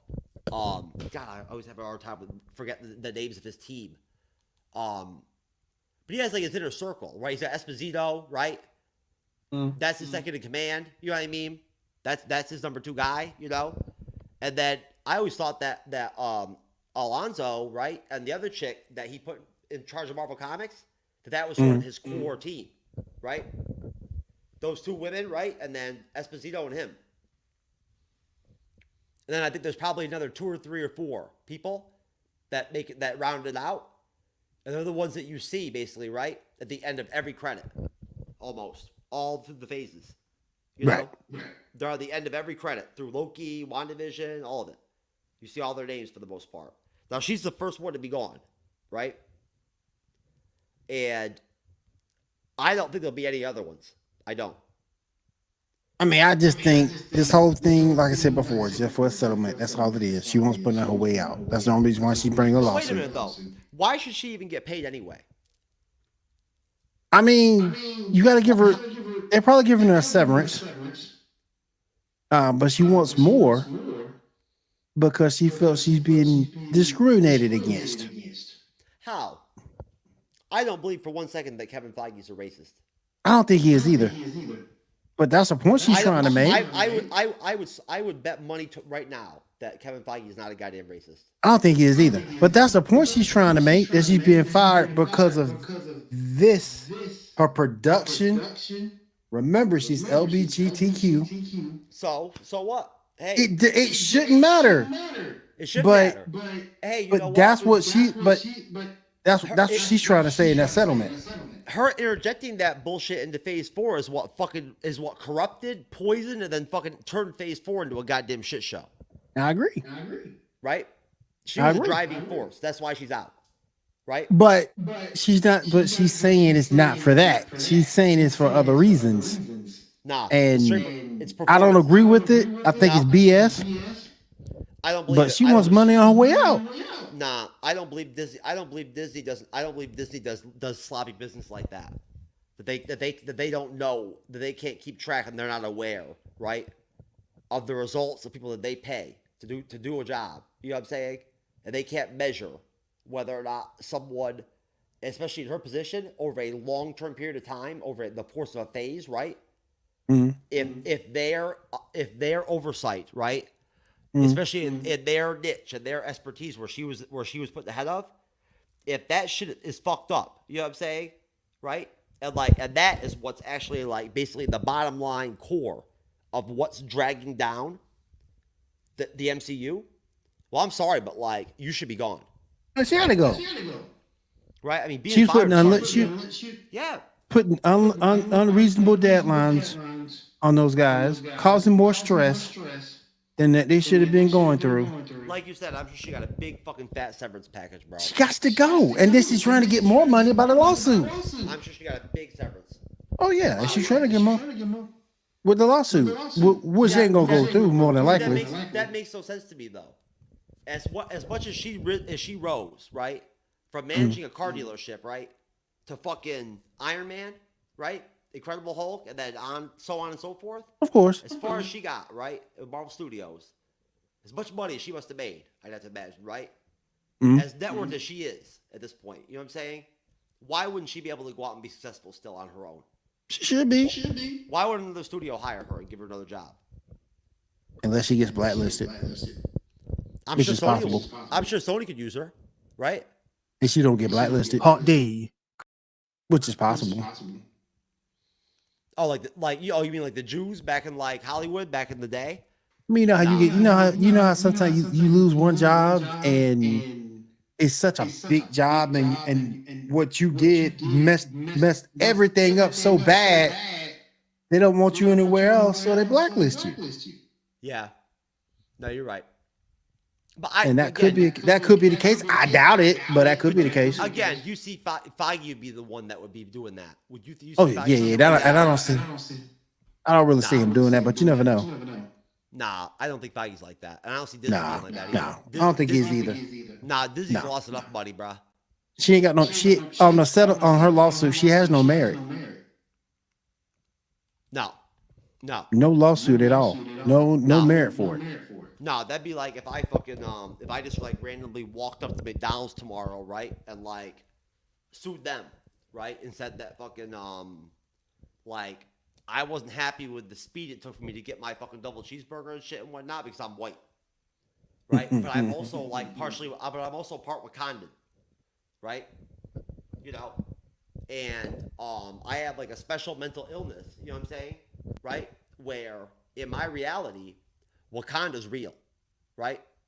You know, so hey, listen, hey, look, that should be respected, man. You know what I'm saying? Come on now. You know, good and damn well Wakanda ain't real. Come on now, bro. You know what I mean? Good and damn well Wakanda ain't real. Look, just being white these days, just being white gives you PTSD.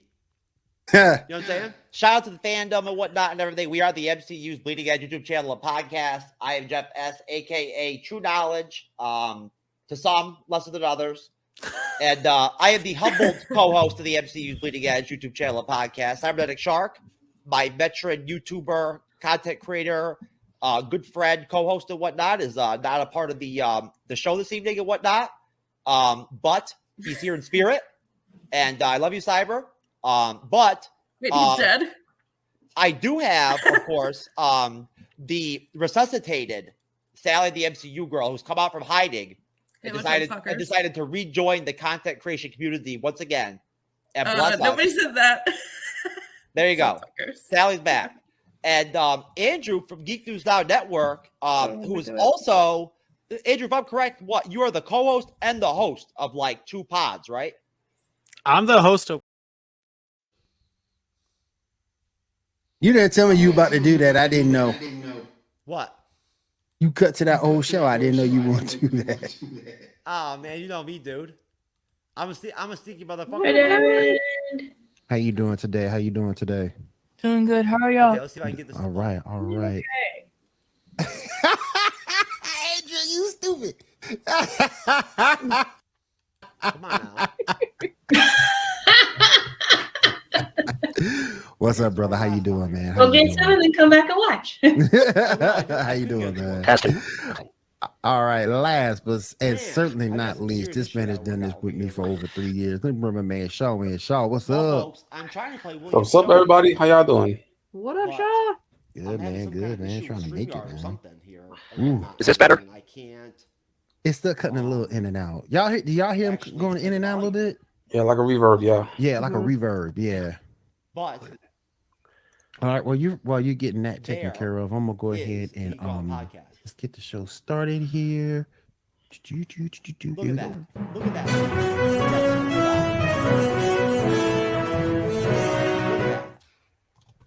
William. Testing. All right here. Yeah, it's still kind of choppy.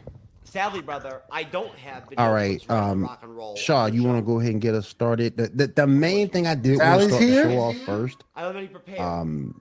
Lance Riddick passed at 60. I don't know why you can't get the volume on your show. That's sad. I don't understand. One of the most popular actors out there. I don't get it. I hear fine. Huh? Just sad. My son told me, and I was working, and my son told me, and I was like, "Man, come on, man." No, you good? Really? Oh, okay. We just get into He's like my favorite, like spooky guy working for a 3-letter agency. Yeah. It was like you got Ambrose back, and it's like we just get into 2023. Come on now. You put Twitch on, bro. Yeah, true. That was so sad, man. John Wick. What are we doing here? Dude, I like. I mean, he was in John Wick. Janae's hair. The Wire. Yeah, The Wire. Exactly. God damn, it got long. Are those extensions? This won't go. He wants to be on the show. That's all that is. He got something he want to say. How's going on? Come on now. Dude, streamer, why you be fucking with me like this? Oh shit, there's Andrew. Andrew's telling you about God your mic. damn, Andrew. Is it still kicking back? Yeah, it's still kicking back. Yeah. StreamYard. Why you gotta be playing with me like this? Yeah, it's still kicking back. All right. Let's go ahead and get William. Oh. Yeah. Most deaf. Did you know that they actually have? Deaf. I didn't know you could actually edit the fucking sad, the man. templates on the screen I was and just hurt whatnot by and your that. layout. Yeah. And all that. Yeah. We just get into 2023. Come on. Do all that on StreamYard. Bro. Come on now. Dude. Yep. Come on now, man. This whole And time I'm relatively over speaking, here. he was pretty dude, young. I'm Hey, buying, yeah. I'm buying He didn't look packages on other 60. platforms and shit, bro. Just to do reaction, just to try to do reaction videos and shit and whatnot. I would have thought All like I can maybe do is this late shit. 40s, maybe. Dude. Hey, Come on yeah. now. Really? This- Bro. Man. This is crazy. All right. William. All right, guys. Let's go ahead Thank you, and brother. move on to the rest of the show. Shaw, what you got? Nope. All right, first up, let's talk about the most I'm pointless having a episode hard of time Flash. hitting you over the feed. Can you cut that video? It was trash. Yeah, I I will. mean, if you like, Appreciate you. How's that? Appreciate you. I couldn't hear you. Yeah, better. I couldn't Yeah, hear you know what it Appreciate is? You know what I think it is? I think it's the echo cancellation. Could be. Yeah. What happens now? Tell me if this makes I hear any you fine. difference. No, tell me what happens when I put this on. We need Becky Sharp. How about now? Am I distorted? Some stuff happening with that. No, you're not distorted. Testing. 1, 2, What's her 3. name? Keon, I think her name is now. Yeah, Keon. Yeah. Keon. About her having powers. Yeah, I wonder why I could get that volume to work. Obviously, I'm going to play around in here, folks. And William knows all about StreamYard. He knows how it only is have with these 13 platforms. episodes. Why are you not doing anything? It's one thing, William. William, have you ever messed with an Apple, whatnot, and then going over to Windows or back and forth? I don't mess with. The only thing I have an iPad, and every now and again I mess with my son's iPhone. I haven't messed with a MacBook Pro yet. Dude, are these layout edits new? Yeah. Okay, I was gonna say, William, come on, They've now, been bro. pulling them. They've been promoting them. This has to be new. I never saw this before. Ambrose, what's up, man? Good to have you here with us. Dude, what the fuck, man? StreamYard. Hi, why couldn't you go let me know that you were gonna do all this shit like a month ago? Ambrosia is geeky. Yeah, that's my boy John Ambrose. Yo, what up? How's it going? Hey, That's my guy. If you fuck with the Geek Gauntlet podcast, then guess what? That's my guy. Then you're good people as far as I'm concerned. Yeah, it's on Saturdays. It's That's on right. Saturday. You That's know right. it, Ambrose. Yep. You know that. You're not You know you're that, not Ambrose. You're not Stop on it, crack. Ambrose. No, Ambrose, you're not on crack. You are not living in a different dimension or whatever and whatnot, where somehow it is Saturday again. Right? You know? And you lost your hearing too. You became like mute too. Or whatever. Not mute, but deaf. Yeah, yes, brother. We over at the Bleeding Edge, right? On Sunday is my non-talented day. So I just play the Geek Gauntlet shows, right? During my show, you know, with no audio. You know what I'm saying? Just because that's more talent, that's more entertaining than me, right? You know what I'm saying? You know. So, but anyways, no, I mean, seriously, I'm no Ironheart, baby. I can tell you that right now. I heard she's actually going to save. She's going to cure cancer. You know you love Ironheart. Don't even lie. She's going to cure. They're pushing off the release date of the Ironheart. You know you love Ironheart. If she was at your house right now, I'm telling you. Look. Oh, when I hit it, I tap it. I tap Ironheart. Fuck yeah. No, you would. Oh, listen to me, bro. I'm telling you right now. I would get down with Shuri and fucking and Ironheart and shit in the lab and whatnot and shit and whatever any day. Whatnot. I'd rock it with Shuri, bro. You know what I'm saying? She's right. Hell yeah, why not? Anyway, getting back to Victoria, that lawsuit has no merit at all. No. It's not gonna and it's not gonna work. She is trying to get, not only is she gonna get a severance, she wants a huge settlement from Marvel that she ain't gonna win, but she might as well give it up. As long as she don't get blackballed, she'll be fine. No, she might end up having to become. She might have to become straight. You know, you know what I'm saying? It should be. Yeah, there's no chance to fuck with her anymore. I think she'll be fine. You know, now that she's not down. Now that she's not down with Marvel Studios and shit and whatnot, she's lost. You know, she ain't got that. She ain't got that. That esteem, baby. She ain't got that. She ain't got that working for her. You know, but no, Ironheart's older than 15, Ambrose. She's in college. Yeah, I was about to say Ironheart's she's in her early 20s. Right? So you know, basically at that point, you know, by the time she's like 35, she'll be like you know, like she'll be more intelligent and like she'll be smarter and like more capable than fucking that like fucking weird fucking like crazy looking like wheelchair dude. Hawkins or whatever. She'll be like the new Hawkins, but like not in a wheelchair. Instead rocking with the fucking Power Rangers. But what Marvel rumors have you heard? Marvel rumors? Yeah, what Marvel rumors have? I know you've got it up top in the title. What Marvel rumors have you heard? I've heard that the Marvels is garbage. Well, would that be shocking? Because the only good one at the whole group would be Spectrum. I've heard, yeah, and they're gonna. Well, you know what? And they're gonna call her. They are gonna call her. Shit. Because that's true. Because she didn't become Spectrum until later, but she was Captain Marvel for a minute. No, they're gonna call her. God, and it's my favorite title of hers too. It's not Spectrum. It's This is gonna drive me crazy, man. I'm telling you. Because she was Spectrum, and she finished her. That was her last name in the comics. Is Spectrum. She was leader of the Avenger for a second. No, she had multiple titles. Multiple titles. Yeah, she had several different titles. And the most popular one that I can think of is the one they're going to have her go by. I already heard it. And that's this. I don't have to pull it up because it's driving me nuts. What is it called? I hear you, Dodger. Hold on. We got somebody else in comments. Oh yes, we have more comments in the comment section. Hold on. Oh, I didn't see anything. Ambrose says Ironheart still 15. I remember what the hell it is. Hold on one second. Dodger's barking. He wants to come out. Ambrose, Ironheart's not 15. Am I in a dungeon? No. I've got some chicks like chained up and shit in the dungeon. You know what I'm saying? Out in the back in the hole, right?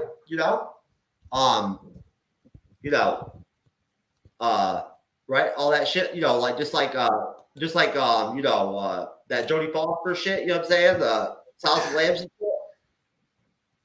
What was that dude say? It washes itself with the hose or some shit. Who fucking knows, man? Who knows, man? All right, Jake. Ambrose, you're funny, dude. I like you, man. I've never been called Kang before. What is this supposed to be? Like I'm over here beating bitches up? Nah, right? Not like that, man. I be beating them up the right way, man. Not the wrong way. You got Dodge over here barking at me and shit and whatnot. Come on now, Dodge. Why you gotta fuck me like that? Ambrose, I'm telling you, man. You don't even know about that geeky shit, man. How to get down the real geek shit. Only at Geek on the Podcast can you do that. To Buffalo Bill? Nah, bro. I'm not no Buffalo Bill, man.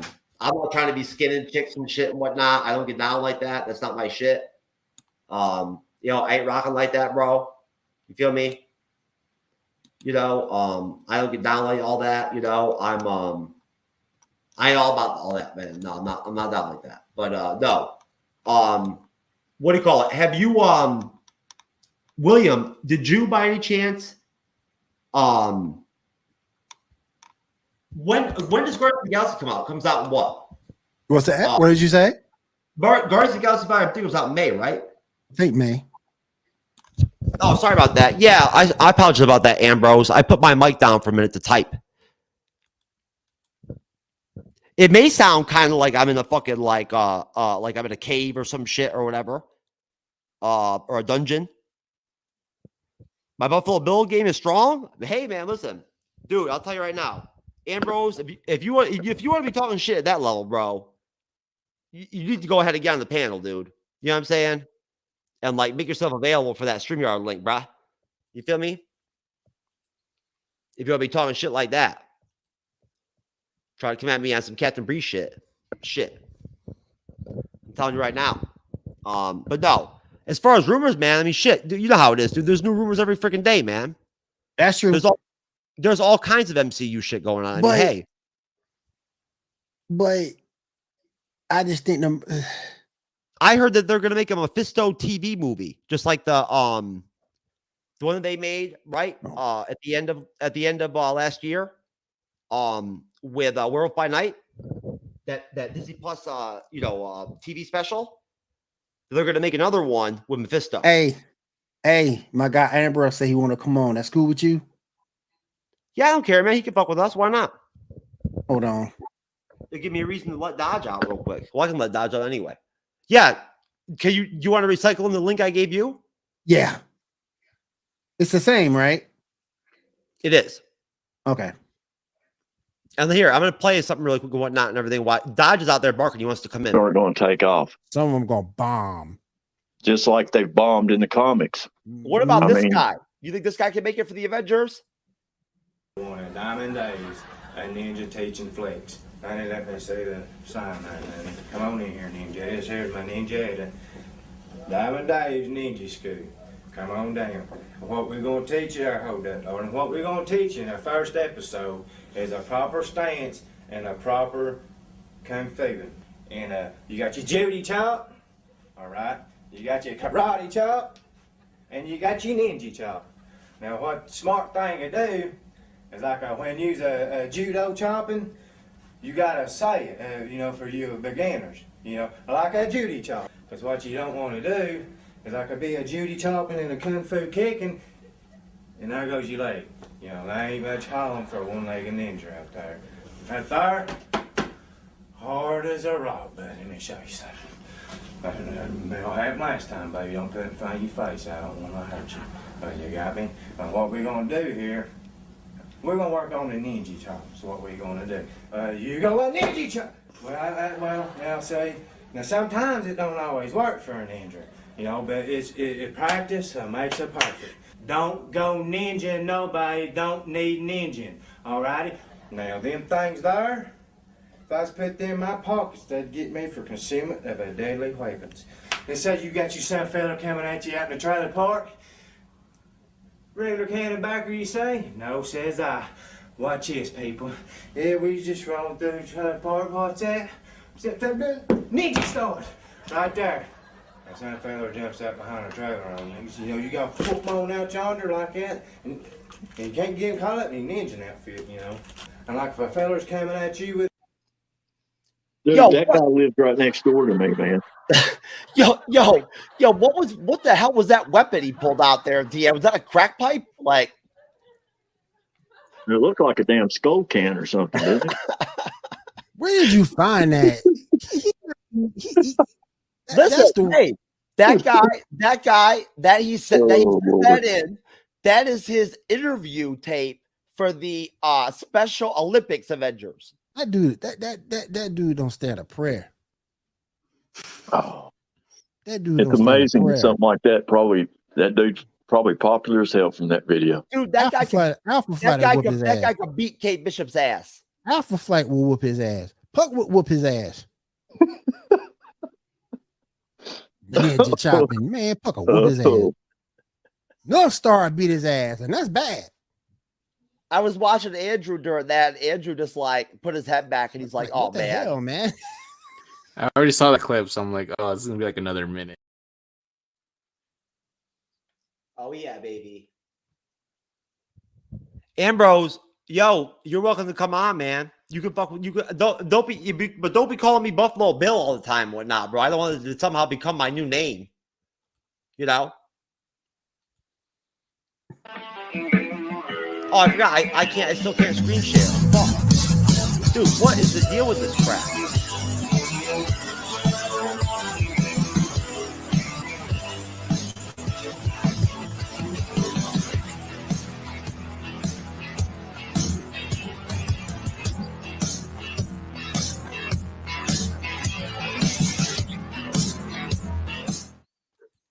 Yeah. Visits a local middle school to promote drug It's a building. awareness. We have a very special surprise today. Let's hear it for Tyrone Beckham. This got me crazy. Hi, kids. Thank you very much, teacher. It is truly an honor and a privilege for me to be here at Pinehurst School, or whatever your school is called today. I say it's a privilege because it's a violation of my parole to be around children. But enough about that. Hello, little boys and little girls. William. I'm here. Okay, I just want to make sure. Y'all are looking at it deadly. I should not be in front of you today. Drugs and alcohol have ruined my life. Goddamn complicated. You hear that, ass Metro folks? 5 Stay away fucker. from drugs and alcohol, okay? It ruins people's lives. I love Tyrone Biggums. I don't know. I love drugs and alcohol. Does my audio sound any different right now? Testing, No, you're 1, fine. 2, 3. This year's You're Halloween, I fine. think I'm gonna dress up as like Yo. Tyrone. See, I wasn't after even he's using my got his microphone, life bro. I back was on a together. Logitech Yo, webcam. you should dress up. You should dress up as Prince from the Prince episode. The Prince episode, Where he's playing basketball and shit. Yeah, I'm a little chubby. I'm Pancake. a little chubby to pull Prince off. You know what I'm Well, saying? it's interesting, man. Why everything I pull up on Maybe YouTube, little why chubby no to pull volume? Crackhead too, Fred. Or do the Well, Rick that's what James. I'm saying. Or do the He went to Rick rehab. James. Oh, do, when he do this the is Rick, the great other for side. do the pissing Rick me James off. to be licking chicks and cheeks. Like hardcore. It's frustrating, William. I know. Ambrose, welcome to the fucking welcome to the dungeon, bruh. Thanks, Bill. What's going on, man? Nothing much. How you doing? You know, over here killing it, man. You know, getting after it. Good, man. Can't complain. Hanging out with good people, right? I mean, you know. That's good. Yeah, this you know. is my man Ambrose. He's with GNN. He's with me every Saturday night. Oh, that's dope, man. Hey, that's good to hear, man. I didn't even know all that. Yes. That's on me though, Ambrose. Honestly, bro. Like, you know what I'm saying? I haven't been as diligent lately as I have in the past with making sure that I remind myself to just tune in simply at 10 o'clock fucking on Saturday nights and whatnot, right? And throw Geek On. It ain't hard. Right, folks? It ain't hard. No, not hard at all. Not at all. It ain't Easiest difficult. thing to do. Nope, it ain't difficult. You know, 10 o'clock is actually a really easy time to remember for the most part, you know? Hey, John, let me get a Papa John shirt, bro. I got plenty of them. I can send you one. Let me get one. Yo, this new kind of margarita mist I'm drinking is fucking stout, bro. It's grapefruit flavor. And what are you partaking today, John? I am drinking the finest Seagram 7 in a plastic bottle.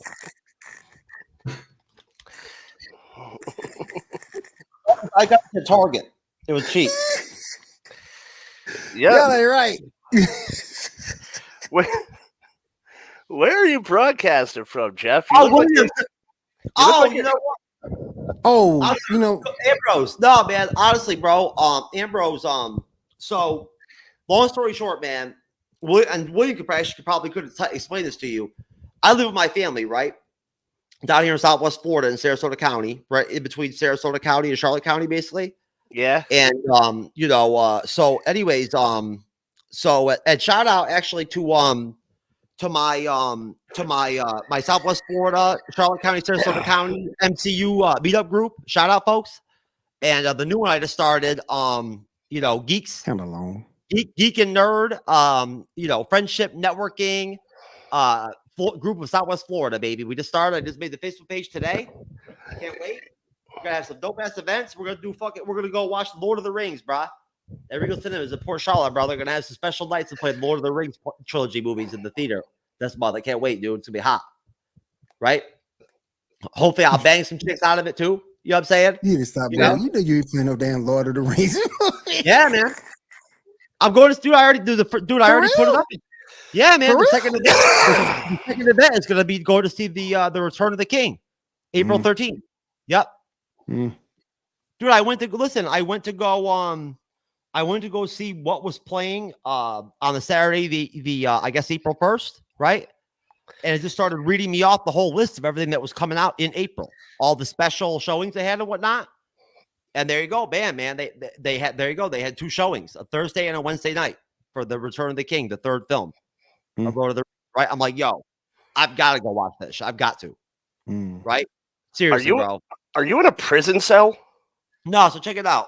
Honestly, Ambrose is very simple. I live with my family, right? And it's a good situation. It's not bad at all. It's actually a good spot. And basically, man, like my where I normally record, I have a studio area and whatnot that's actually like pretty well put together. Like William will tell you, I've got probably easily like a good like 20 plus 25 grand in it, right? Easily, you know, like I don't fuck around. All my equipment is straight Logitech and straight fucking like you know, Audio Technica, high grade, you know, top of the notch. I don't fuck around with any cheap shit. You know, but either way, I'm fucking with a Nitro 5 right here, dude. You know what I'm saying? And dude, my co-host on the Bleeding Edge has a more expensive and better gaming laptop than I do, bro. What does that tell you? He's good with his money. I don't know. Nah, man. His co-host is a good co-host. You feel me? Yeah. You feel me, Kind of. man? Yeah, man. No, because I'm the creator of the Bleeding Edge, man. You know what I'm saying? Like, I am the co-host, but like, I decided to become the co-host, right? Yeah. You know, I was William at one point, right? Like, I ran the show, and whatnot, and everything, and I still do. I'm the shot caller, right? But I decided to like go ahead, and I wanted to have co-hosts. I did. I like to be that part of a team. I do, right? Just like William. But no, man, this is the garage, right? So basically, bottom line, basically, I used to record back out here, believe it or not, right? This whole back behind me used to be a actual, back when I used to make like TikTok style, right? Rizzle, 17 different other kinds of platforms, like, you know, before 1 minute, 3 minute short form content was the hottest shit ever, right? Back then I was making it. That's how I started. And I actually had an area in here where I had a studio area, right? And I had like like an amateur photography area, right? Because I've actually done some photography and whatnot, right? I'm taking some pictures for some chicks for their OnlyFans and shit like that and whatnot, right? Hit that shit too, of course. You know, it's like, yeah. You know, Yeah, you know? you gotta hit that shit.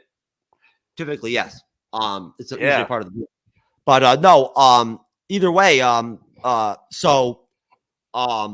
for a long time I've been live streaming in my live streaming area, right? In my studio area, in my room. And it's like my cockpit shit is where all my stuff's at. It's where I'm comfortable. Well, basically, bottom line, I'm very blessed in that my parents have, for down here, I'm from upstate New York, man. People all have acres and shit, right? Like, Are you people have, smoking a Virginia Slim? Nah, man. Dude, are you basically like, What are you smoking? What's your next question going to be? Do I talk to chicks on Snapchat? Nah, I just wanted to know if you're smoking a Virginia Slim. That's a girl Yeah, cigarette. bro. Yeah, bro. I'm smoking Virginia Slims these days. But Oh, yeah, okay. nah, What bro. are you smoking? I Listen, never asked you that before. I will smoke a Virginia Slim though tomorrow. I'm gonna buy a pack just for you, Ambrose. I will. Okay, No. that's fine. I haven't had one in a long time. What are you smoking? I never asked you that. What are you smoking? I go back and forth, bro. I smoke either 305 light 100s or I smoke Parliament light 100s. Right. Dude, I'm from New York, man. Dude, they bumped the taxes up on cigarettes back in like the early 2000s, bro. Where even back then, man, everybody switched to fucking light, cheap brands, bro. Dude, it was crazy, man. And now, dude, if you go in one of the boroughs, depending on which borough you go to, bro, a pack of Ports and shit or a pack of Marlboros, dude, no joke. You're talking like $33, $35, bro, for a pack sometimes. I'm not joking, dude. $28 for a pack. God damn. Isn't that shit crazy, bro? So hell yeah, dude. That's why $28, and bro. You got $28 on that stuff. you believe that shit, dude? I usually just go to Connecticut. Yeah.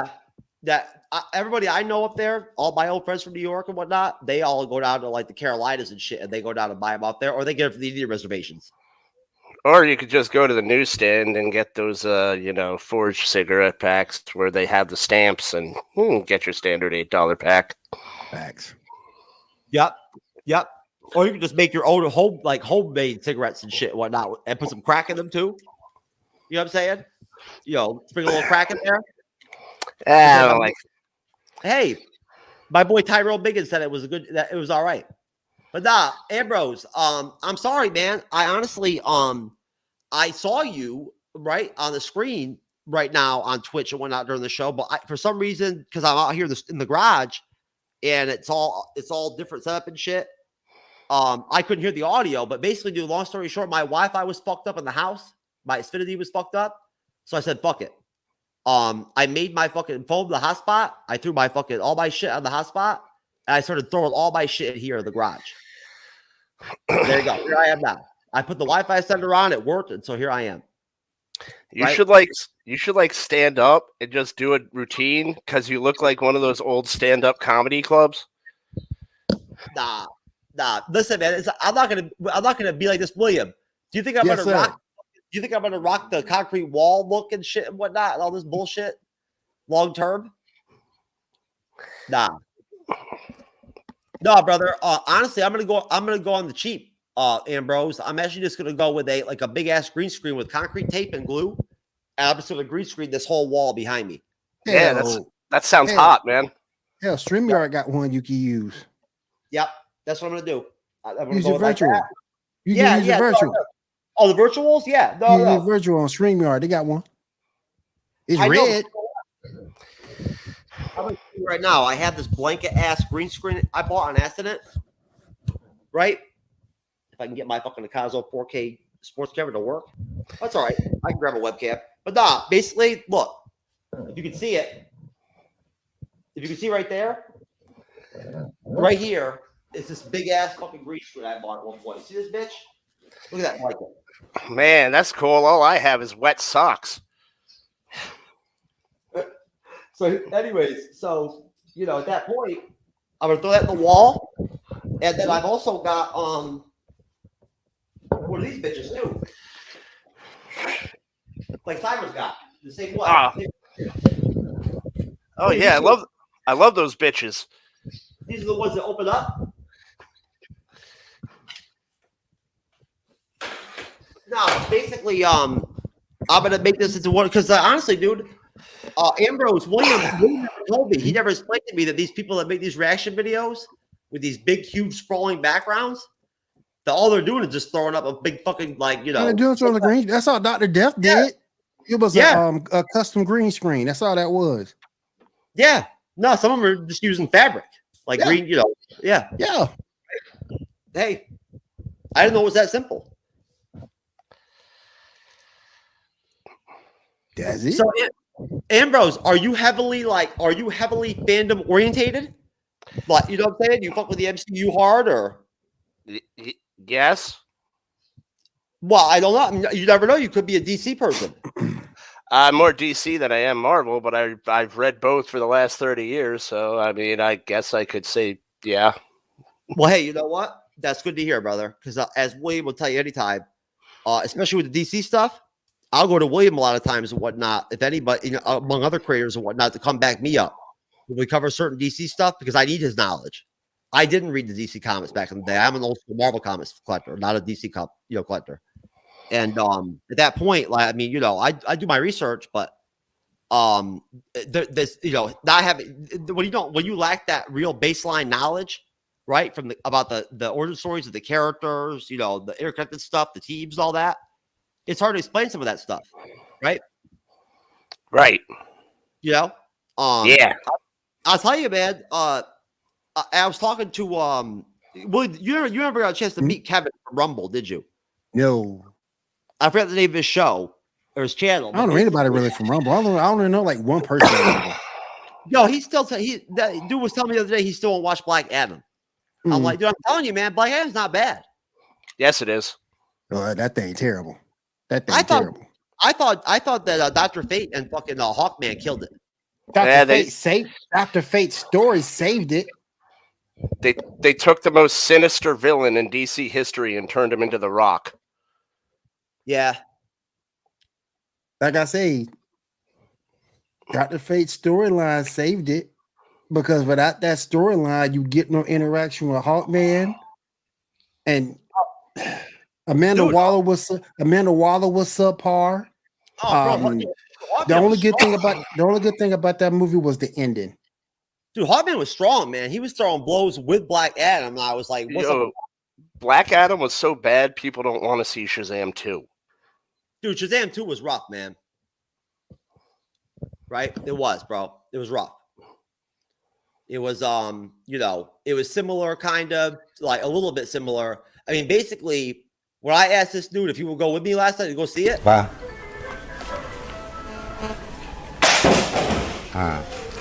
Như vậy thì I saw it. What the hell was that? That was my boy, bro. I was like, yo, you want to see Shazam 2 with me? There you go. Your boy is my Chinese food delivery guy? Yep. I tested him. Yeah, bro. And he threw my phone against the wall. Hey, but I saw Shazam 2, and I thought it was okay at first. I watched it again and saw a lot of plot holes in that movie. That's why I said it wasn't that good when I saw it again. Just like when I saw Wakanda Forever, I thought it was good that first. Oh, damn. Hey. I thought Wakanda Forever was good that first time, but I went back and I did a rewatch. I saw a lot of holes in that movie, and no. Bro, William, wait a minute. Were you living in the multiverse of madness or some shit during Wakanda Forever? No. Oh, okay. I was wondering. No, it was all right at first, but then it took me. And then I watched it again, and I saw all the holes and all the flaws, and how they went to portray Chadwick's death as the most important over Black Panther's death, and that was the thing that killed the movie. Yeah, let's not forget what they did to Namor. Oh hell yeah, I ain't like that. Hey, damn man, yo, Namor got Tutu got served up and shit, bro, by Shuri, dude. Just like I got served up by She-Hulk, dog. No, it wasn't Namor. It was Namor. Tutu. Namor is still in Atlantis. Namor is an Aztec. Oh, did he have some fucking weird name like Tutu or something or shit or some shit? No, it was Namor. Oh, okay. But I don't know. They called him Namor for some reason. Like no more of this shit. I thought that at one point what's his name? Abaku was calling him some like spiritual or tribal name or something like that and whatnot, right? Yeah, because he was Aztec. They messed the whole storyline up. That movie sucked. Oh yeah. That was my Black Panther. Nah, and their cop out was that like, oh well, they wanted to separate him from Aquaman. Yo, fuck that, bro. No, the concept was that the lady that just got fired, what's her name? Victoria Alonso wanted Hispanic heritage added into the MCU, so they made Namor Namor and made him an Aztec. And that's why she's fired. And that's what Jar Jar thinks of her, right there. All right, And that's Jar why Jar, she's fired. And that's why she's fired. That and Jar Jar. You know what I'm saying? Jar Jar was like, yo, Bob Iger, listen, bro. You mentioned Jar Jar, right? No, I couldn't. I like Jar Jar. Me too. Yeah, Jar Jar's my homeboy. Yeah, right. He's all right. You know, all the Misa Goose gotten. Yo, I love Jar Jar, man. He's my favorite. He's my favorite. I'm just not watching my Jar Jar. I'm not wearing my Jar Jar t-shirt tonight. I'm wearing my Tatooine t-shirt. I actually do. Ambrose, you should come on, dude. You watching Mandalorian season 3? I am on. Yo, when I'm moderating my episodes, because we rotate moderation of the episodes of the Mandalorian season 3, I go in full Tusken Raider garb. Oh, I do. Yep, full Tusken. I mean, I usually go on Cantina Happy Hour when I talk about Mandalorian season 3. Yeah, man. Yo, between I was telling William for the first time in my life, man, between Andor and how epic Andor was, and I'm still trying to beg William to watch Andor, right? Just so because I'm trying to put off. I got a couple different people that want to come together and do like a couple of shows, like doing a season recap type deal, right? And just bullshitting, like around the table and whatnot. Just dude, Andor was epic, bro. I loved it. And then carry that over into Mandalorian season 3, bro, dude. Star Wars is coming strong, bro. At that point, man, I'm over here like I'm finding myself fucking. I just bought some of the novels and shit and whatnot, right, online and whatnot. I finally am gonna start reading this shit. I started watching the Clone Wars a couple nights ago, dude. My guests are so enthusiastic about Star Wars right now that are Star Wars fans. It's infecting me, right? And I'm not even like all that hardcore with Star Wars, but Andor blew me away, man. I haven't watched it yet. Oh, you haven't seen it either? No. I seen it. I saw the first 2 episodes of it, and I was done. It's too much damn talking. Tell you the truth, it looked really stupid. I just didn't want to watch it. It's too much story and not enough action for me. Please understand.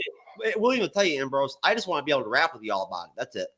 I get it. Like I understand people get busy. Some stuff just don't take off for them like others do, right? You know? Yeah. I get all that. You know what I'm saying? It's just it's nice to be able to like, connect on some shit like that and whatnot. But I got you though. I get what you're saying. Those first 2 episodes, they were fucking like straight. I mean, it was just dumb. Yeah. It's like we already know the guy's dead. Who gives a shit? Yep. But you know what though? I will say this, and again, I'm no fucking professional critic, dude. I'm not like trained or whatever. But really, the actors and actresses' best performances come out right in the mid-season, is where you really start to see them really come through strong. And then the tension, like the sort of subliminal tension they build up, right? With characters like Mom, you know what I'm saying, and Luthen, right? When they realize what they have to sacrifice, in order for the rebellion to beat the Empire, how they have to where to go. Yeah, but what makes them special? Everybody had to sacrifice something for the rebellion. I mean, I'm in a rebellion. I had to sacrifice something. That's dumb. It was the actors and the actors. It was how they presented it. Yeah, but I mean, it's like whatever. It's like it's been going on since episode 4 when Vader blasted through the door and they had to blast the droids out of the escape pod. We had to sacrifice something for the rebellion. You're rebels. That's your job. You have to sacrifice something, you idiots. If you didn't have to sacrifice something, you'd be on the other side. Hey, listen, when you've been reviewing episodes of She-Hulk and Willow and shit like that, bro, come on now. At that point, hey, Andor's nice. Nah, it's a tired tale. Did you like Moon Knight? I did like Moon Knight. I did. Okay. See, I thought it was okay, pretty solid through episode 3, and then it just went straight to shit. Well, that's because it's an origin story, and you kind of had to just pay attention to it. In season 2, you'll get to the action. Okay. Yeah, I mean, we'll see, right? I mean, that's what me and William have talked about before, right, William? Is that, if they come back like that, they do it like that, right? And they give us more actual Moon Knight in costume, and they flush out his actual, all of his personalities, that shit would be dope. I actually think The Last Jedi was better than Andor. Ooh. You know what? Ooh. Honestly, Ambrose, I'm not, this is out of respect to Star Wars fandom, right? I don't know if I feel comfortable making those kind of contrasts. I don't. I just think it was better done, man. I just think it was better. It was more cohesive. The storytelling was better. They really developed Rey's character.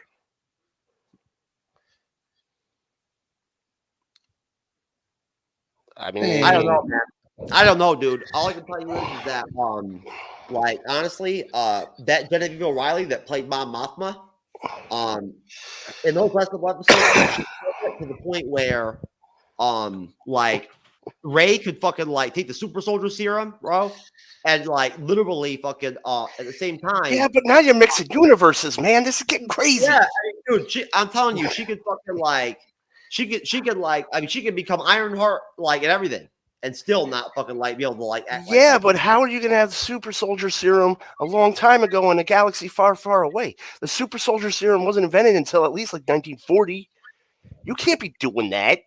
That's crazy talk.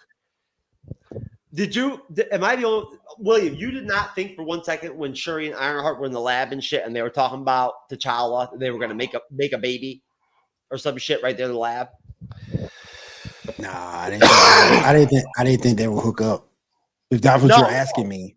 No, create a child. Nah, I didn't think that. I didn't think that.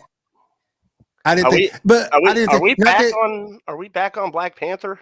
Yeah, not that we're back on Black Panther. Not that it's not possible with Wakandan technology, but I just kind of figured, nah.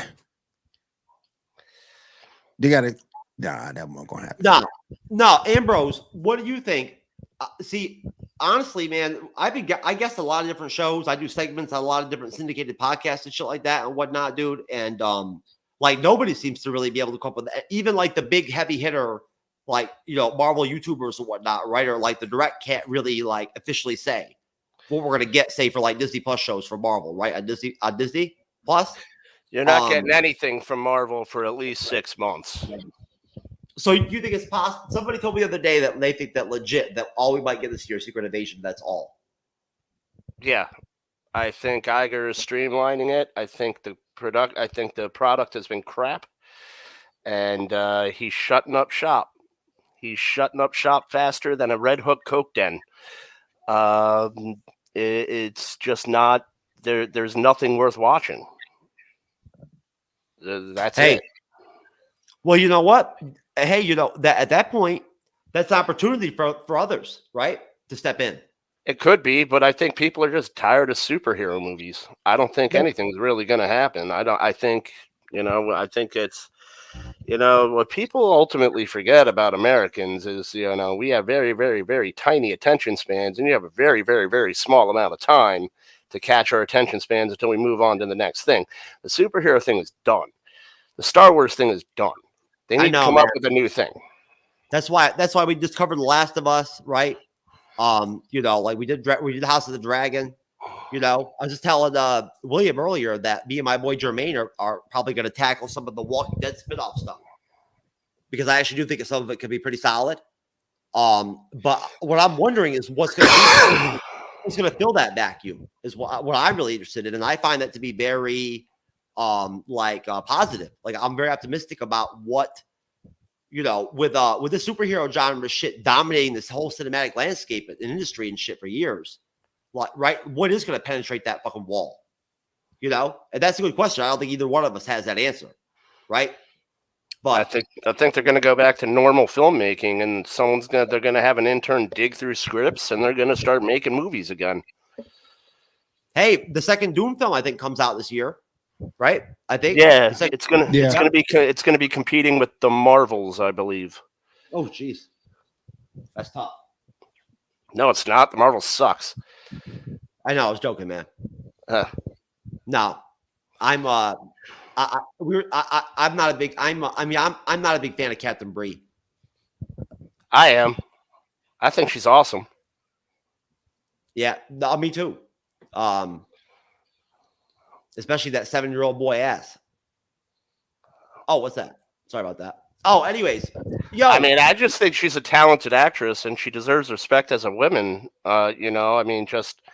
She's very talented, and she carried the role really well.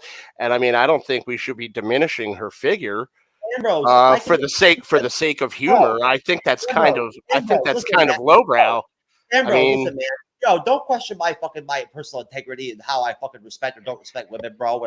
I think you're punching down, dude. I'm just saying. Are you kidding me, dude? Are you seriously questioning my personal fucking integrity right now? You're over here making fun of me and shit, talking about I'm in a fucking dungeon and shit. And now you're questioning how I treat women, bro? Yes. No. This is Andros. I raised my own daughter by myself for over 12 years, full custody, motherfucker. What have you done, motherfucker? What'd you do? Raised my daughter with my wife. With your wife? Okay, well, guess what? I did without my wife, bro. What's your point? Calm down, guys. Let's calm down, guys. You ain't got nothing on me. Hey, I'm calm. Let's calm down, guys. Let's calm down. Come on now.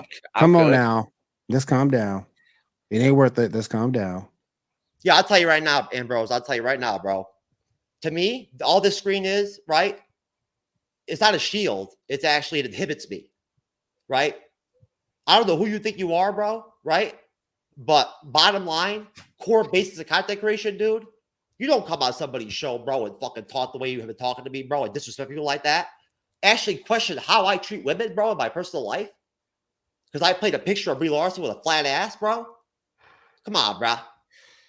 That's like some fucking middle school shit, bro. Come on now. I'm not in middle school. I'm an adult. You came out here to utterly fucking fuck with me, bro, and put me down and question my integrity as a man.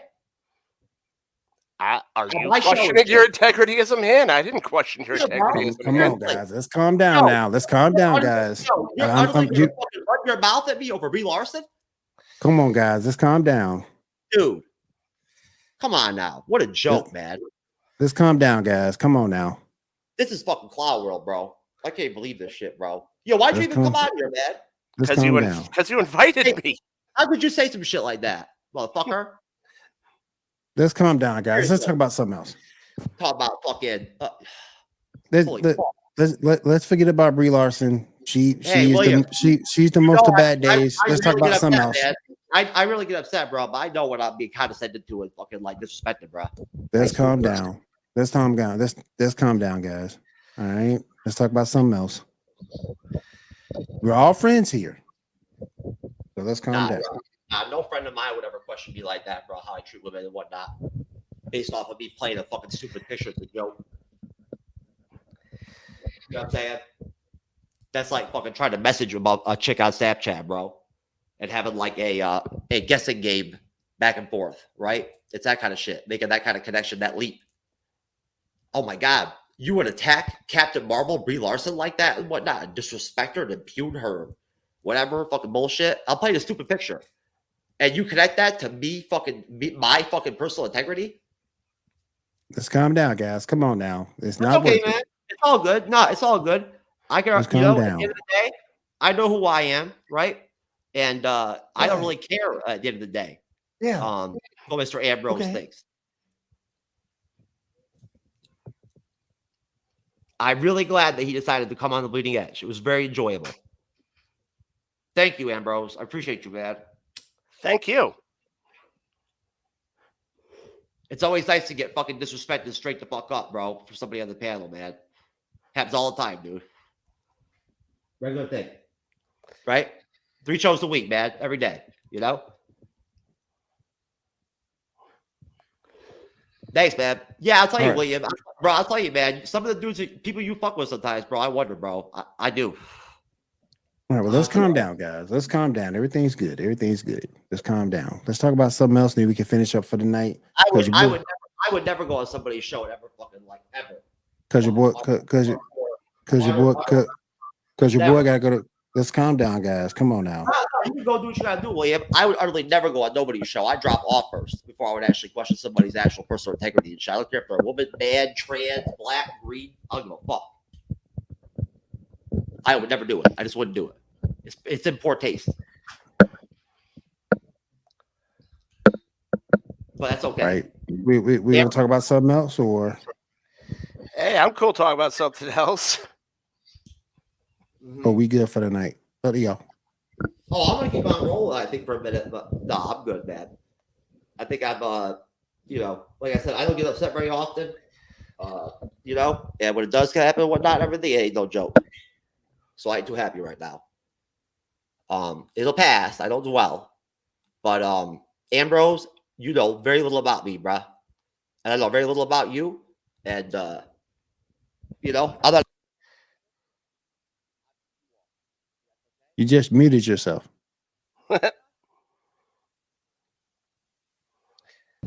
Well, yeah, man, you know. There you go. You back. You back. You back. That's the kind of thing that a true knowledge would do. Right? Well, Anyways. well. Let's talk about something else, and we can finish up. No, that's okay, man. Listen, William, go ahead. Why don't you go ahead and take off, man, and whatnot, right? I don't want to, like, you know, poo-poo your evening and shit, right? You know, I'm not going to sit here and, like, dwell on and whatnot and everything. I don't care about Ambrose and whatnot and everything. He can think what he wants. Oh, I You know? care about you. Yeah. Okay. Anyways, but no, man. Hey, shout out to Geek Gauntlet podcast and shit and whatnot, right? You know what I'm saying? We always support y'all and whatnot, right? And We appreciate that. And try to stay strong. We support you guys too. Hell yeah. No, and you always do, William. You're good people, man. It's always good to talk to you, man. Good to see you. You know, hey, what are you gonna do, man? Shit happens sometimes. It ain't the end of the world. Captain Bree ain't worth fucking you know, squabbling about.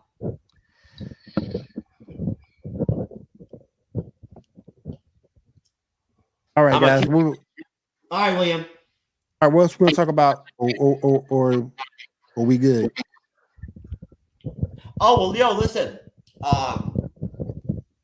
I think if I remember correctly, I reached out to you the other day or whatnot, and I think you messaged me back on Facebook and told me that Fridays weren't good for you at all, whatnot, everything. When I asked you about coming on and do the ranking shows with us this Friday, Every other Friday I have my kids.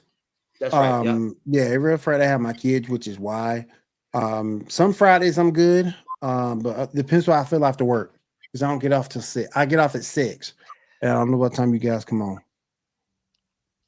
Oh, you know how it's 9:35 p.m. Okay. Yeah. I might be able to do a few. All right, that'd be dope, man. Yeah. All right, listen. I'm gonna change it up and whatnot and everything, right? And like, I don't know, throw on some Bandmate or something and whatnot and everything, and try to like go out on a positive. You feel me? Over here in I my feel you. dungeon. And I'll I talk to you feel later. you. I feel you, man. All right. Peace.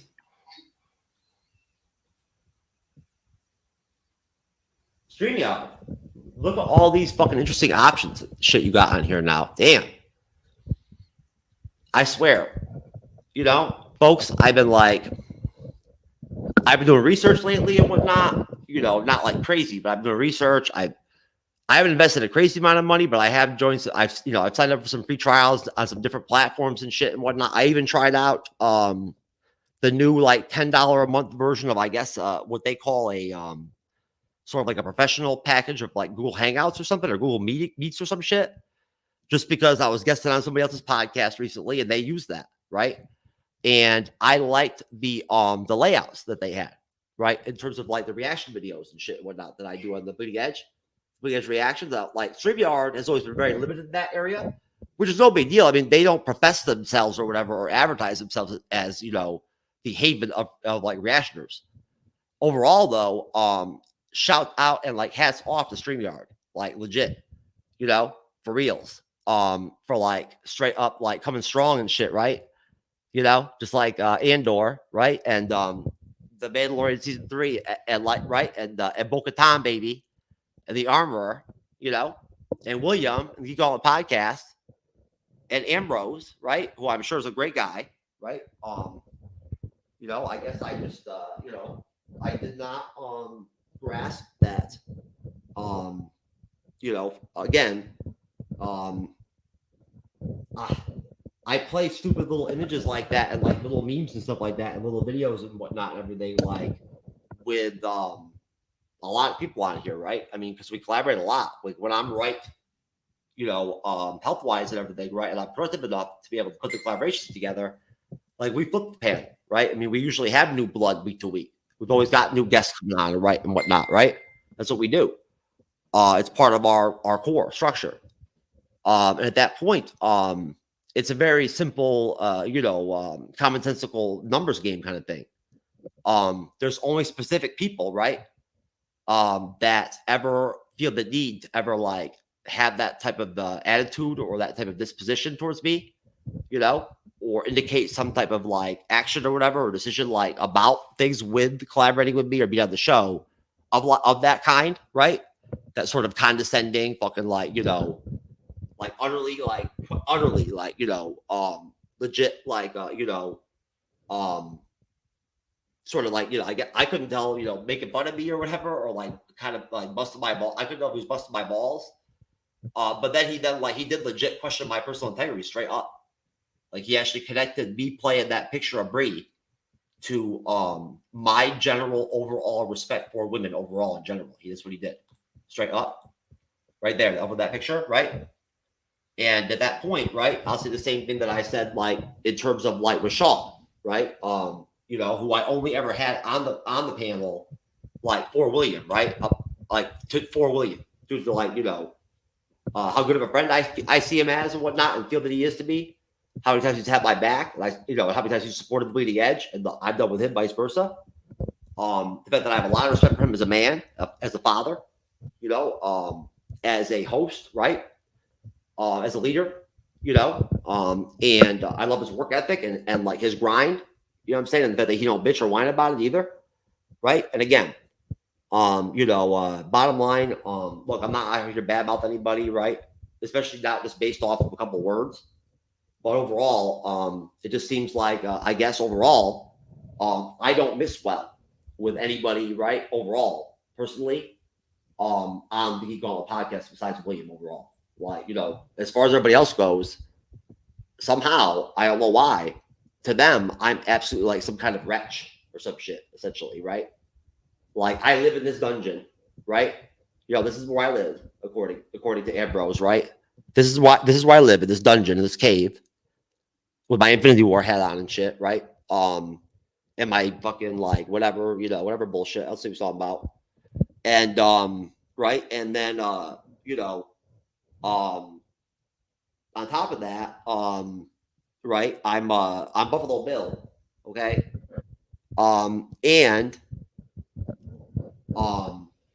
you know, I got some dude over here straight running his mouth and talking shit to me, right? On my own show, okay? Like basic core lines don't cross in content creation, you know what I'm saying? Like you drop off, you don't even come on.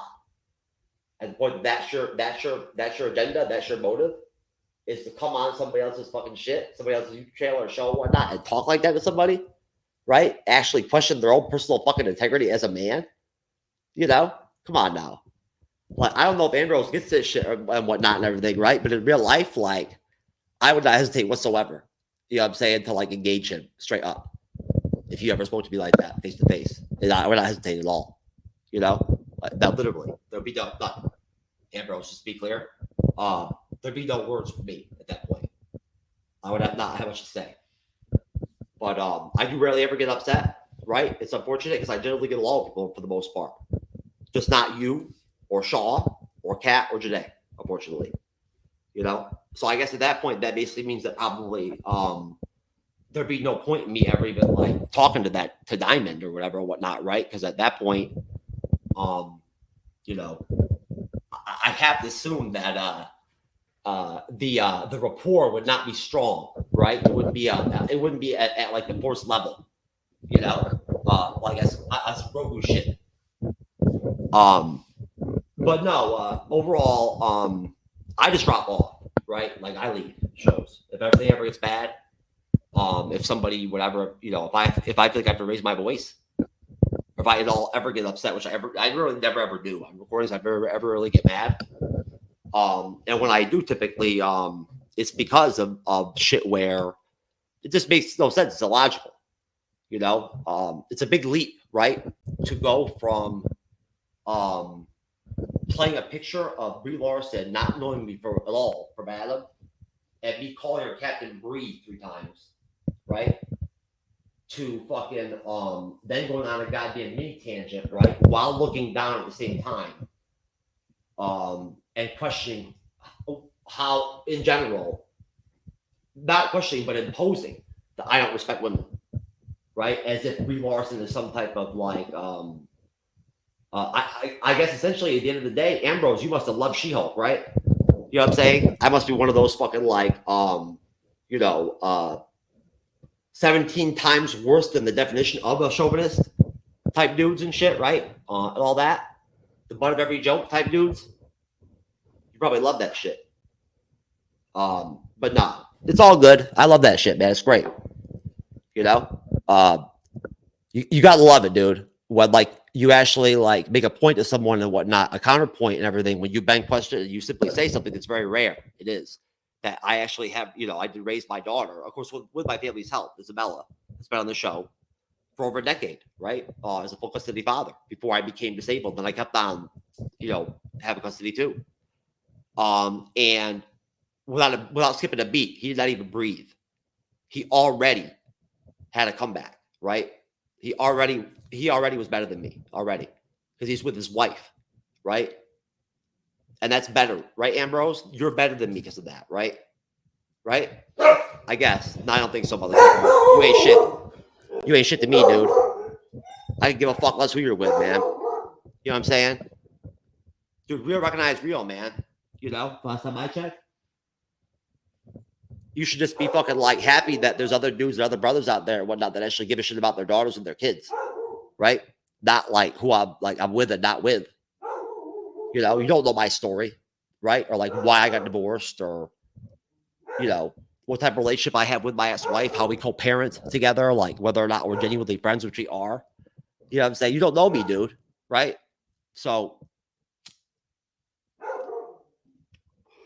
all I'm gonna say about this is just that I don't like illogical, stupid shit like this. I don't like it. I find it condescending. And what a surprise, right? Like, the only people I ever have a problem with on here are those types, like Shaw, right? You know, over at Geek Gauntlet, who is one of the most condescending, fucking arrogant, like, you know, lets you know straight up that he knows that you know he thinks he's better than you, right? Like he knows that you know type vibe. Right? That has ever been in a fucking fight in his life and shit and whatnot, dude. And like utterly, I played some stupid skit video on the show one night and shit, and he went ahead and like called me every name in the book because of that. Racist, transphobe. Well, you know what? What a surprise. Geek on, you know, hey, you know what, Ambrose? You're a good addition to Geek News Now, man. Right?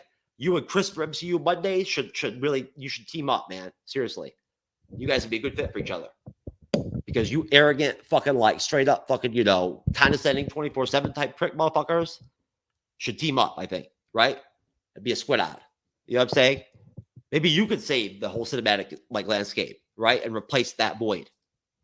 You know, while the superhero John was dying off. You can jump in there, you know, and become you know, a like, you know, I don't know, amateur hour circle jerk fucking version of like you know, the Whedon fucking Justice League, right? And ho all the way along. And on top of that, right? Maybe you can come hang out and come visit Tatooine with me and whatnot. Or we can rock it with the Tuskens. But anyways, folks, MCU's Winning Edge YouTube channel podcast.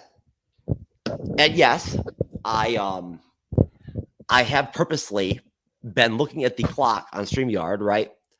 And I'm not trying to set some kind of like personal goals or records or anything like that and whatnot. I'm not trying to like, you know, go all crazy and shit. I've done stupid shit before back in the day and like you know, podcasted for fucking like 24 hours straight and like, you know, fucking made crazy fucking like 1 minute videos, you know, all day long, fucking like, you know, like hundreds of them and shit and whatnot, right? Like fucking around when I first started. And you know, I ain't down with all that now. Right. I pick and choose when I like to make my own individual content. And for the most part, I mostly just like have my hands full with the Bleeding Edge. In my own life, you know, which I do have one. So, right, like I do actually like to do things, you know. I have a two meetup groups that I run, and a third one that I have that's dormant that I basically am just kind of like building. That is a actual like general like you know, social networking type group, you know what I mean? For Southwest Florida, it's not fandom related or anything like that, whatnot, right? It's more like you know, bi-weekly, maybe like, you know, Zoom event type stuff, because Meetup now has like some kind of business relationship with Zoom now, right? Through their Meetup organizers app that they have, you know, which is actually pretty dope. You know, either way, they also have they have Zoom now as a part of it, right? And at that point, that one is going to be sort of just like I said, like bi-weekly online. You know, we're gonna have like meet and greet / networking / like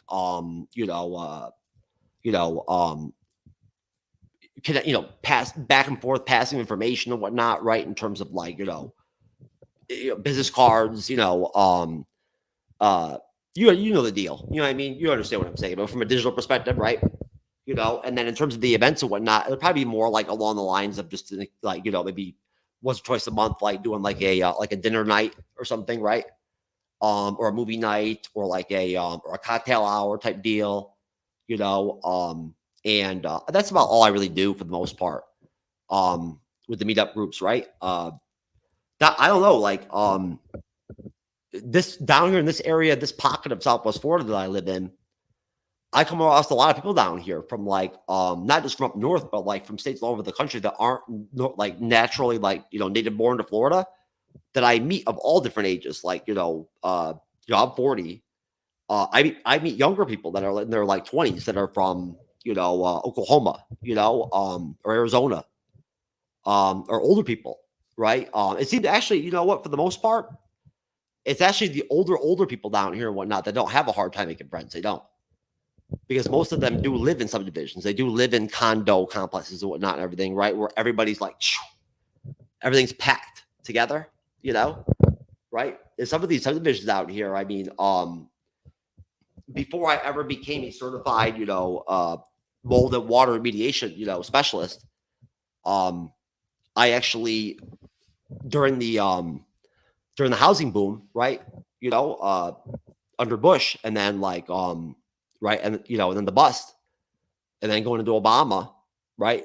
In that whole period, I used to do, geotechnological engineering, and basically, I did a lot of, residential, structural testing, density testing, soil testing, water testing, mineral testing, compaction testing, concrete testing, materials testing in general.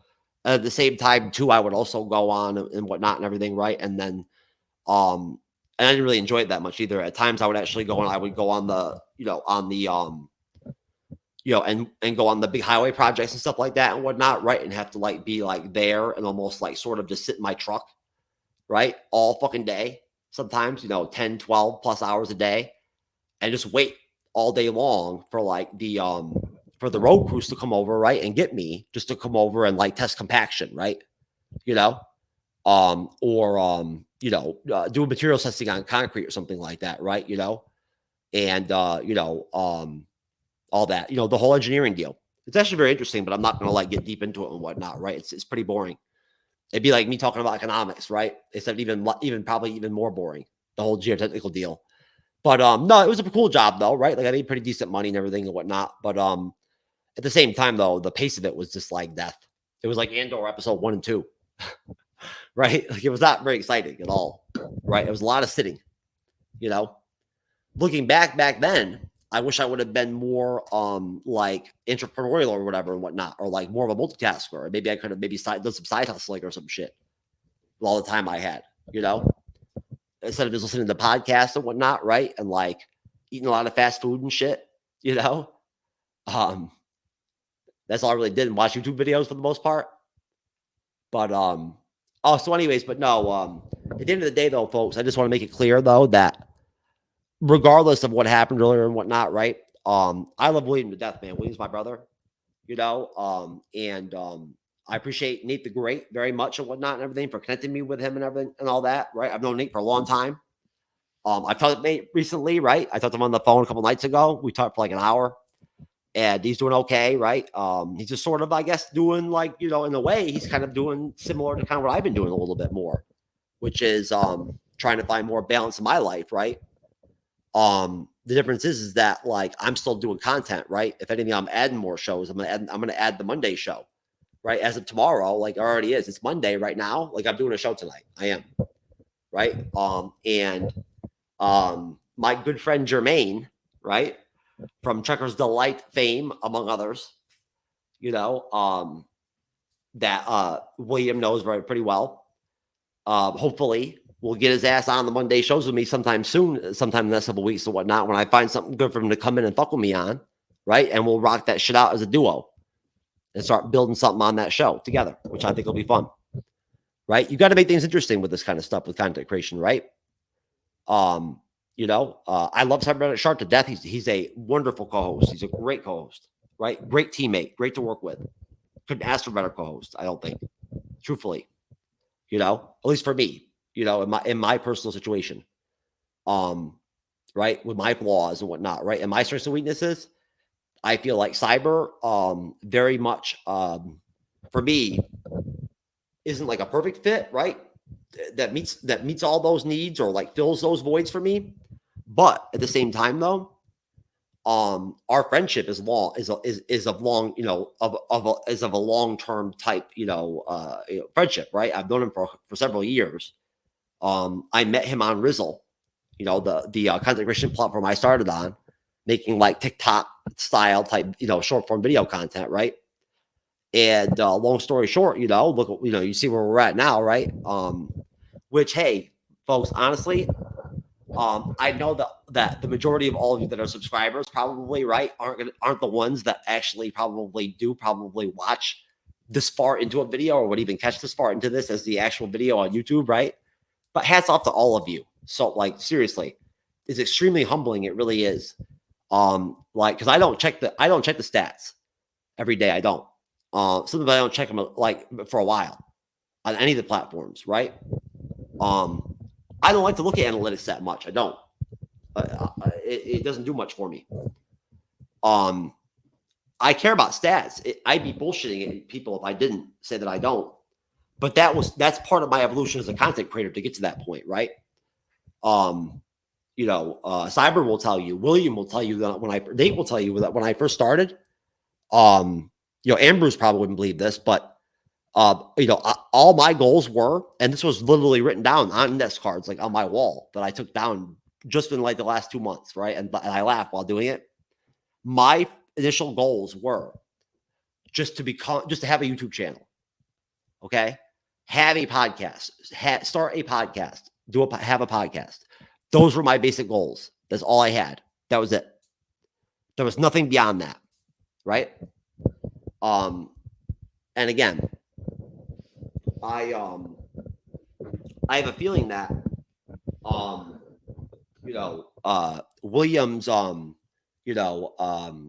beacon of virtue, fucking perfect gentleman, married man, right? That's raising his child the right way with his wife, right? Fuck single fathers, you know what I'm saying?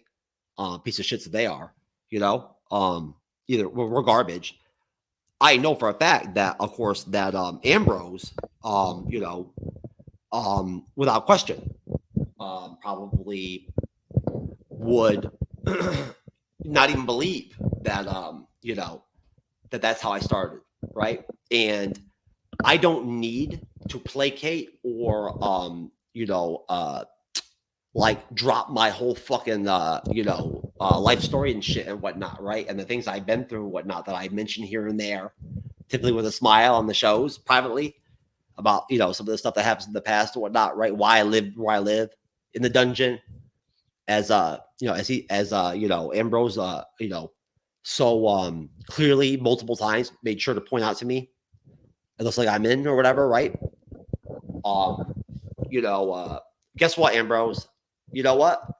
I feel blessed and I feel lucky and I feel humbled to have this fucking dungeon. You know that? I do. Right? Because at one point, right? Things weren't so hot for me, and it took a long time and a lot of work and like a lot of sacrifice and like me going through a lot of shit, man, to even get to where I'm at right now. At that point, I am extremely humbled. And I'm not going to go ahead and I don't need to go ahead and drop, my life story or talk about really who I am or, what my living situation is, right? Or any of that kind of crap, to sort of, I guess, after the fact, vindicate myself in some way or whatever, right? My life's going to move forward no matter what at the end of the day, no matter what, right? My children are still going to exist tomorrow. You know what I'm saying? Right? And William will still be my friend tomorrow, right? And he'll still come on the panel with me and shit, right? Regardless of whether or not to some asshole that came in my comment section running his mouth and then came on my show and ran his mouth, just like Chris from MCU Mondays and just like Shaw, right? Assholes, you know what I'm saying? Motherfuckers that I straight up legit would fucking legit. I'm not gonna say it. I'm just gonna leave it. You already know what I'm gonna say. It's very rare, right? That I come across people like that actually can make me upset like that. And I don't stay upset for very long at all. I'm just not built that way. I can't do it. I'm not an angry person at all. I do like people that care about people a lot. I do. So again, hey, it is what it is. I guarantee you that all I can say is that hopefully I'll just forget about that dude as long as he just don't fuck with me, right? I don't know. I don't see. I hope he doesn't. I hope he's not gonna become one of those douchebags that's gonna come in the comments and run his mouth at me and shit, call me names and all that crap and whatnot. Shit, man, I don't need any of that goddamn fucking amateur bullshit. I just don't need it. I'm serious. I don't like it upset like that, right?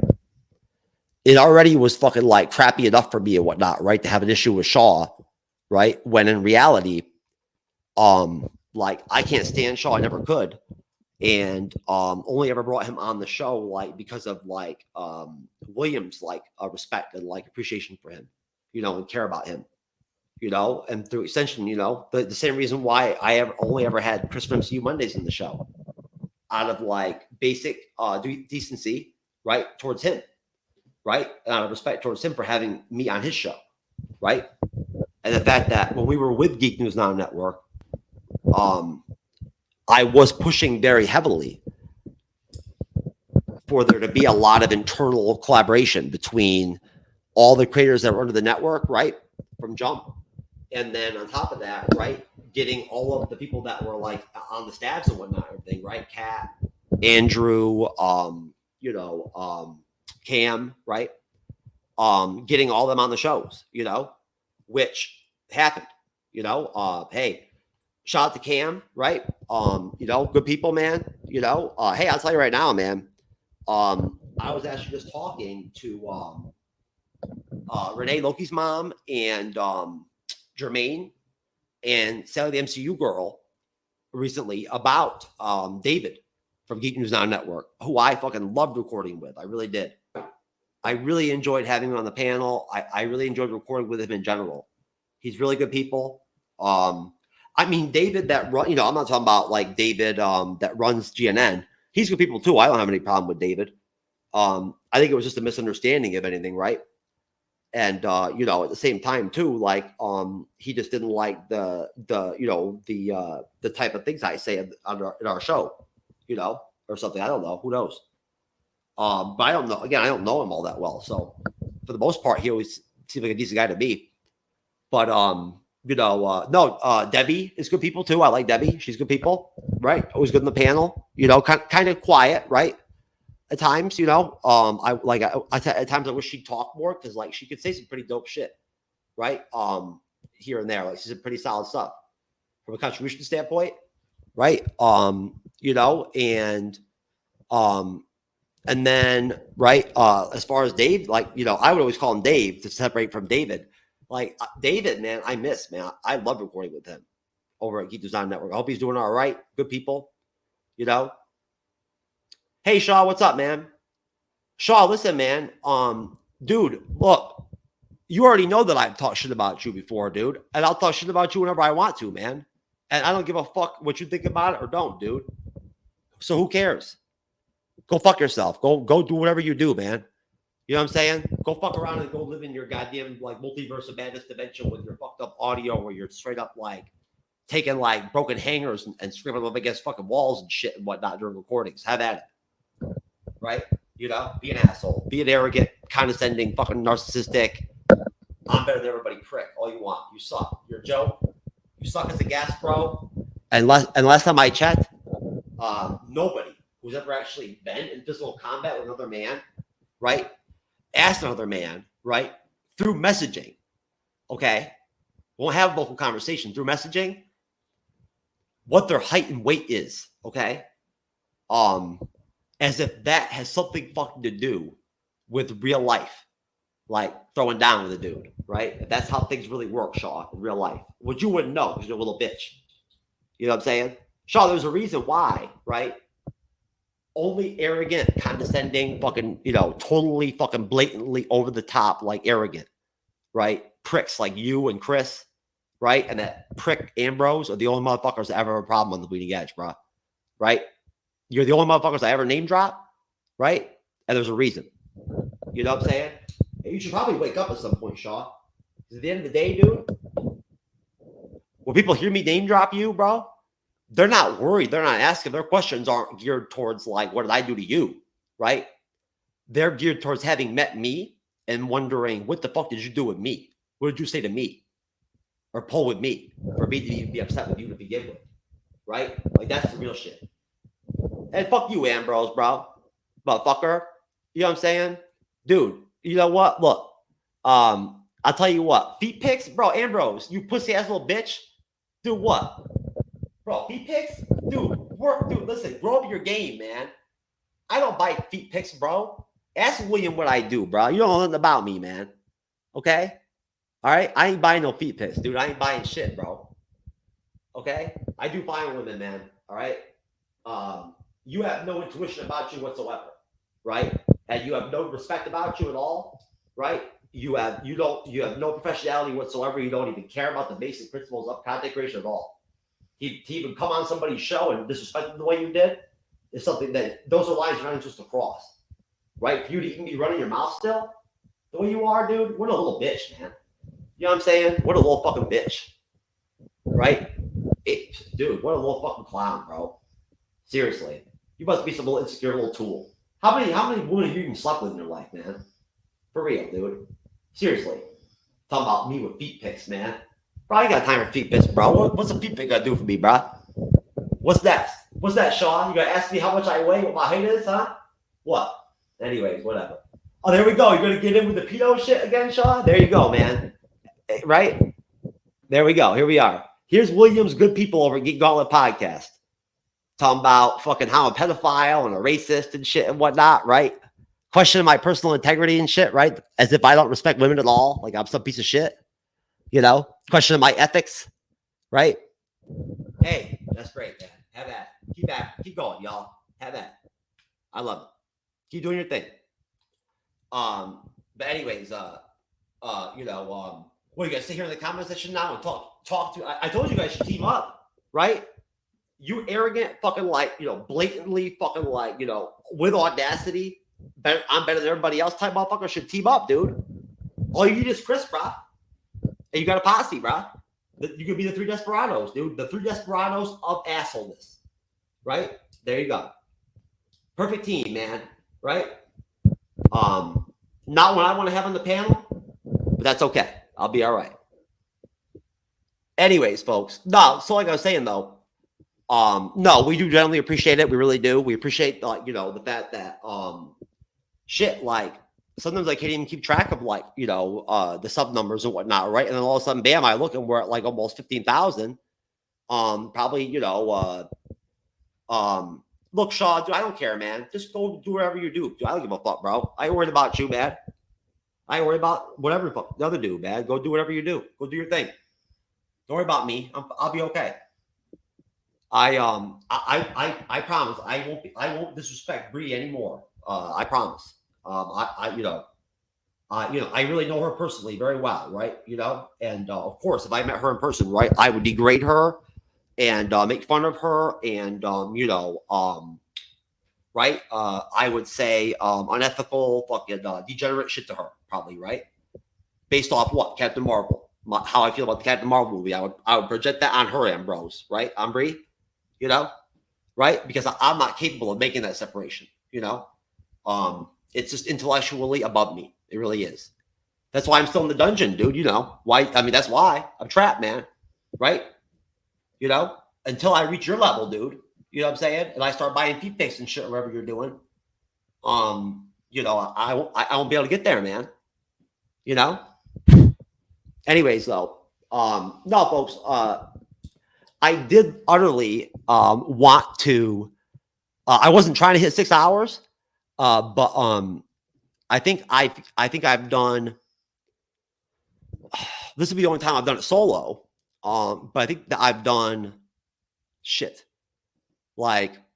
either 5, I think, or 6 different live streams that have been over 4.5 hours. I think, in the last 2 months, right? So once I saw that 4-hour mark, I was like, "Fuck it, I want to blow past that shit." And these dudes are just in here still talking, man. Go do something else. Go do something. Don't you have anything to do? Go do something else. Seriously, who cares? I don't care. It's all good. I don't care. I have no problem with you. Go do whatever. I'm not worried about it. It's all good. It's all gravy. But no, so either way, like I was saying earlier too, personally, myself, I think that it's not a bad thing to be surprised. When it comes to the MCU, when it comes to Marvel and all that and whatnot, there's no reason why everything has to stay the way that it's always been, right? And and beyond that chalkboard, right, or whatever, right, and beyond that fucking that big ass,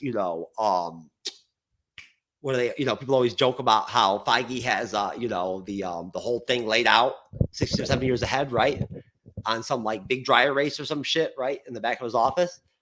Type deal or whatever, right? Which does seem neat if you think about it, visualize it, right? It's cool. But there's no reason why he can't maintain that same type of mentality. I mean, he's already been having to for a minute now, having to diversify and move away from a purely cinematic perspective in terms of how the MCU conducted itself, right? And presented itself from a content standpoint in terms of the fact that everything was theatric release. Once they started to incorporate the Disney Plus TV series, right? That was a massive change. It was the first, I guess, sort of addition, right, to the mix, I guess, of a actual real life tangible reactionary almost real time type situation for them all of a sudden where, hey, you know, not that I think at all that things ever have been in any way, shape, or form along the lines of Kevin Feige and his inner circle and his team down across the board of everybody that's involved, you know, does such a great job with all the movies and the Disney Plus shows. Not that I really think when it boils down to it, that everything is that well packaged or that well laid out, like a decade ahead and all that crap. And then it just all falls, you know, together, like perfectly synchronized, right? Without any hiccups or, you know, missteps or like, you know, real life occurrences happening, like the very unfortunate and like very untimely and like still tough, right? You know, and still, you know, just tragic loss of Chadwick Boseman, right? You know, I mean, hey, that shit is intense, man. You know, but I mean, even small things like, you know, way smaller than that can really throw things off with any production of anything, you know, of the scale, right? Of a movie, of a film like that, or a whole series where you're working with something where with WandaVision, you're talking about making and producing essentially, you know, like what? 2.5 like full length movies almost essentially, right? Almost 3 across a span of 9 episodes, you know?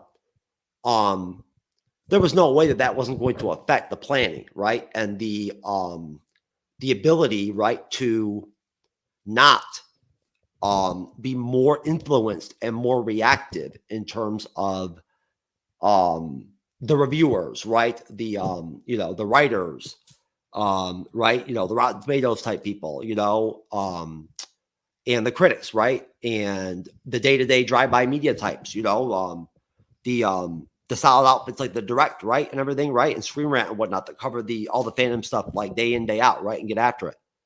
What are you talking about, Shaw? A fool never knows he's a fool or whatever. Shaw, you don't even know who the fuck I am, bro. Right? You've only like made content with me and shit and whatnot. And besides that, you message with me, dude. Anytime I ever tried to call you and speak to you vocally, you wouldn't even talk to me like a little kid, dude. Right? You don't know who I am, man. Okay? I don't even know anything about you, bro. All I know is that, again, there's only ever been 3 people ever I've ever actually gotten upset with or had a problem with because of the way you've acted towards me or towards my show or towards my overall, my, you know, my panel, whatever, right? You, Chris at MCU Mondays, and asshole Ambrose. And guess what the connection all is? You're all arrogant, blatantly fucking narcissistic pricks, straight up, that think you're better than fucking everybody from jump. And it's clear as day to everyone that you're like that, right? You know, it's clear. That's why I straight up, like, flat out, like, lob pitied you and threw you on the panel, bruh, just for William, dude, right? I have no fucking respect for you at all, Shaw. You fuck. You know what I'm saying? Seriously, bruh. You're on some logic like Ambrose, bro, making connections and shit and whatnot that I'm not capable of connecting to with people. I can't do it. Human beings don't work the way that, like, you perceive them, right? To make the sort of connections that he made earlier, right? And then you then did with me too, right? And then actually set that to my core personal integrity, my moral compass, right? Who I am in everyday life, what kind of father I am, how I treat women in my life. I mean, honestly, to tell you the truth, I just see your insecurities. That's all I see at the end of the day, right? I'm a lot more confident than both of you. And I should be, you know? Like, honestly, I mean, I'm not, I mean, nothing about you does anything to me. I'm not, Shaw, I give a fuck less about you, dude. Like, seriously, you mean nothing to me. You're irrelevant. You know, you're so goddamn arrogant and, like, you have so much audacity about it that I'm not even sure if you're even capable of even grasping honesty or authenticity from other people, or if you even know about my story or, like, what I've been through or gone through and whatnot, right? Like, you know, how I became disabled, you know, right? The fact that I tangibly only utterly have, like, basically medically only like half of a functioning brain. I do. You know, it's not a joke. We joke about it. We make light of it, right? Because I'm very humbled about it. I don't bitch and complain about it like you, right? Honestly, Shaw, your little weak ass bullshit you got going on medically doesn't even fucking come close. It doesn't even touch what I've got going down, bro. Doesn't even touch it, right? Kip Dynamite Whatever, Ambrose, you fucking pussy ass little bitch. Go buy your some toothpaste, motherfucker. Good luck with your shit, man. Get after it, bro. You're a great guest, man. You're real fucking real content creation vet, dude. Right? Coming after it. Getting after it, dude. Straight up legit, just fucking like disrespecting and fucking talking shit to the host of a fucking show right from jump within 5 minutes of being on that bitch. Right? Like you run the fucking show. From jump. Talking shit. Just like Shaw. Like a fucking asshole. Hey, like I said, man. Just call Chris, dude. Y'all need to unite, man. I'm telling you. As individuals, right? You ain't shit, man. You know what I'm saying? But as a squad, though, right? You could be, literally, Ambrose, a Special Olympics version of, right? The Young Avengers, okay? You know? Ambrose, listen, man. This isn't Snapchat, bro, okay? I don't give a fuck, dude. Now we ain't friends, bro. Fuck you, dude. Whatever, man. Go fuck off. All right? Go take your arrogant fucking bullshit with somewhere else, man. I ain't down with it. Right? I ain't down with your shit, dude. I don't care, man. It's all good. Tomorrow, you won't exist anymore. Right? Again, there's bigger things going on in life than you or Chaw or whatever, or whether or not you and I are friends. Actually, Ambrose, to tell you the truth, you're so narrow-minded and you're so limited, like in what you know in your capacity, that you don't even grasp that. I actually am genuinely friends with almost all the creators, everybody that collaborates with us, all of them, right? None of them would ever pull some shit like you, okay? I'm not angry, Ambrose. I'm not angry at all, man. I just don't understand why you're bothering me. Go fuck off, dude. Go fuck yourself, bro, okay? Like, seriously, man. We get it. You're arrogant, bro. We get it. You're better than everybody. We get it, dude. We get it, all right? Like, hey, man, you're cool, dude. Right? You came on my show, bro, within 10 minutes, dude. You questioned my personal fucking integrity, bro. Right? And talk shit to me. Good for you, man. Have after it, bro. Good luck, dude. Have fun networking, man. Right? You're going to be great as a guest on multiple shows. I can't wait, dude. Yep. I'm really wanting to tune in on Geek Gauntlet now, bro, to see your ass. Can't wait to hear your bullshit, dude. God damn. What a fucking asshole, bro. No, I don't have a problem with most people. I don't at all, folks. It's honestly the only people that get my goal up are the blatantly arrogant types, right? Like these assholes, right? That are just straight, legit living like a different dimension than like we do, right? Than I do, that William does, right? I'm just not as tolerant as William. I'm not, right? I'm not. William has no problem with accepting and allowing like bullshit like this with people, right? Because he knows what to expect from them, right? And that he can whatever he understands the dynamic with them, what it is. I personally can be patient and tolerate a lot of bullshit, but I don't like very much at all people doing things that just, again, that break all of the like invisible lines in content creation that you just don't cross, like going on somebody's show from jump, right? Based off of like the backing of a friend. That's my friend in content creation, right? And coming on my show and utterly questioning my personal integrity and shit straight up, from jump. Without even knowing anything about me. Yeah, TED Talk. Okay, man, whatever. Get a life, man. Go do something else. Move on. Right? If this bothers you, dude, if this is your problem, bro, if this is your compass right here, bro, that picture right there, if that defines who I am as a man right there, me playing that shit right there, bro, okay? Then honestly, I gotta be honest with you, dude, to tell you the truth. Ambrose, whatever the fuck your name is, bro. If you actually saw any of my private videos and whatnot, and what actual sex is like between, right, actual adult men and women, right, that actually like, guys like me that actually have game in the bedroom and whatnot, and like play at like a savage fucking level like I do, bro, I'm telling you right now, if utterly you felt offended, I mean, just simply calling Brie Larson Captain Brie, and me playing that image, okay, and not even saying anything, and that bothered you to the point where you had to actually talk shit to me on my own show, then bro, I'm not sure how you'd be able to handle watching me turn a chick out, bro, right in front of you. I'd have to imagine that it would probably make you feel very insecure, to be honest with you. Right? And you don't need more of that, man, at all. You've already got enough of it as it is, just like straight, like almost, you know, I guess almost like coming off you like an aura almost, right? Like your own little halo of like little bitchness, you know? You have a life, whatever, dude. Go do whatever, man. Go fuck yourself. I don't care, bro. I don't care. And you can go fuck yourself. That's all there is. And I don't give a fuck about your life either. Like, that was already over, bro. Any opportunity of you and I being friends was dashed immediately when you fucking ran your mouth the way you did and whatnot, right from jump with me on my own show. You squashed that shit from jump, bro. Ain't no friendship with me, bro. Why would you want to watch me have sex? I don't know, bro. Maybe you could actually learn how to, like, actually satisfy your wife in the bedroom, you little pussy. You bitch. You ever think about that? Might help you out a little bit, you know? So buying feet pics and shit. Huh, little man? Right? You tough guy? Oh, you little tough guy, little bitch motherfuckers have to go and like run your mouths and talk shit to people on their own shows and shit, man. Right? You know what I'm saying? It's basic psychology, dude. You know?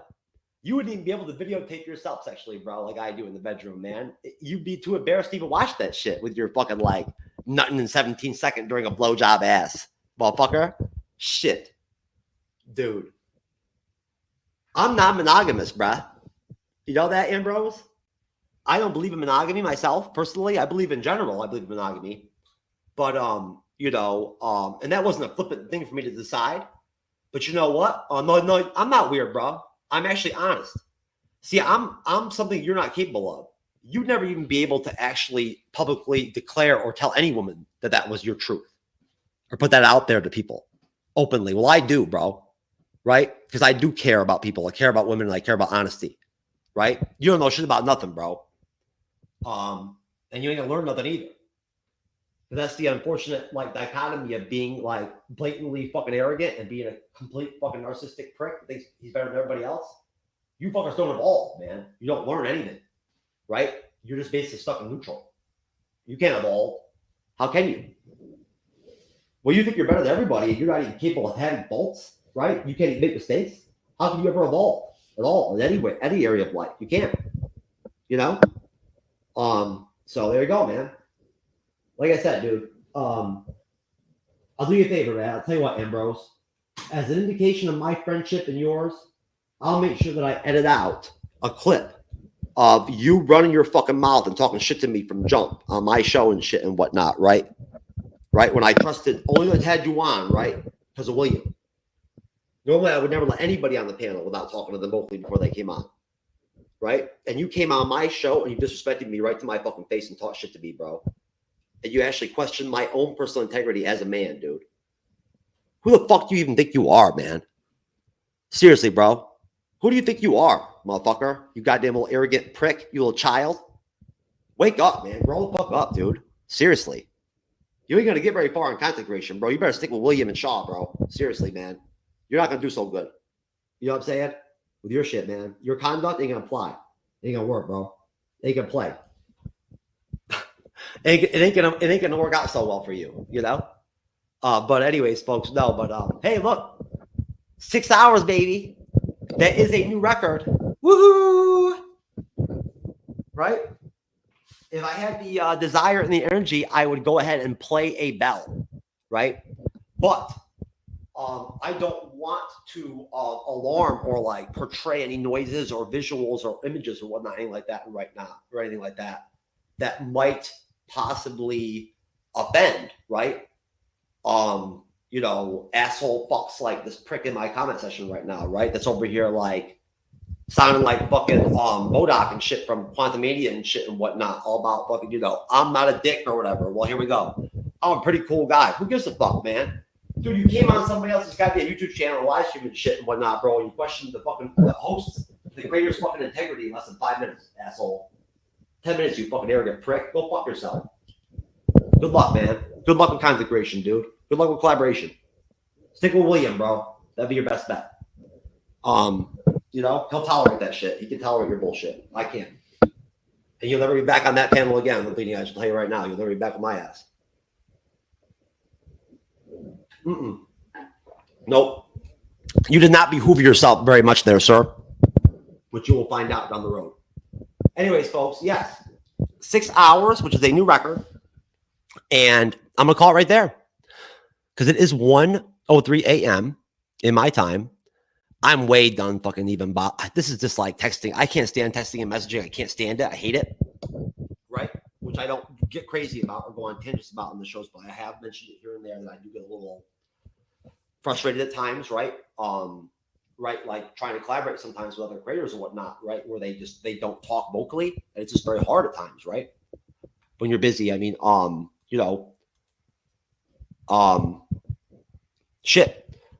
Not this week, but last week, between the 3 shows we did, I guested on 4 other full shows, either podcast or recorded YouTube videos, right? And a live stream.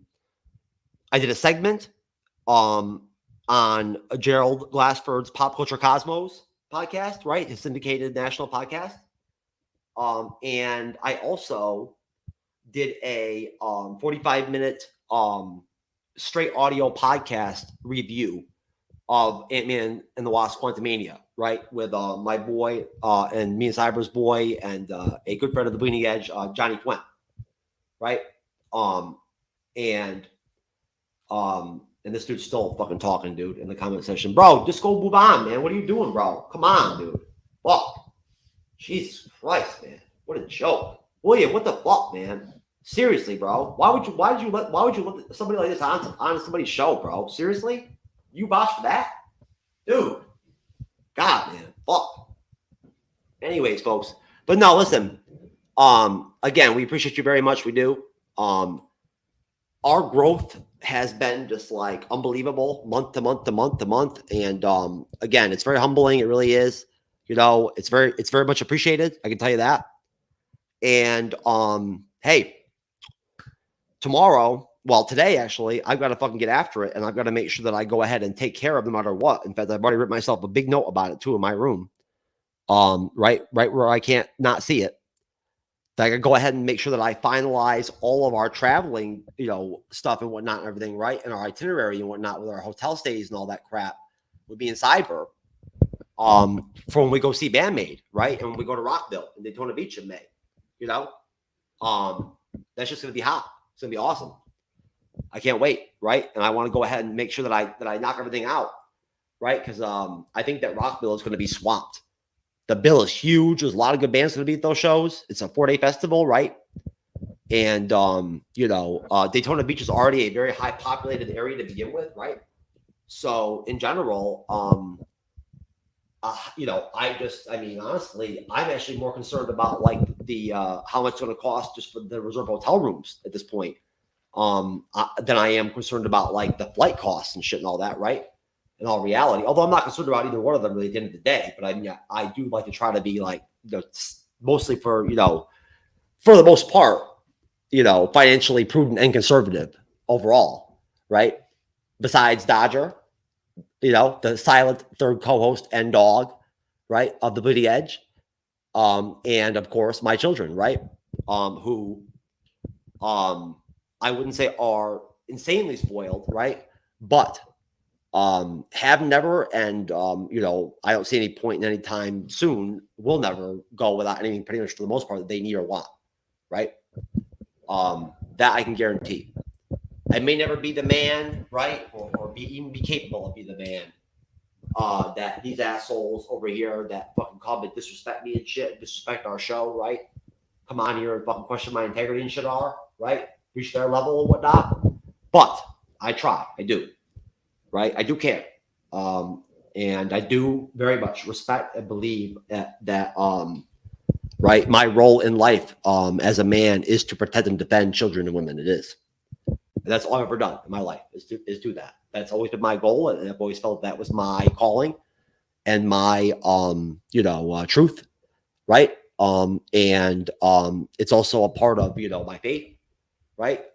And at the end of the day, the last time I checked, neither Shaw or whoever the fuck Ambrose, whoever the fuck this dude is. Last time I checked, I think God's the only person the only entity that actually does really watch me or know what I do and don't do throughout the enters parts of my life. And at that point, as long as him and I are straight, which I think we're okay, then I think that overall, I'm not really all that concerned about whatever nonsense or whatever that these irrelevant fucking people are saying to me here in the stupid comment section. I could care less. It really makes no difference. I don't know what they don't understand about that, to be honest with you. What I do care about, though, at the end of the day, though, is the fact that, God, in less than 3 days, Mandalorian, baby, Wednesday night on the main show, right? Episode 5 review, baby. We're doing it. It's basically, past the mid-season mark at that point.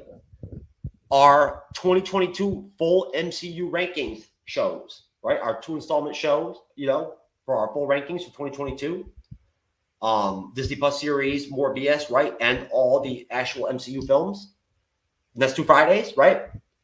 And next Sunday, 7 p.m. Eastern, 4 p.m. Pacific, I'll be breaking down, right, with the panel, which will be, of course, made up of people who will not flip out, right, and act like children and fucking go all crazy and disrespect people and fucking question people's integrity and shit, right?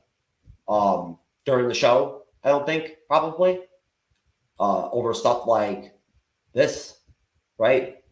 Or that, or this, what I'm saying? Or that. Hey, there you go, buddy. How's that work? Right there you go, right? Here you go. I hate women. There you go. I hate women because of that. Bam. There you go. Hate them. Can't stand them. Think they're garbage, right? No respect for them. Fuck you, Steve from Bumble. Fuck you.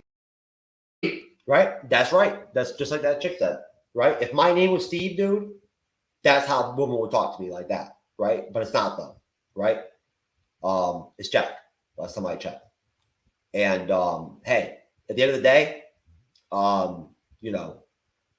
with me, when it boils down to it, Sometimes it may be good, sometimes it may be shit. But you'll always know that it's always good, right? Bottom line, right?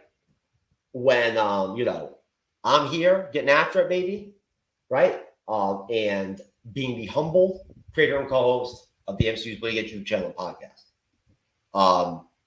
Hats off to William, right? Over Geek Gauntlet podcast, it's unfortunate that I am I'm just such a problem to everybody over there other than him, I guess, but I can't help it, right? I am who I am, and I'm not going to be changing that anytime soon. I don't need to change it for anything the last time I checked. Unless Ambrose decides to get in the comment section, tomorrow night or whatever, and maybe explain to me through messaging, the perfect recipe for, being a real man like him, I really would like to learn how to be able to be like him so I could actually go on people's shows, right? So I can go on Jared Glassford's Pop Culture Cosmos, right? And when he tells a joke, I can question his actual integrity, right? As a father, and a husband, I'll do that next time I'm on. And we'll see how that goes between me and him, right? How that works out for me. How that plays out for me down the road with my content creation, the Bleeding Edge and all that. How long I last, right? And how many times I keep getting asked to guest on shows. When I cross that line, right? And I go to that level. Well, I won't be doing that anytime soon, folks. I don't do that kind of stuff. Like I said, I just drop off, when there's a problem or whatever, or when there's drama on somebody else's show, it's their show, right? Even if they call you the worst names on earth, right? You ever heard in your life, the best thing always to do is just to dip, just get out, just leave it alone and walk away, right? You don't let that shit spill into the recording at all. You never do that. It always ends up looking bad and worse on you at the end of the day than anybody else, right? Which, again, when you're like, I don't know, I'm very selfless in life. Like, I don't know what it's like to be arrogant, right? Or think I'm better than everybody else, right? I don't know what it's like to have the audacity in me, right? Or be capable to even do something, right? Or make a logical connection like that, right? That deep, about another person that you've just met or whatever, right? Through a screen, you know, right? To make that kind of leap, right? And actually go on some like that was almost like some Chris from MCU Mondays type tangent shit right there, bro. I gotta give you props, man. That's very good connective tissue, just like some MCU shit right there. You know, that was some serious, blatant fucking like tangent arrogance right there from jump, just like Chris, man. And it's helping him out too, really good. It really is. It's really benefiting his content creation. Last time I checked, right? People are loving it, you know. Right? His guests really enjoy having to like pretend laugh. There's jokes and shit and whatnot. It's great. It's wonderful. I experienced it myself firsthand. Wonderful feeling. Great. You know, people love people like that, Ambrose. You're great. You're a hit for me as far as I'm concerned, dude. Yeah, we're friends, man. What are you kidding me? Who wouldn't want to be a friend like you, dude? Right? There's nothing better than being disrespected like that, man. You know what I'm saying? It's great, dude. It's wonderful. You know? Hey, look, it's all part of that humbling process, bro. It's all part of that evolution, you know? You gotta unfortunately go through life and have fucking like little bitch motherfuckers like you running around with their mouths. You know, it's all good. What are you gonna do? I'll be okay, and hopefully you'll be okay, right?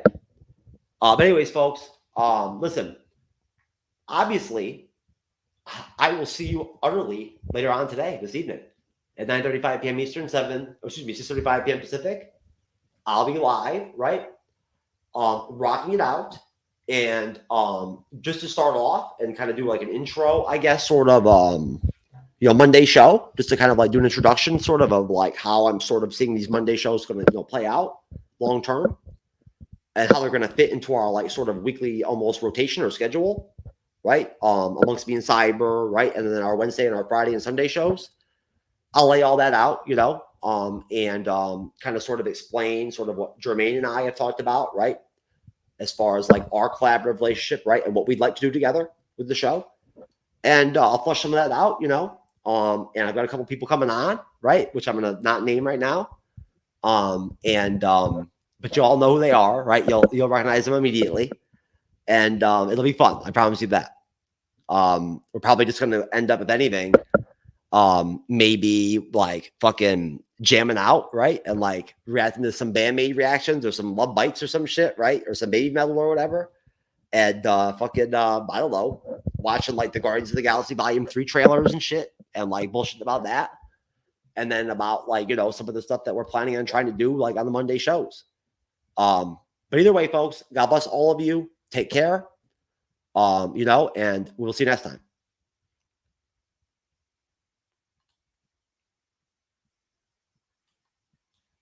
Mini skirt on, dip my body in glitter. Platform sneakers, all the boys want a picture. Foreign cars, I make rich look richer. Save your breath, baby, I'm not going home with y'all. Mini skirt on, dip my body in glitter. Platform sneakers, all the boys want a picture. Foreign cars, I make rich look richer. Save your breath, baby, I'm not going home with y'all. Mini skirt on.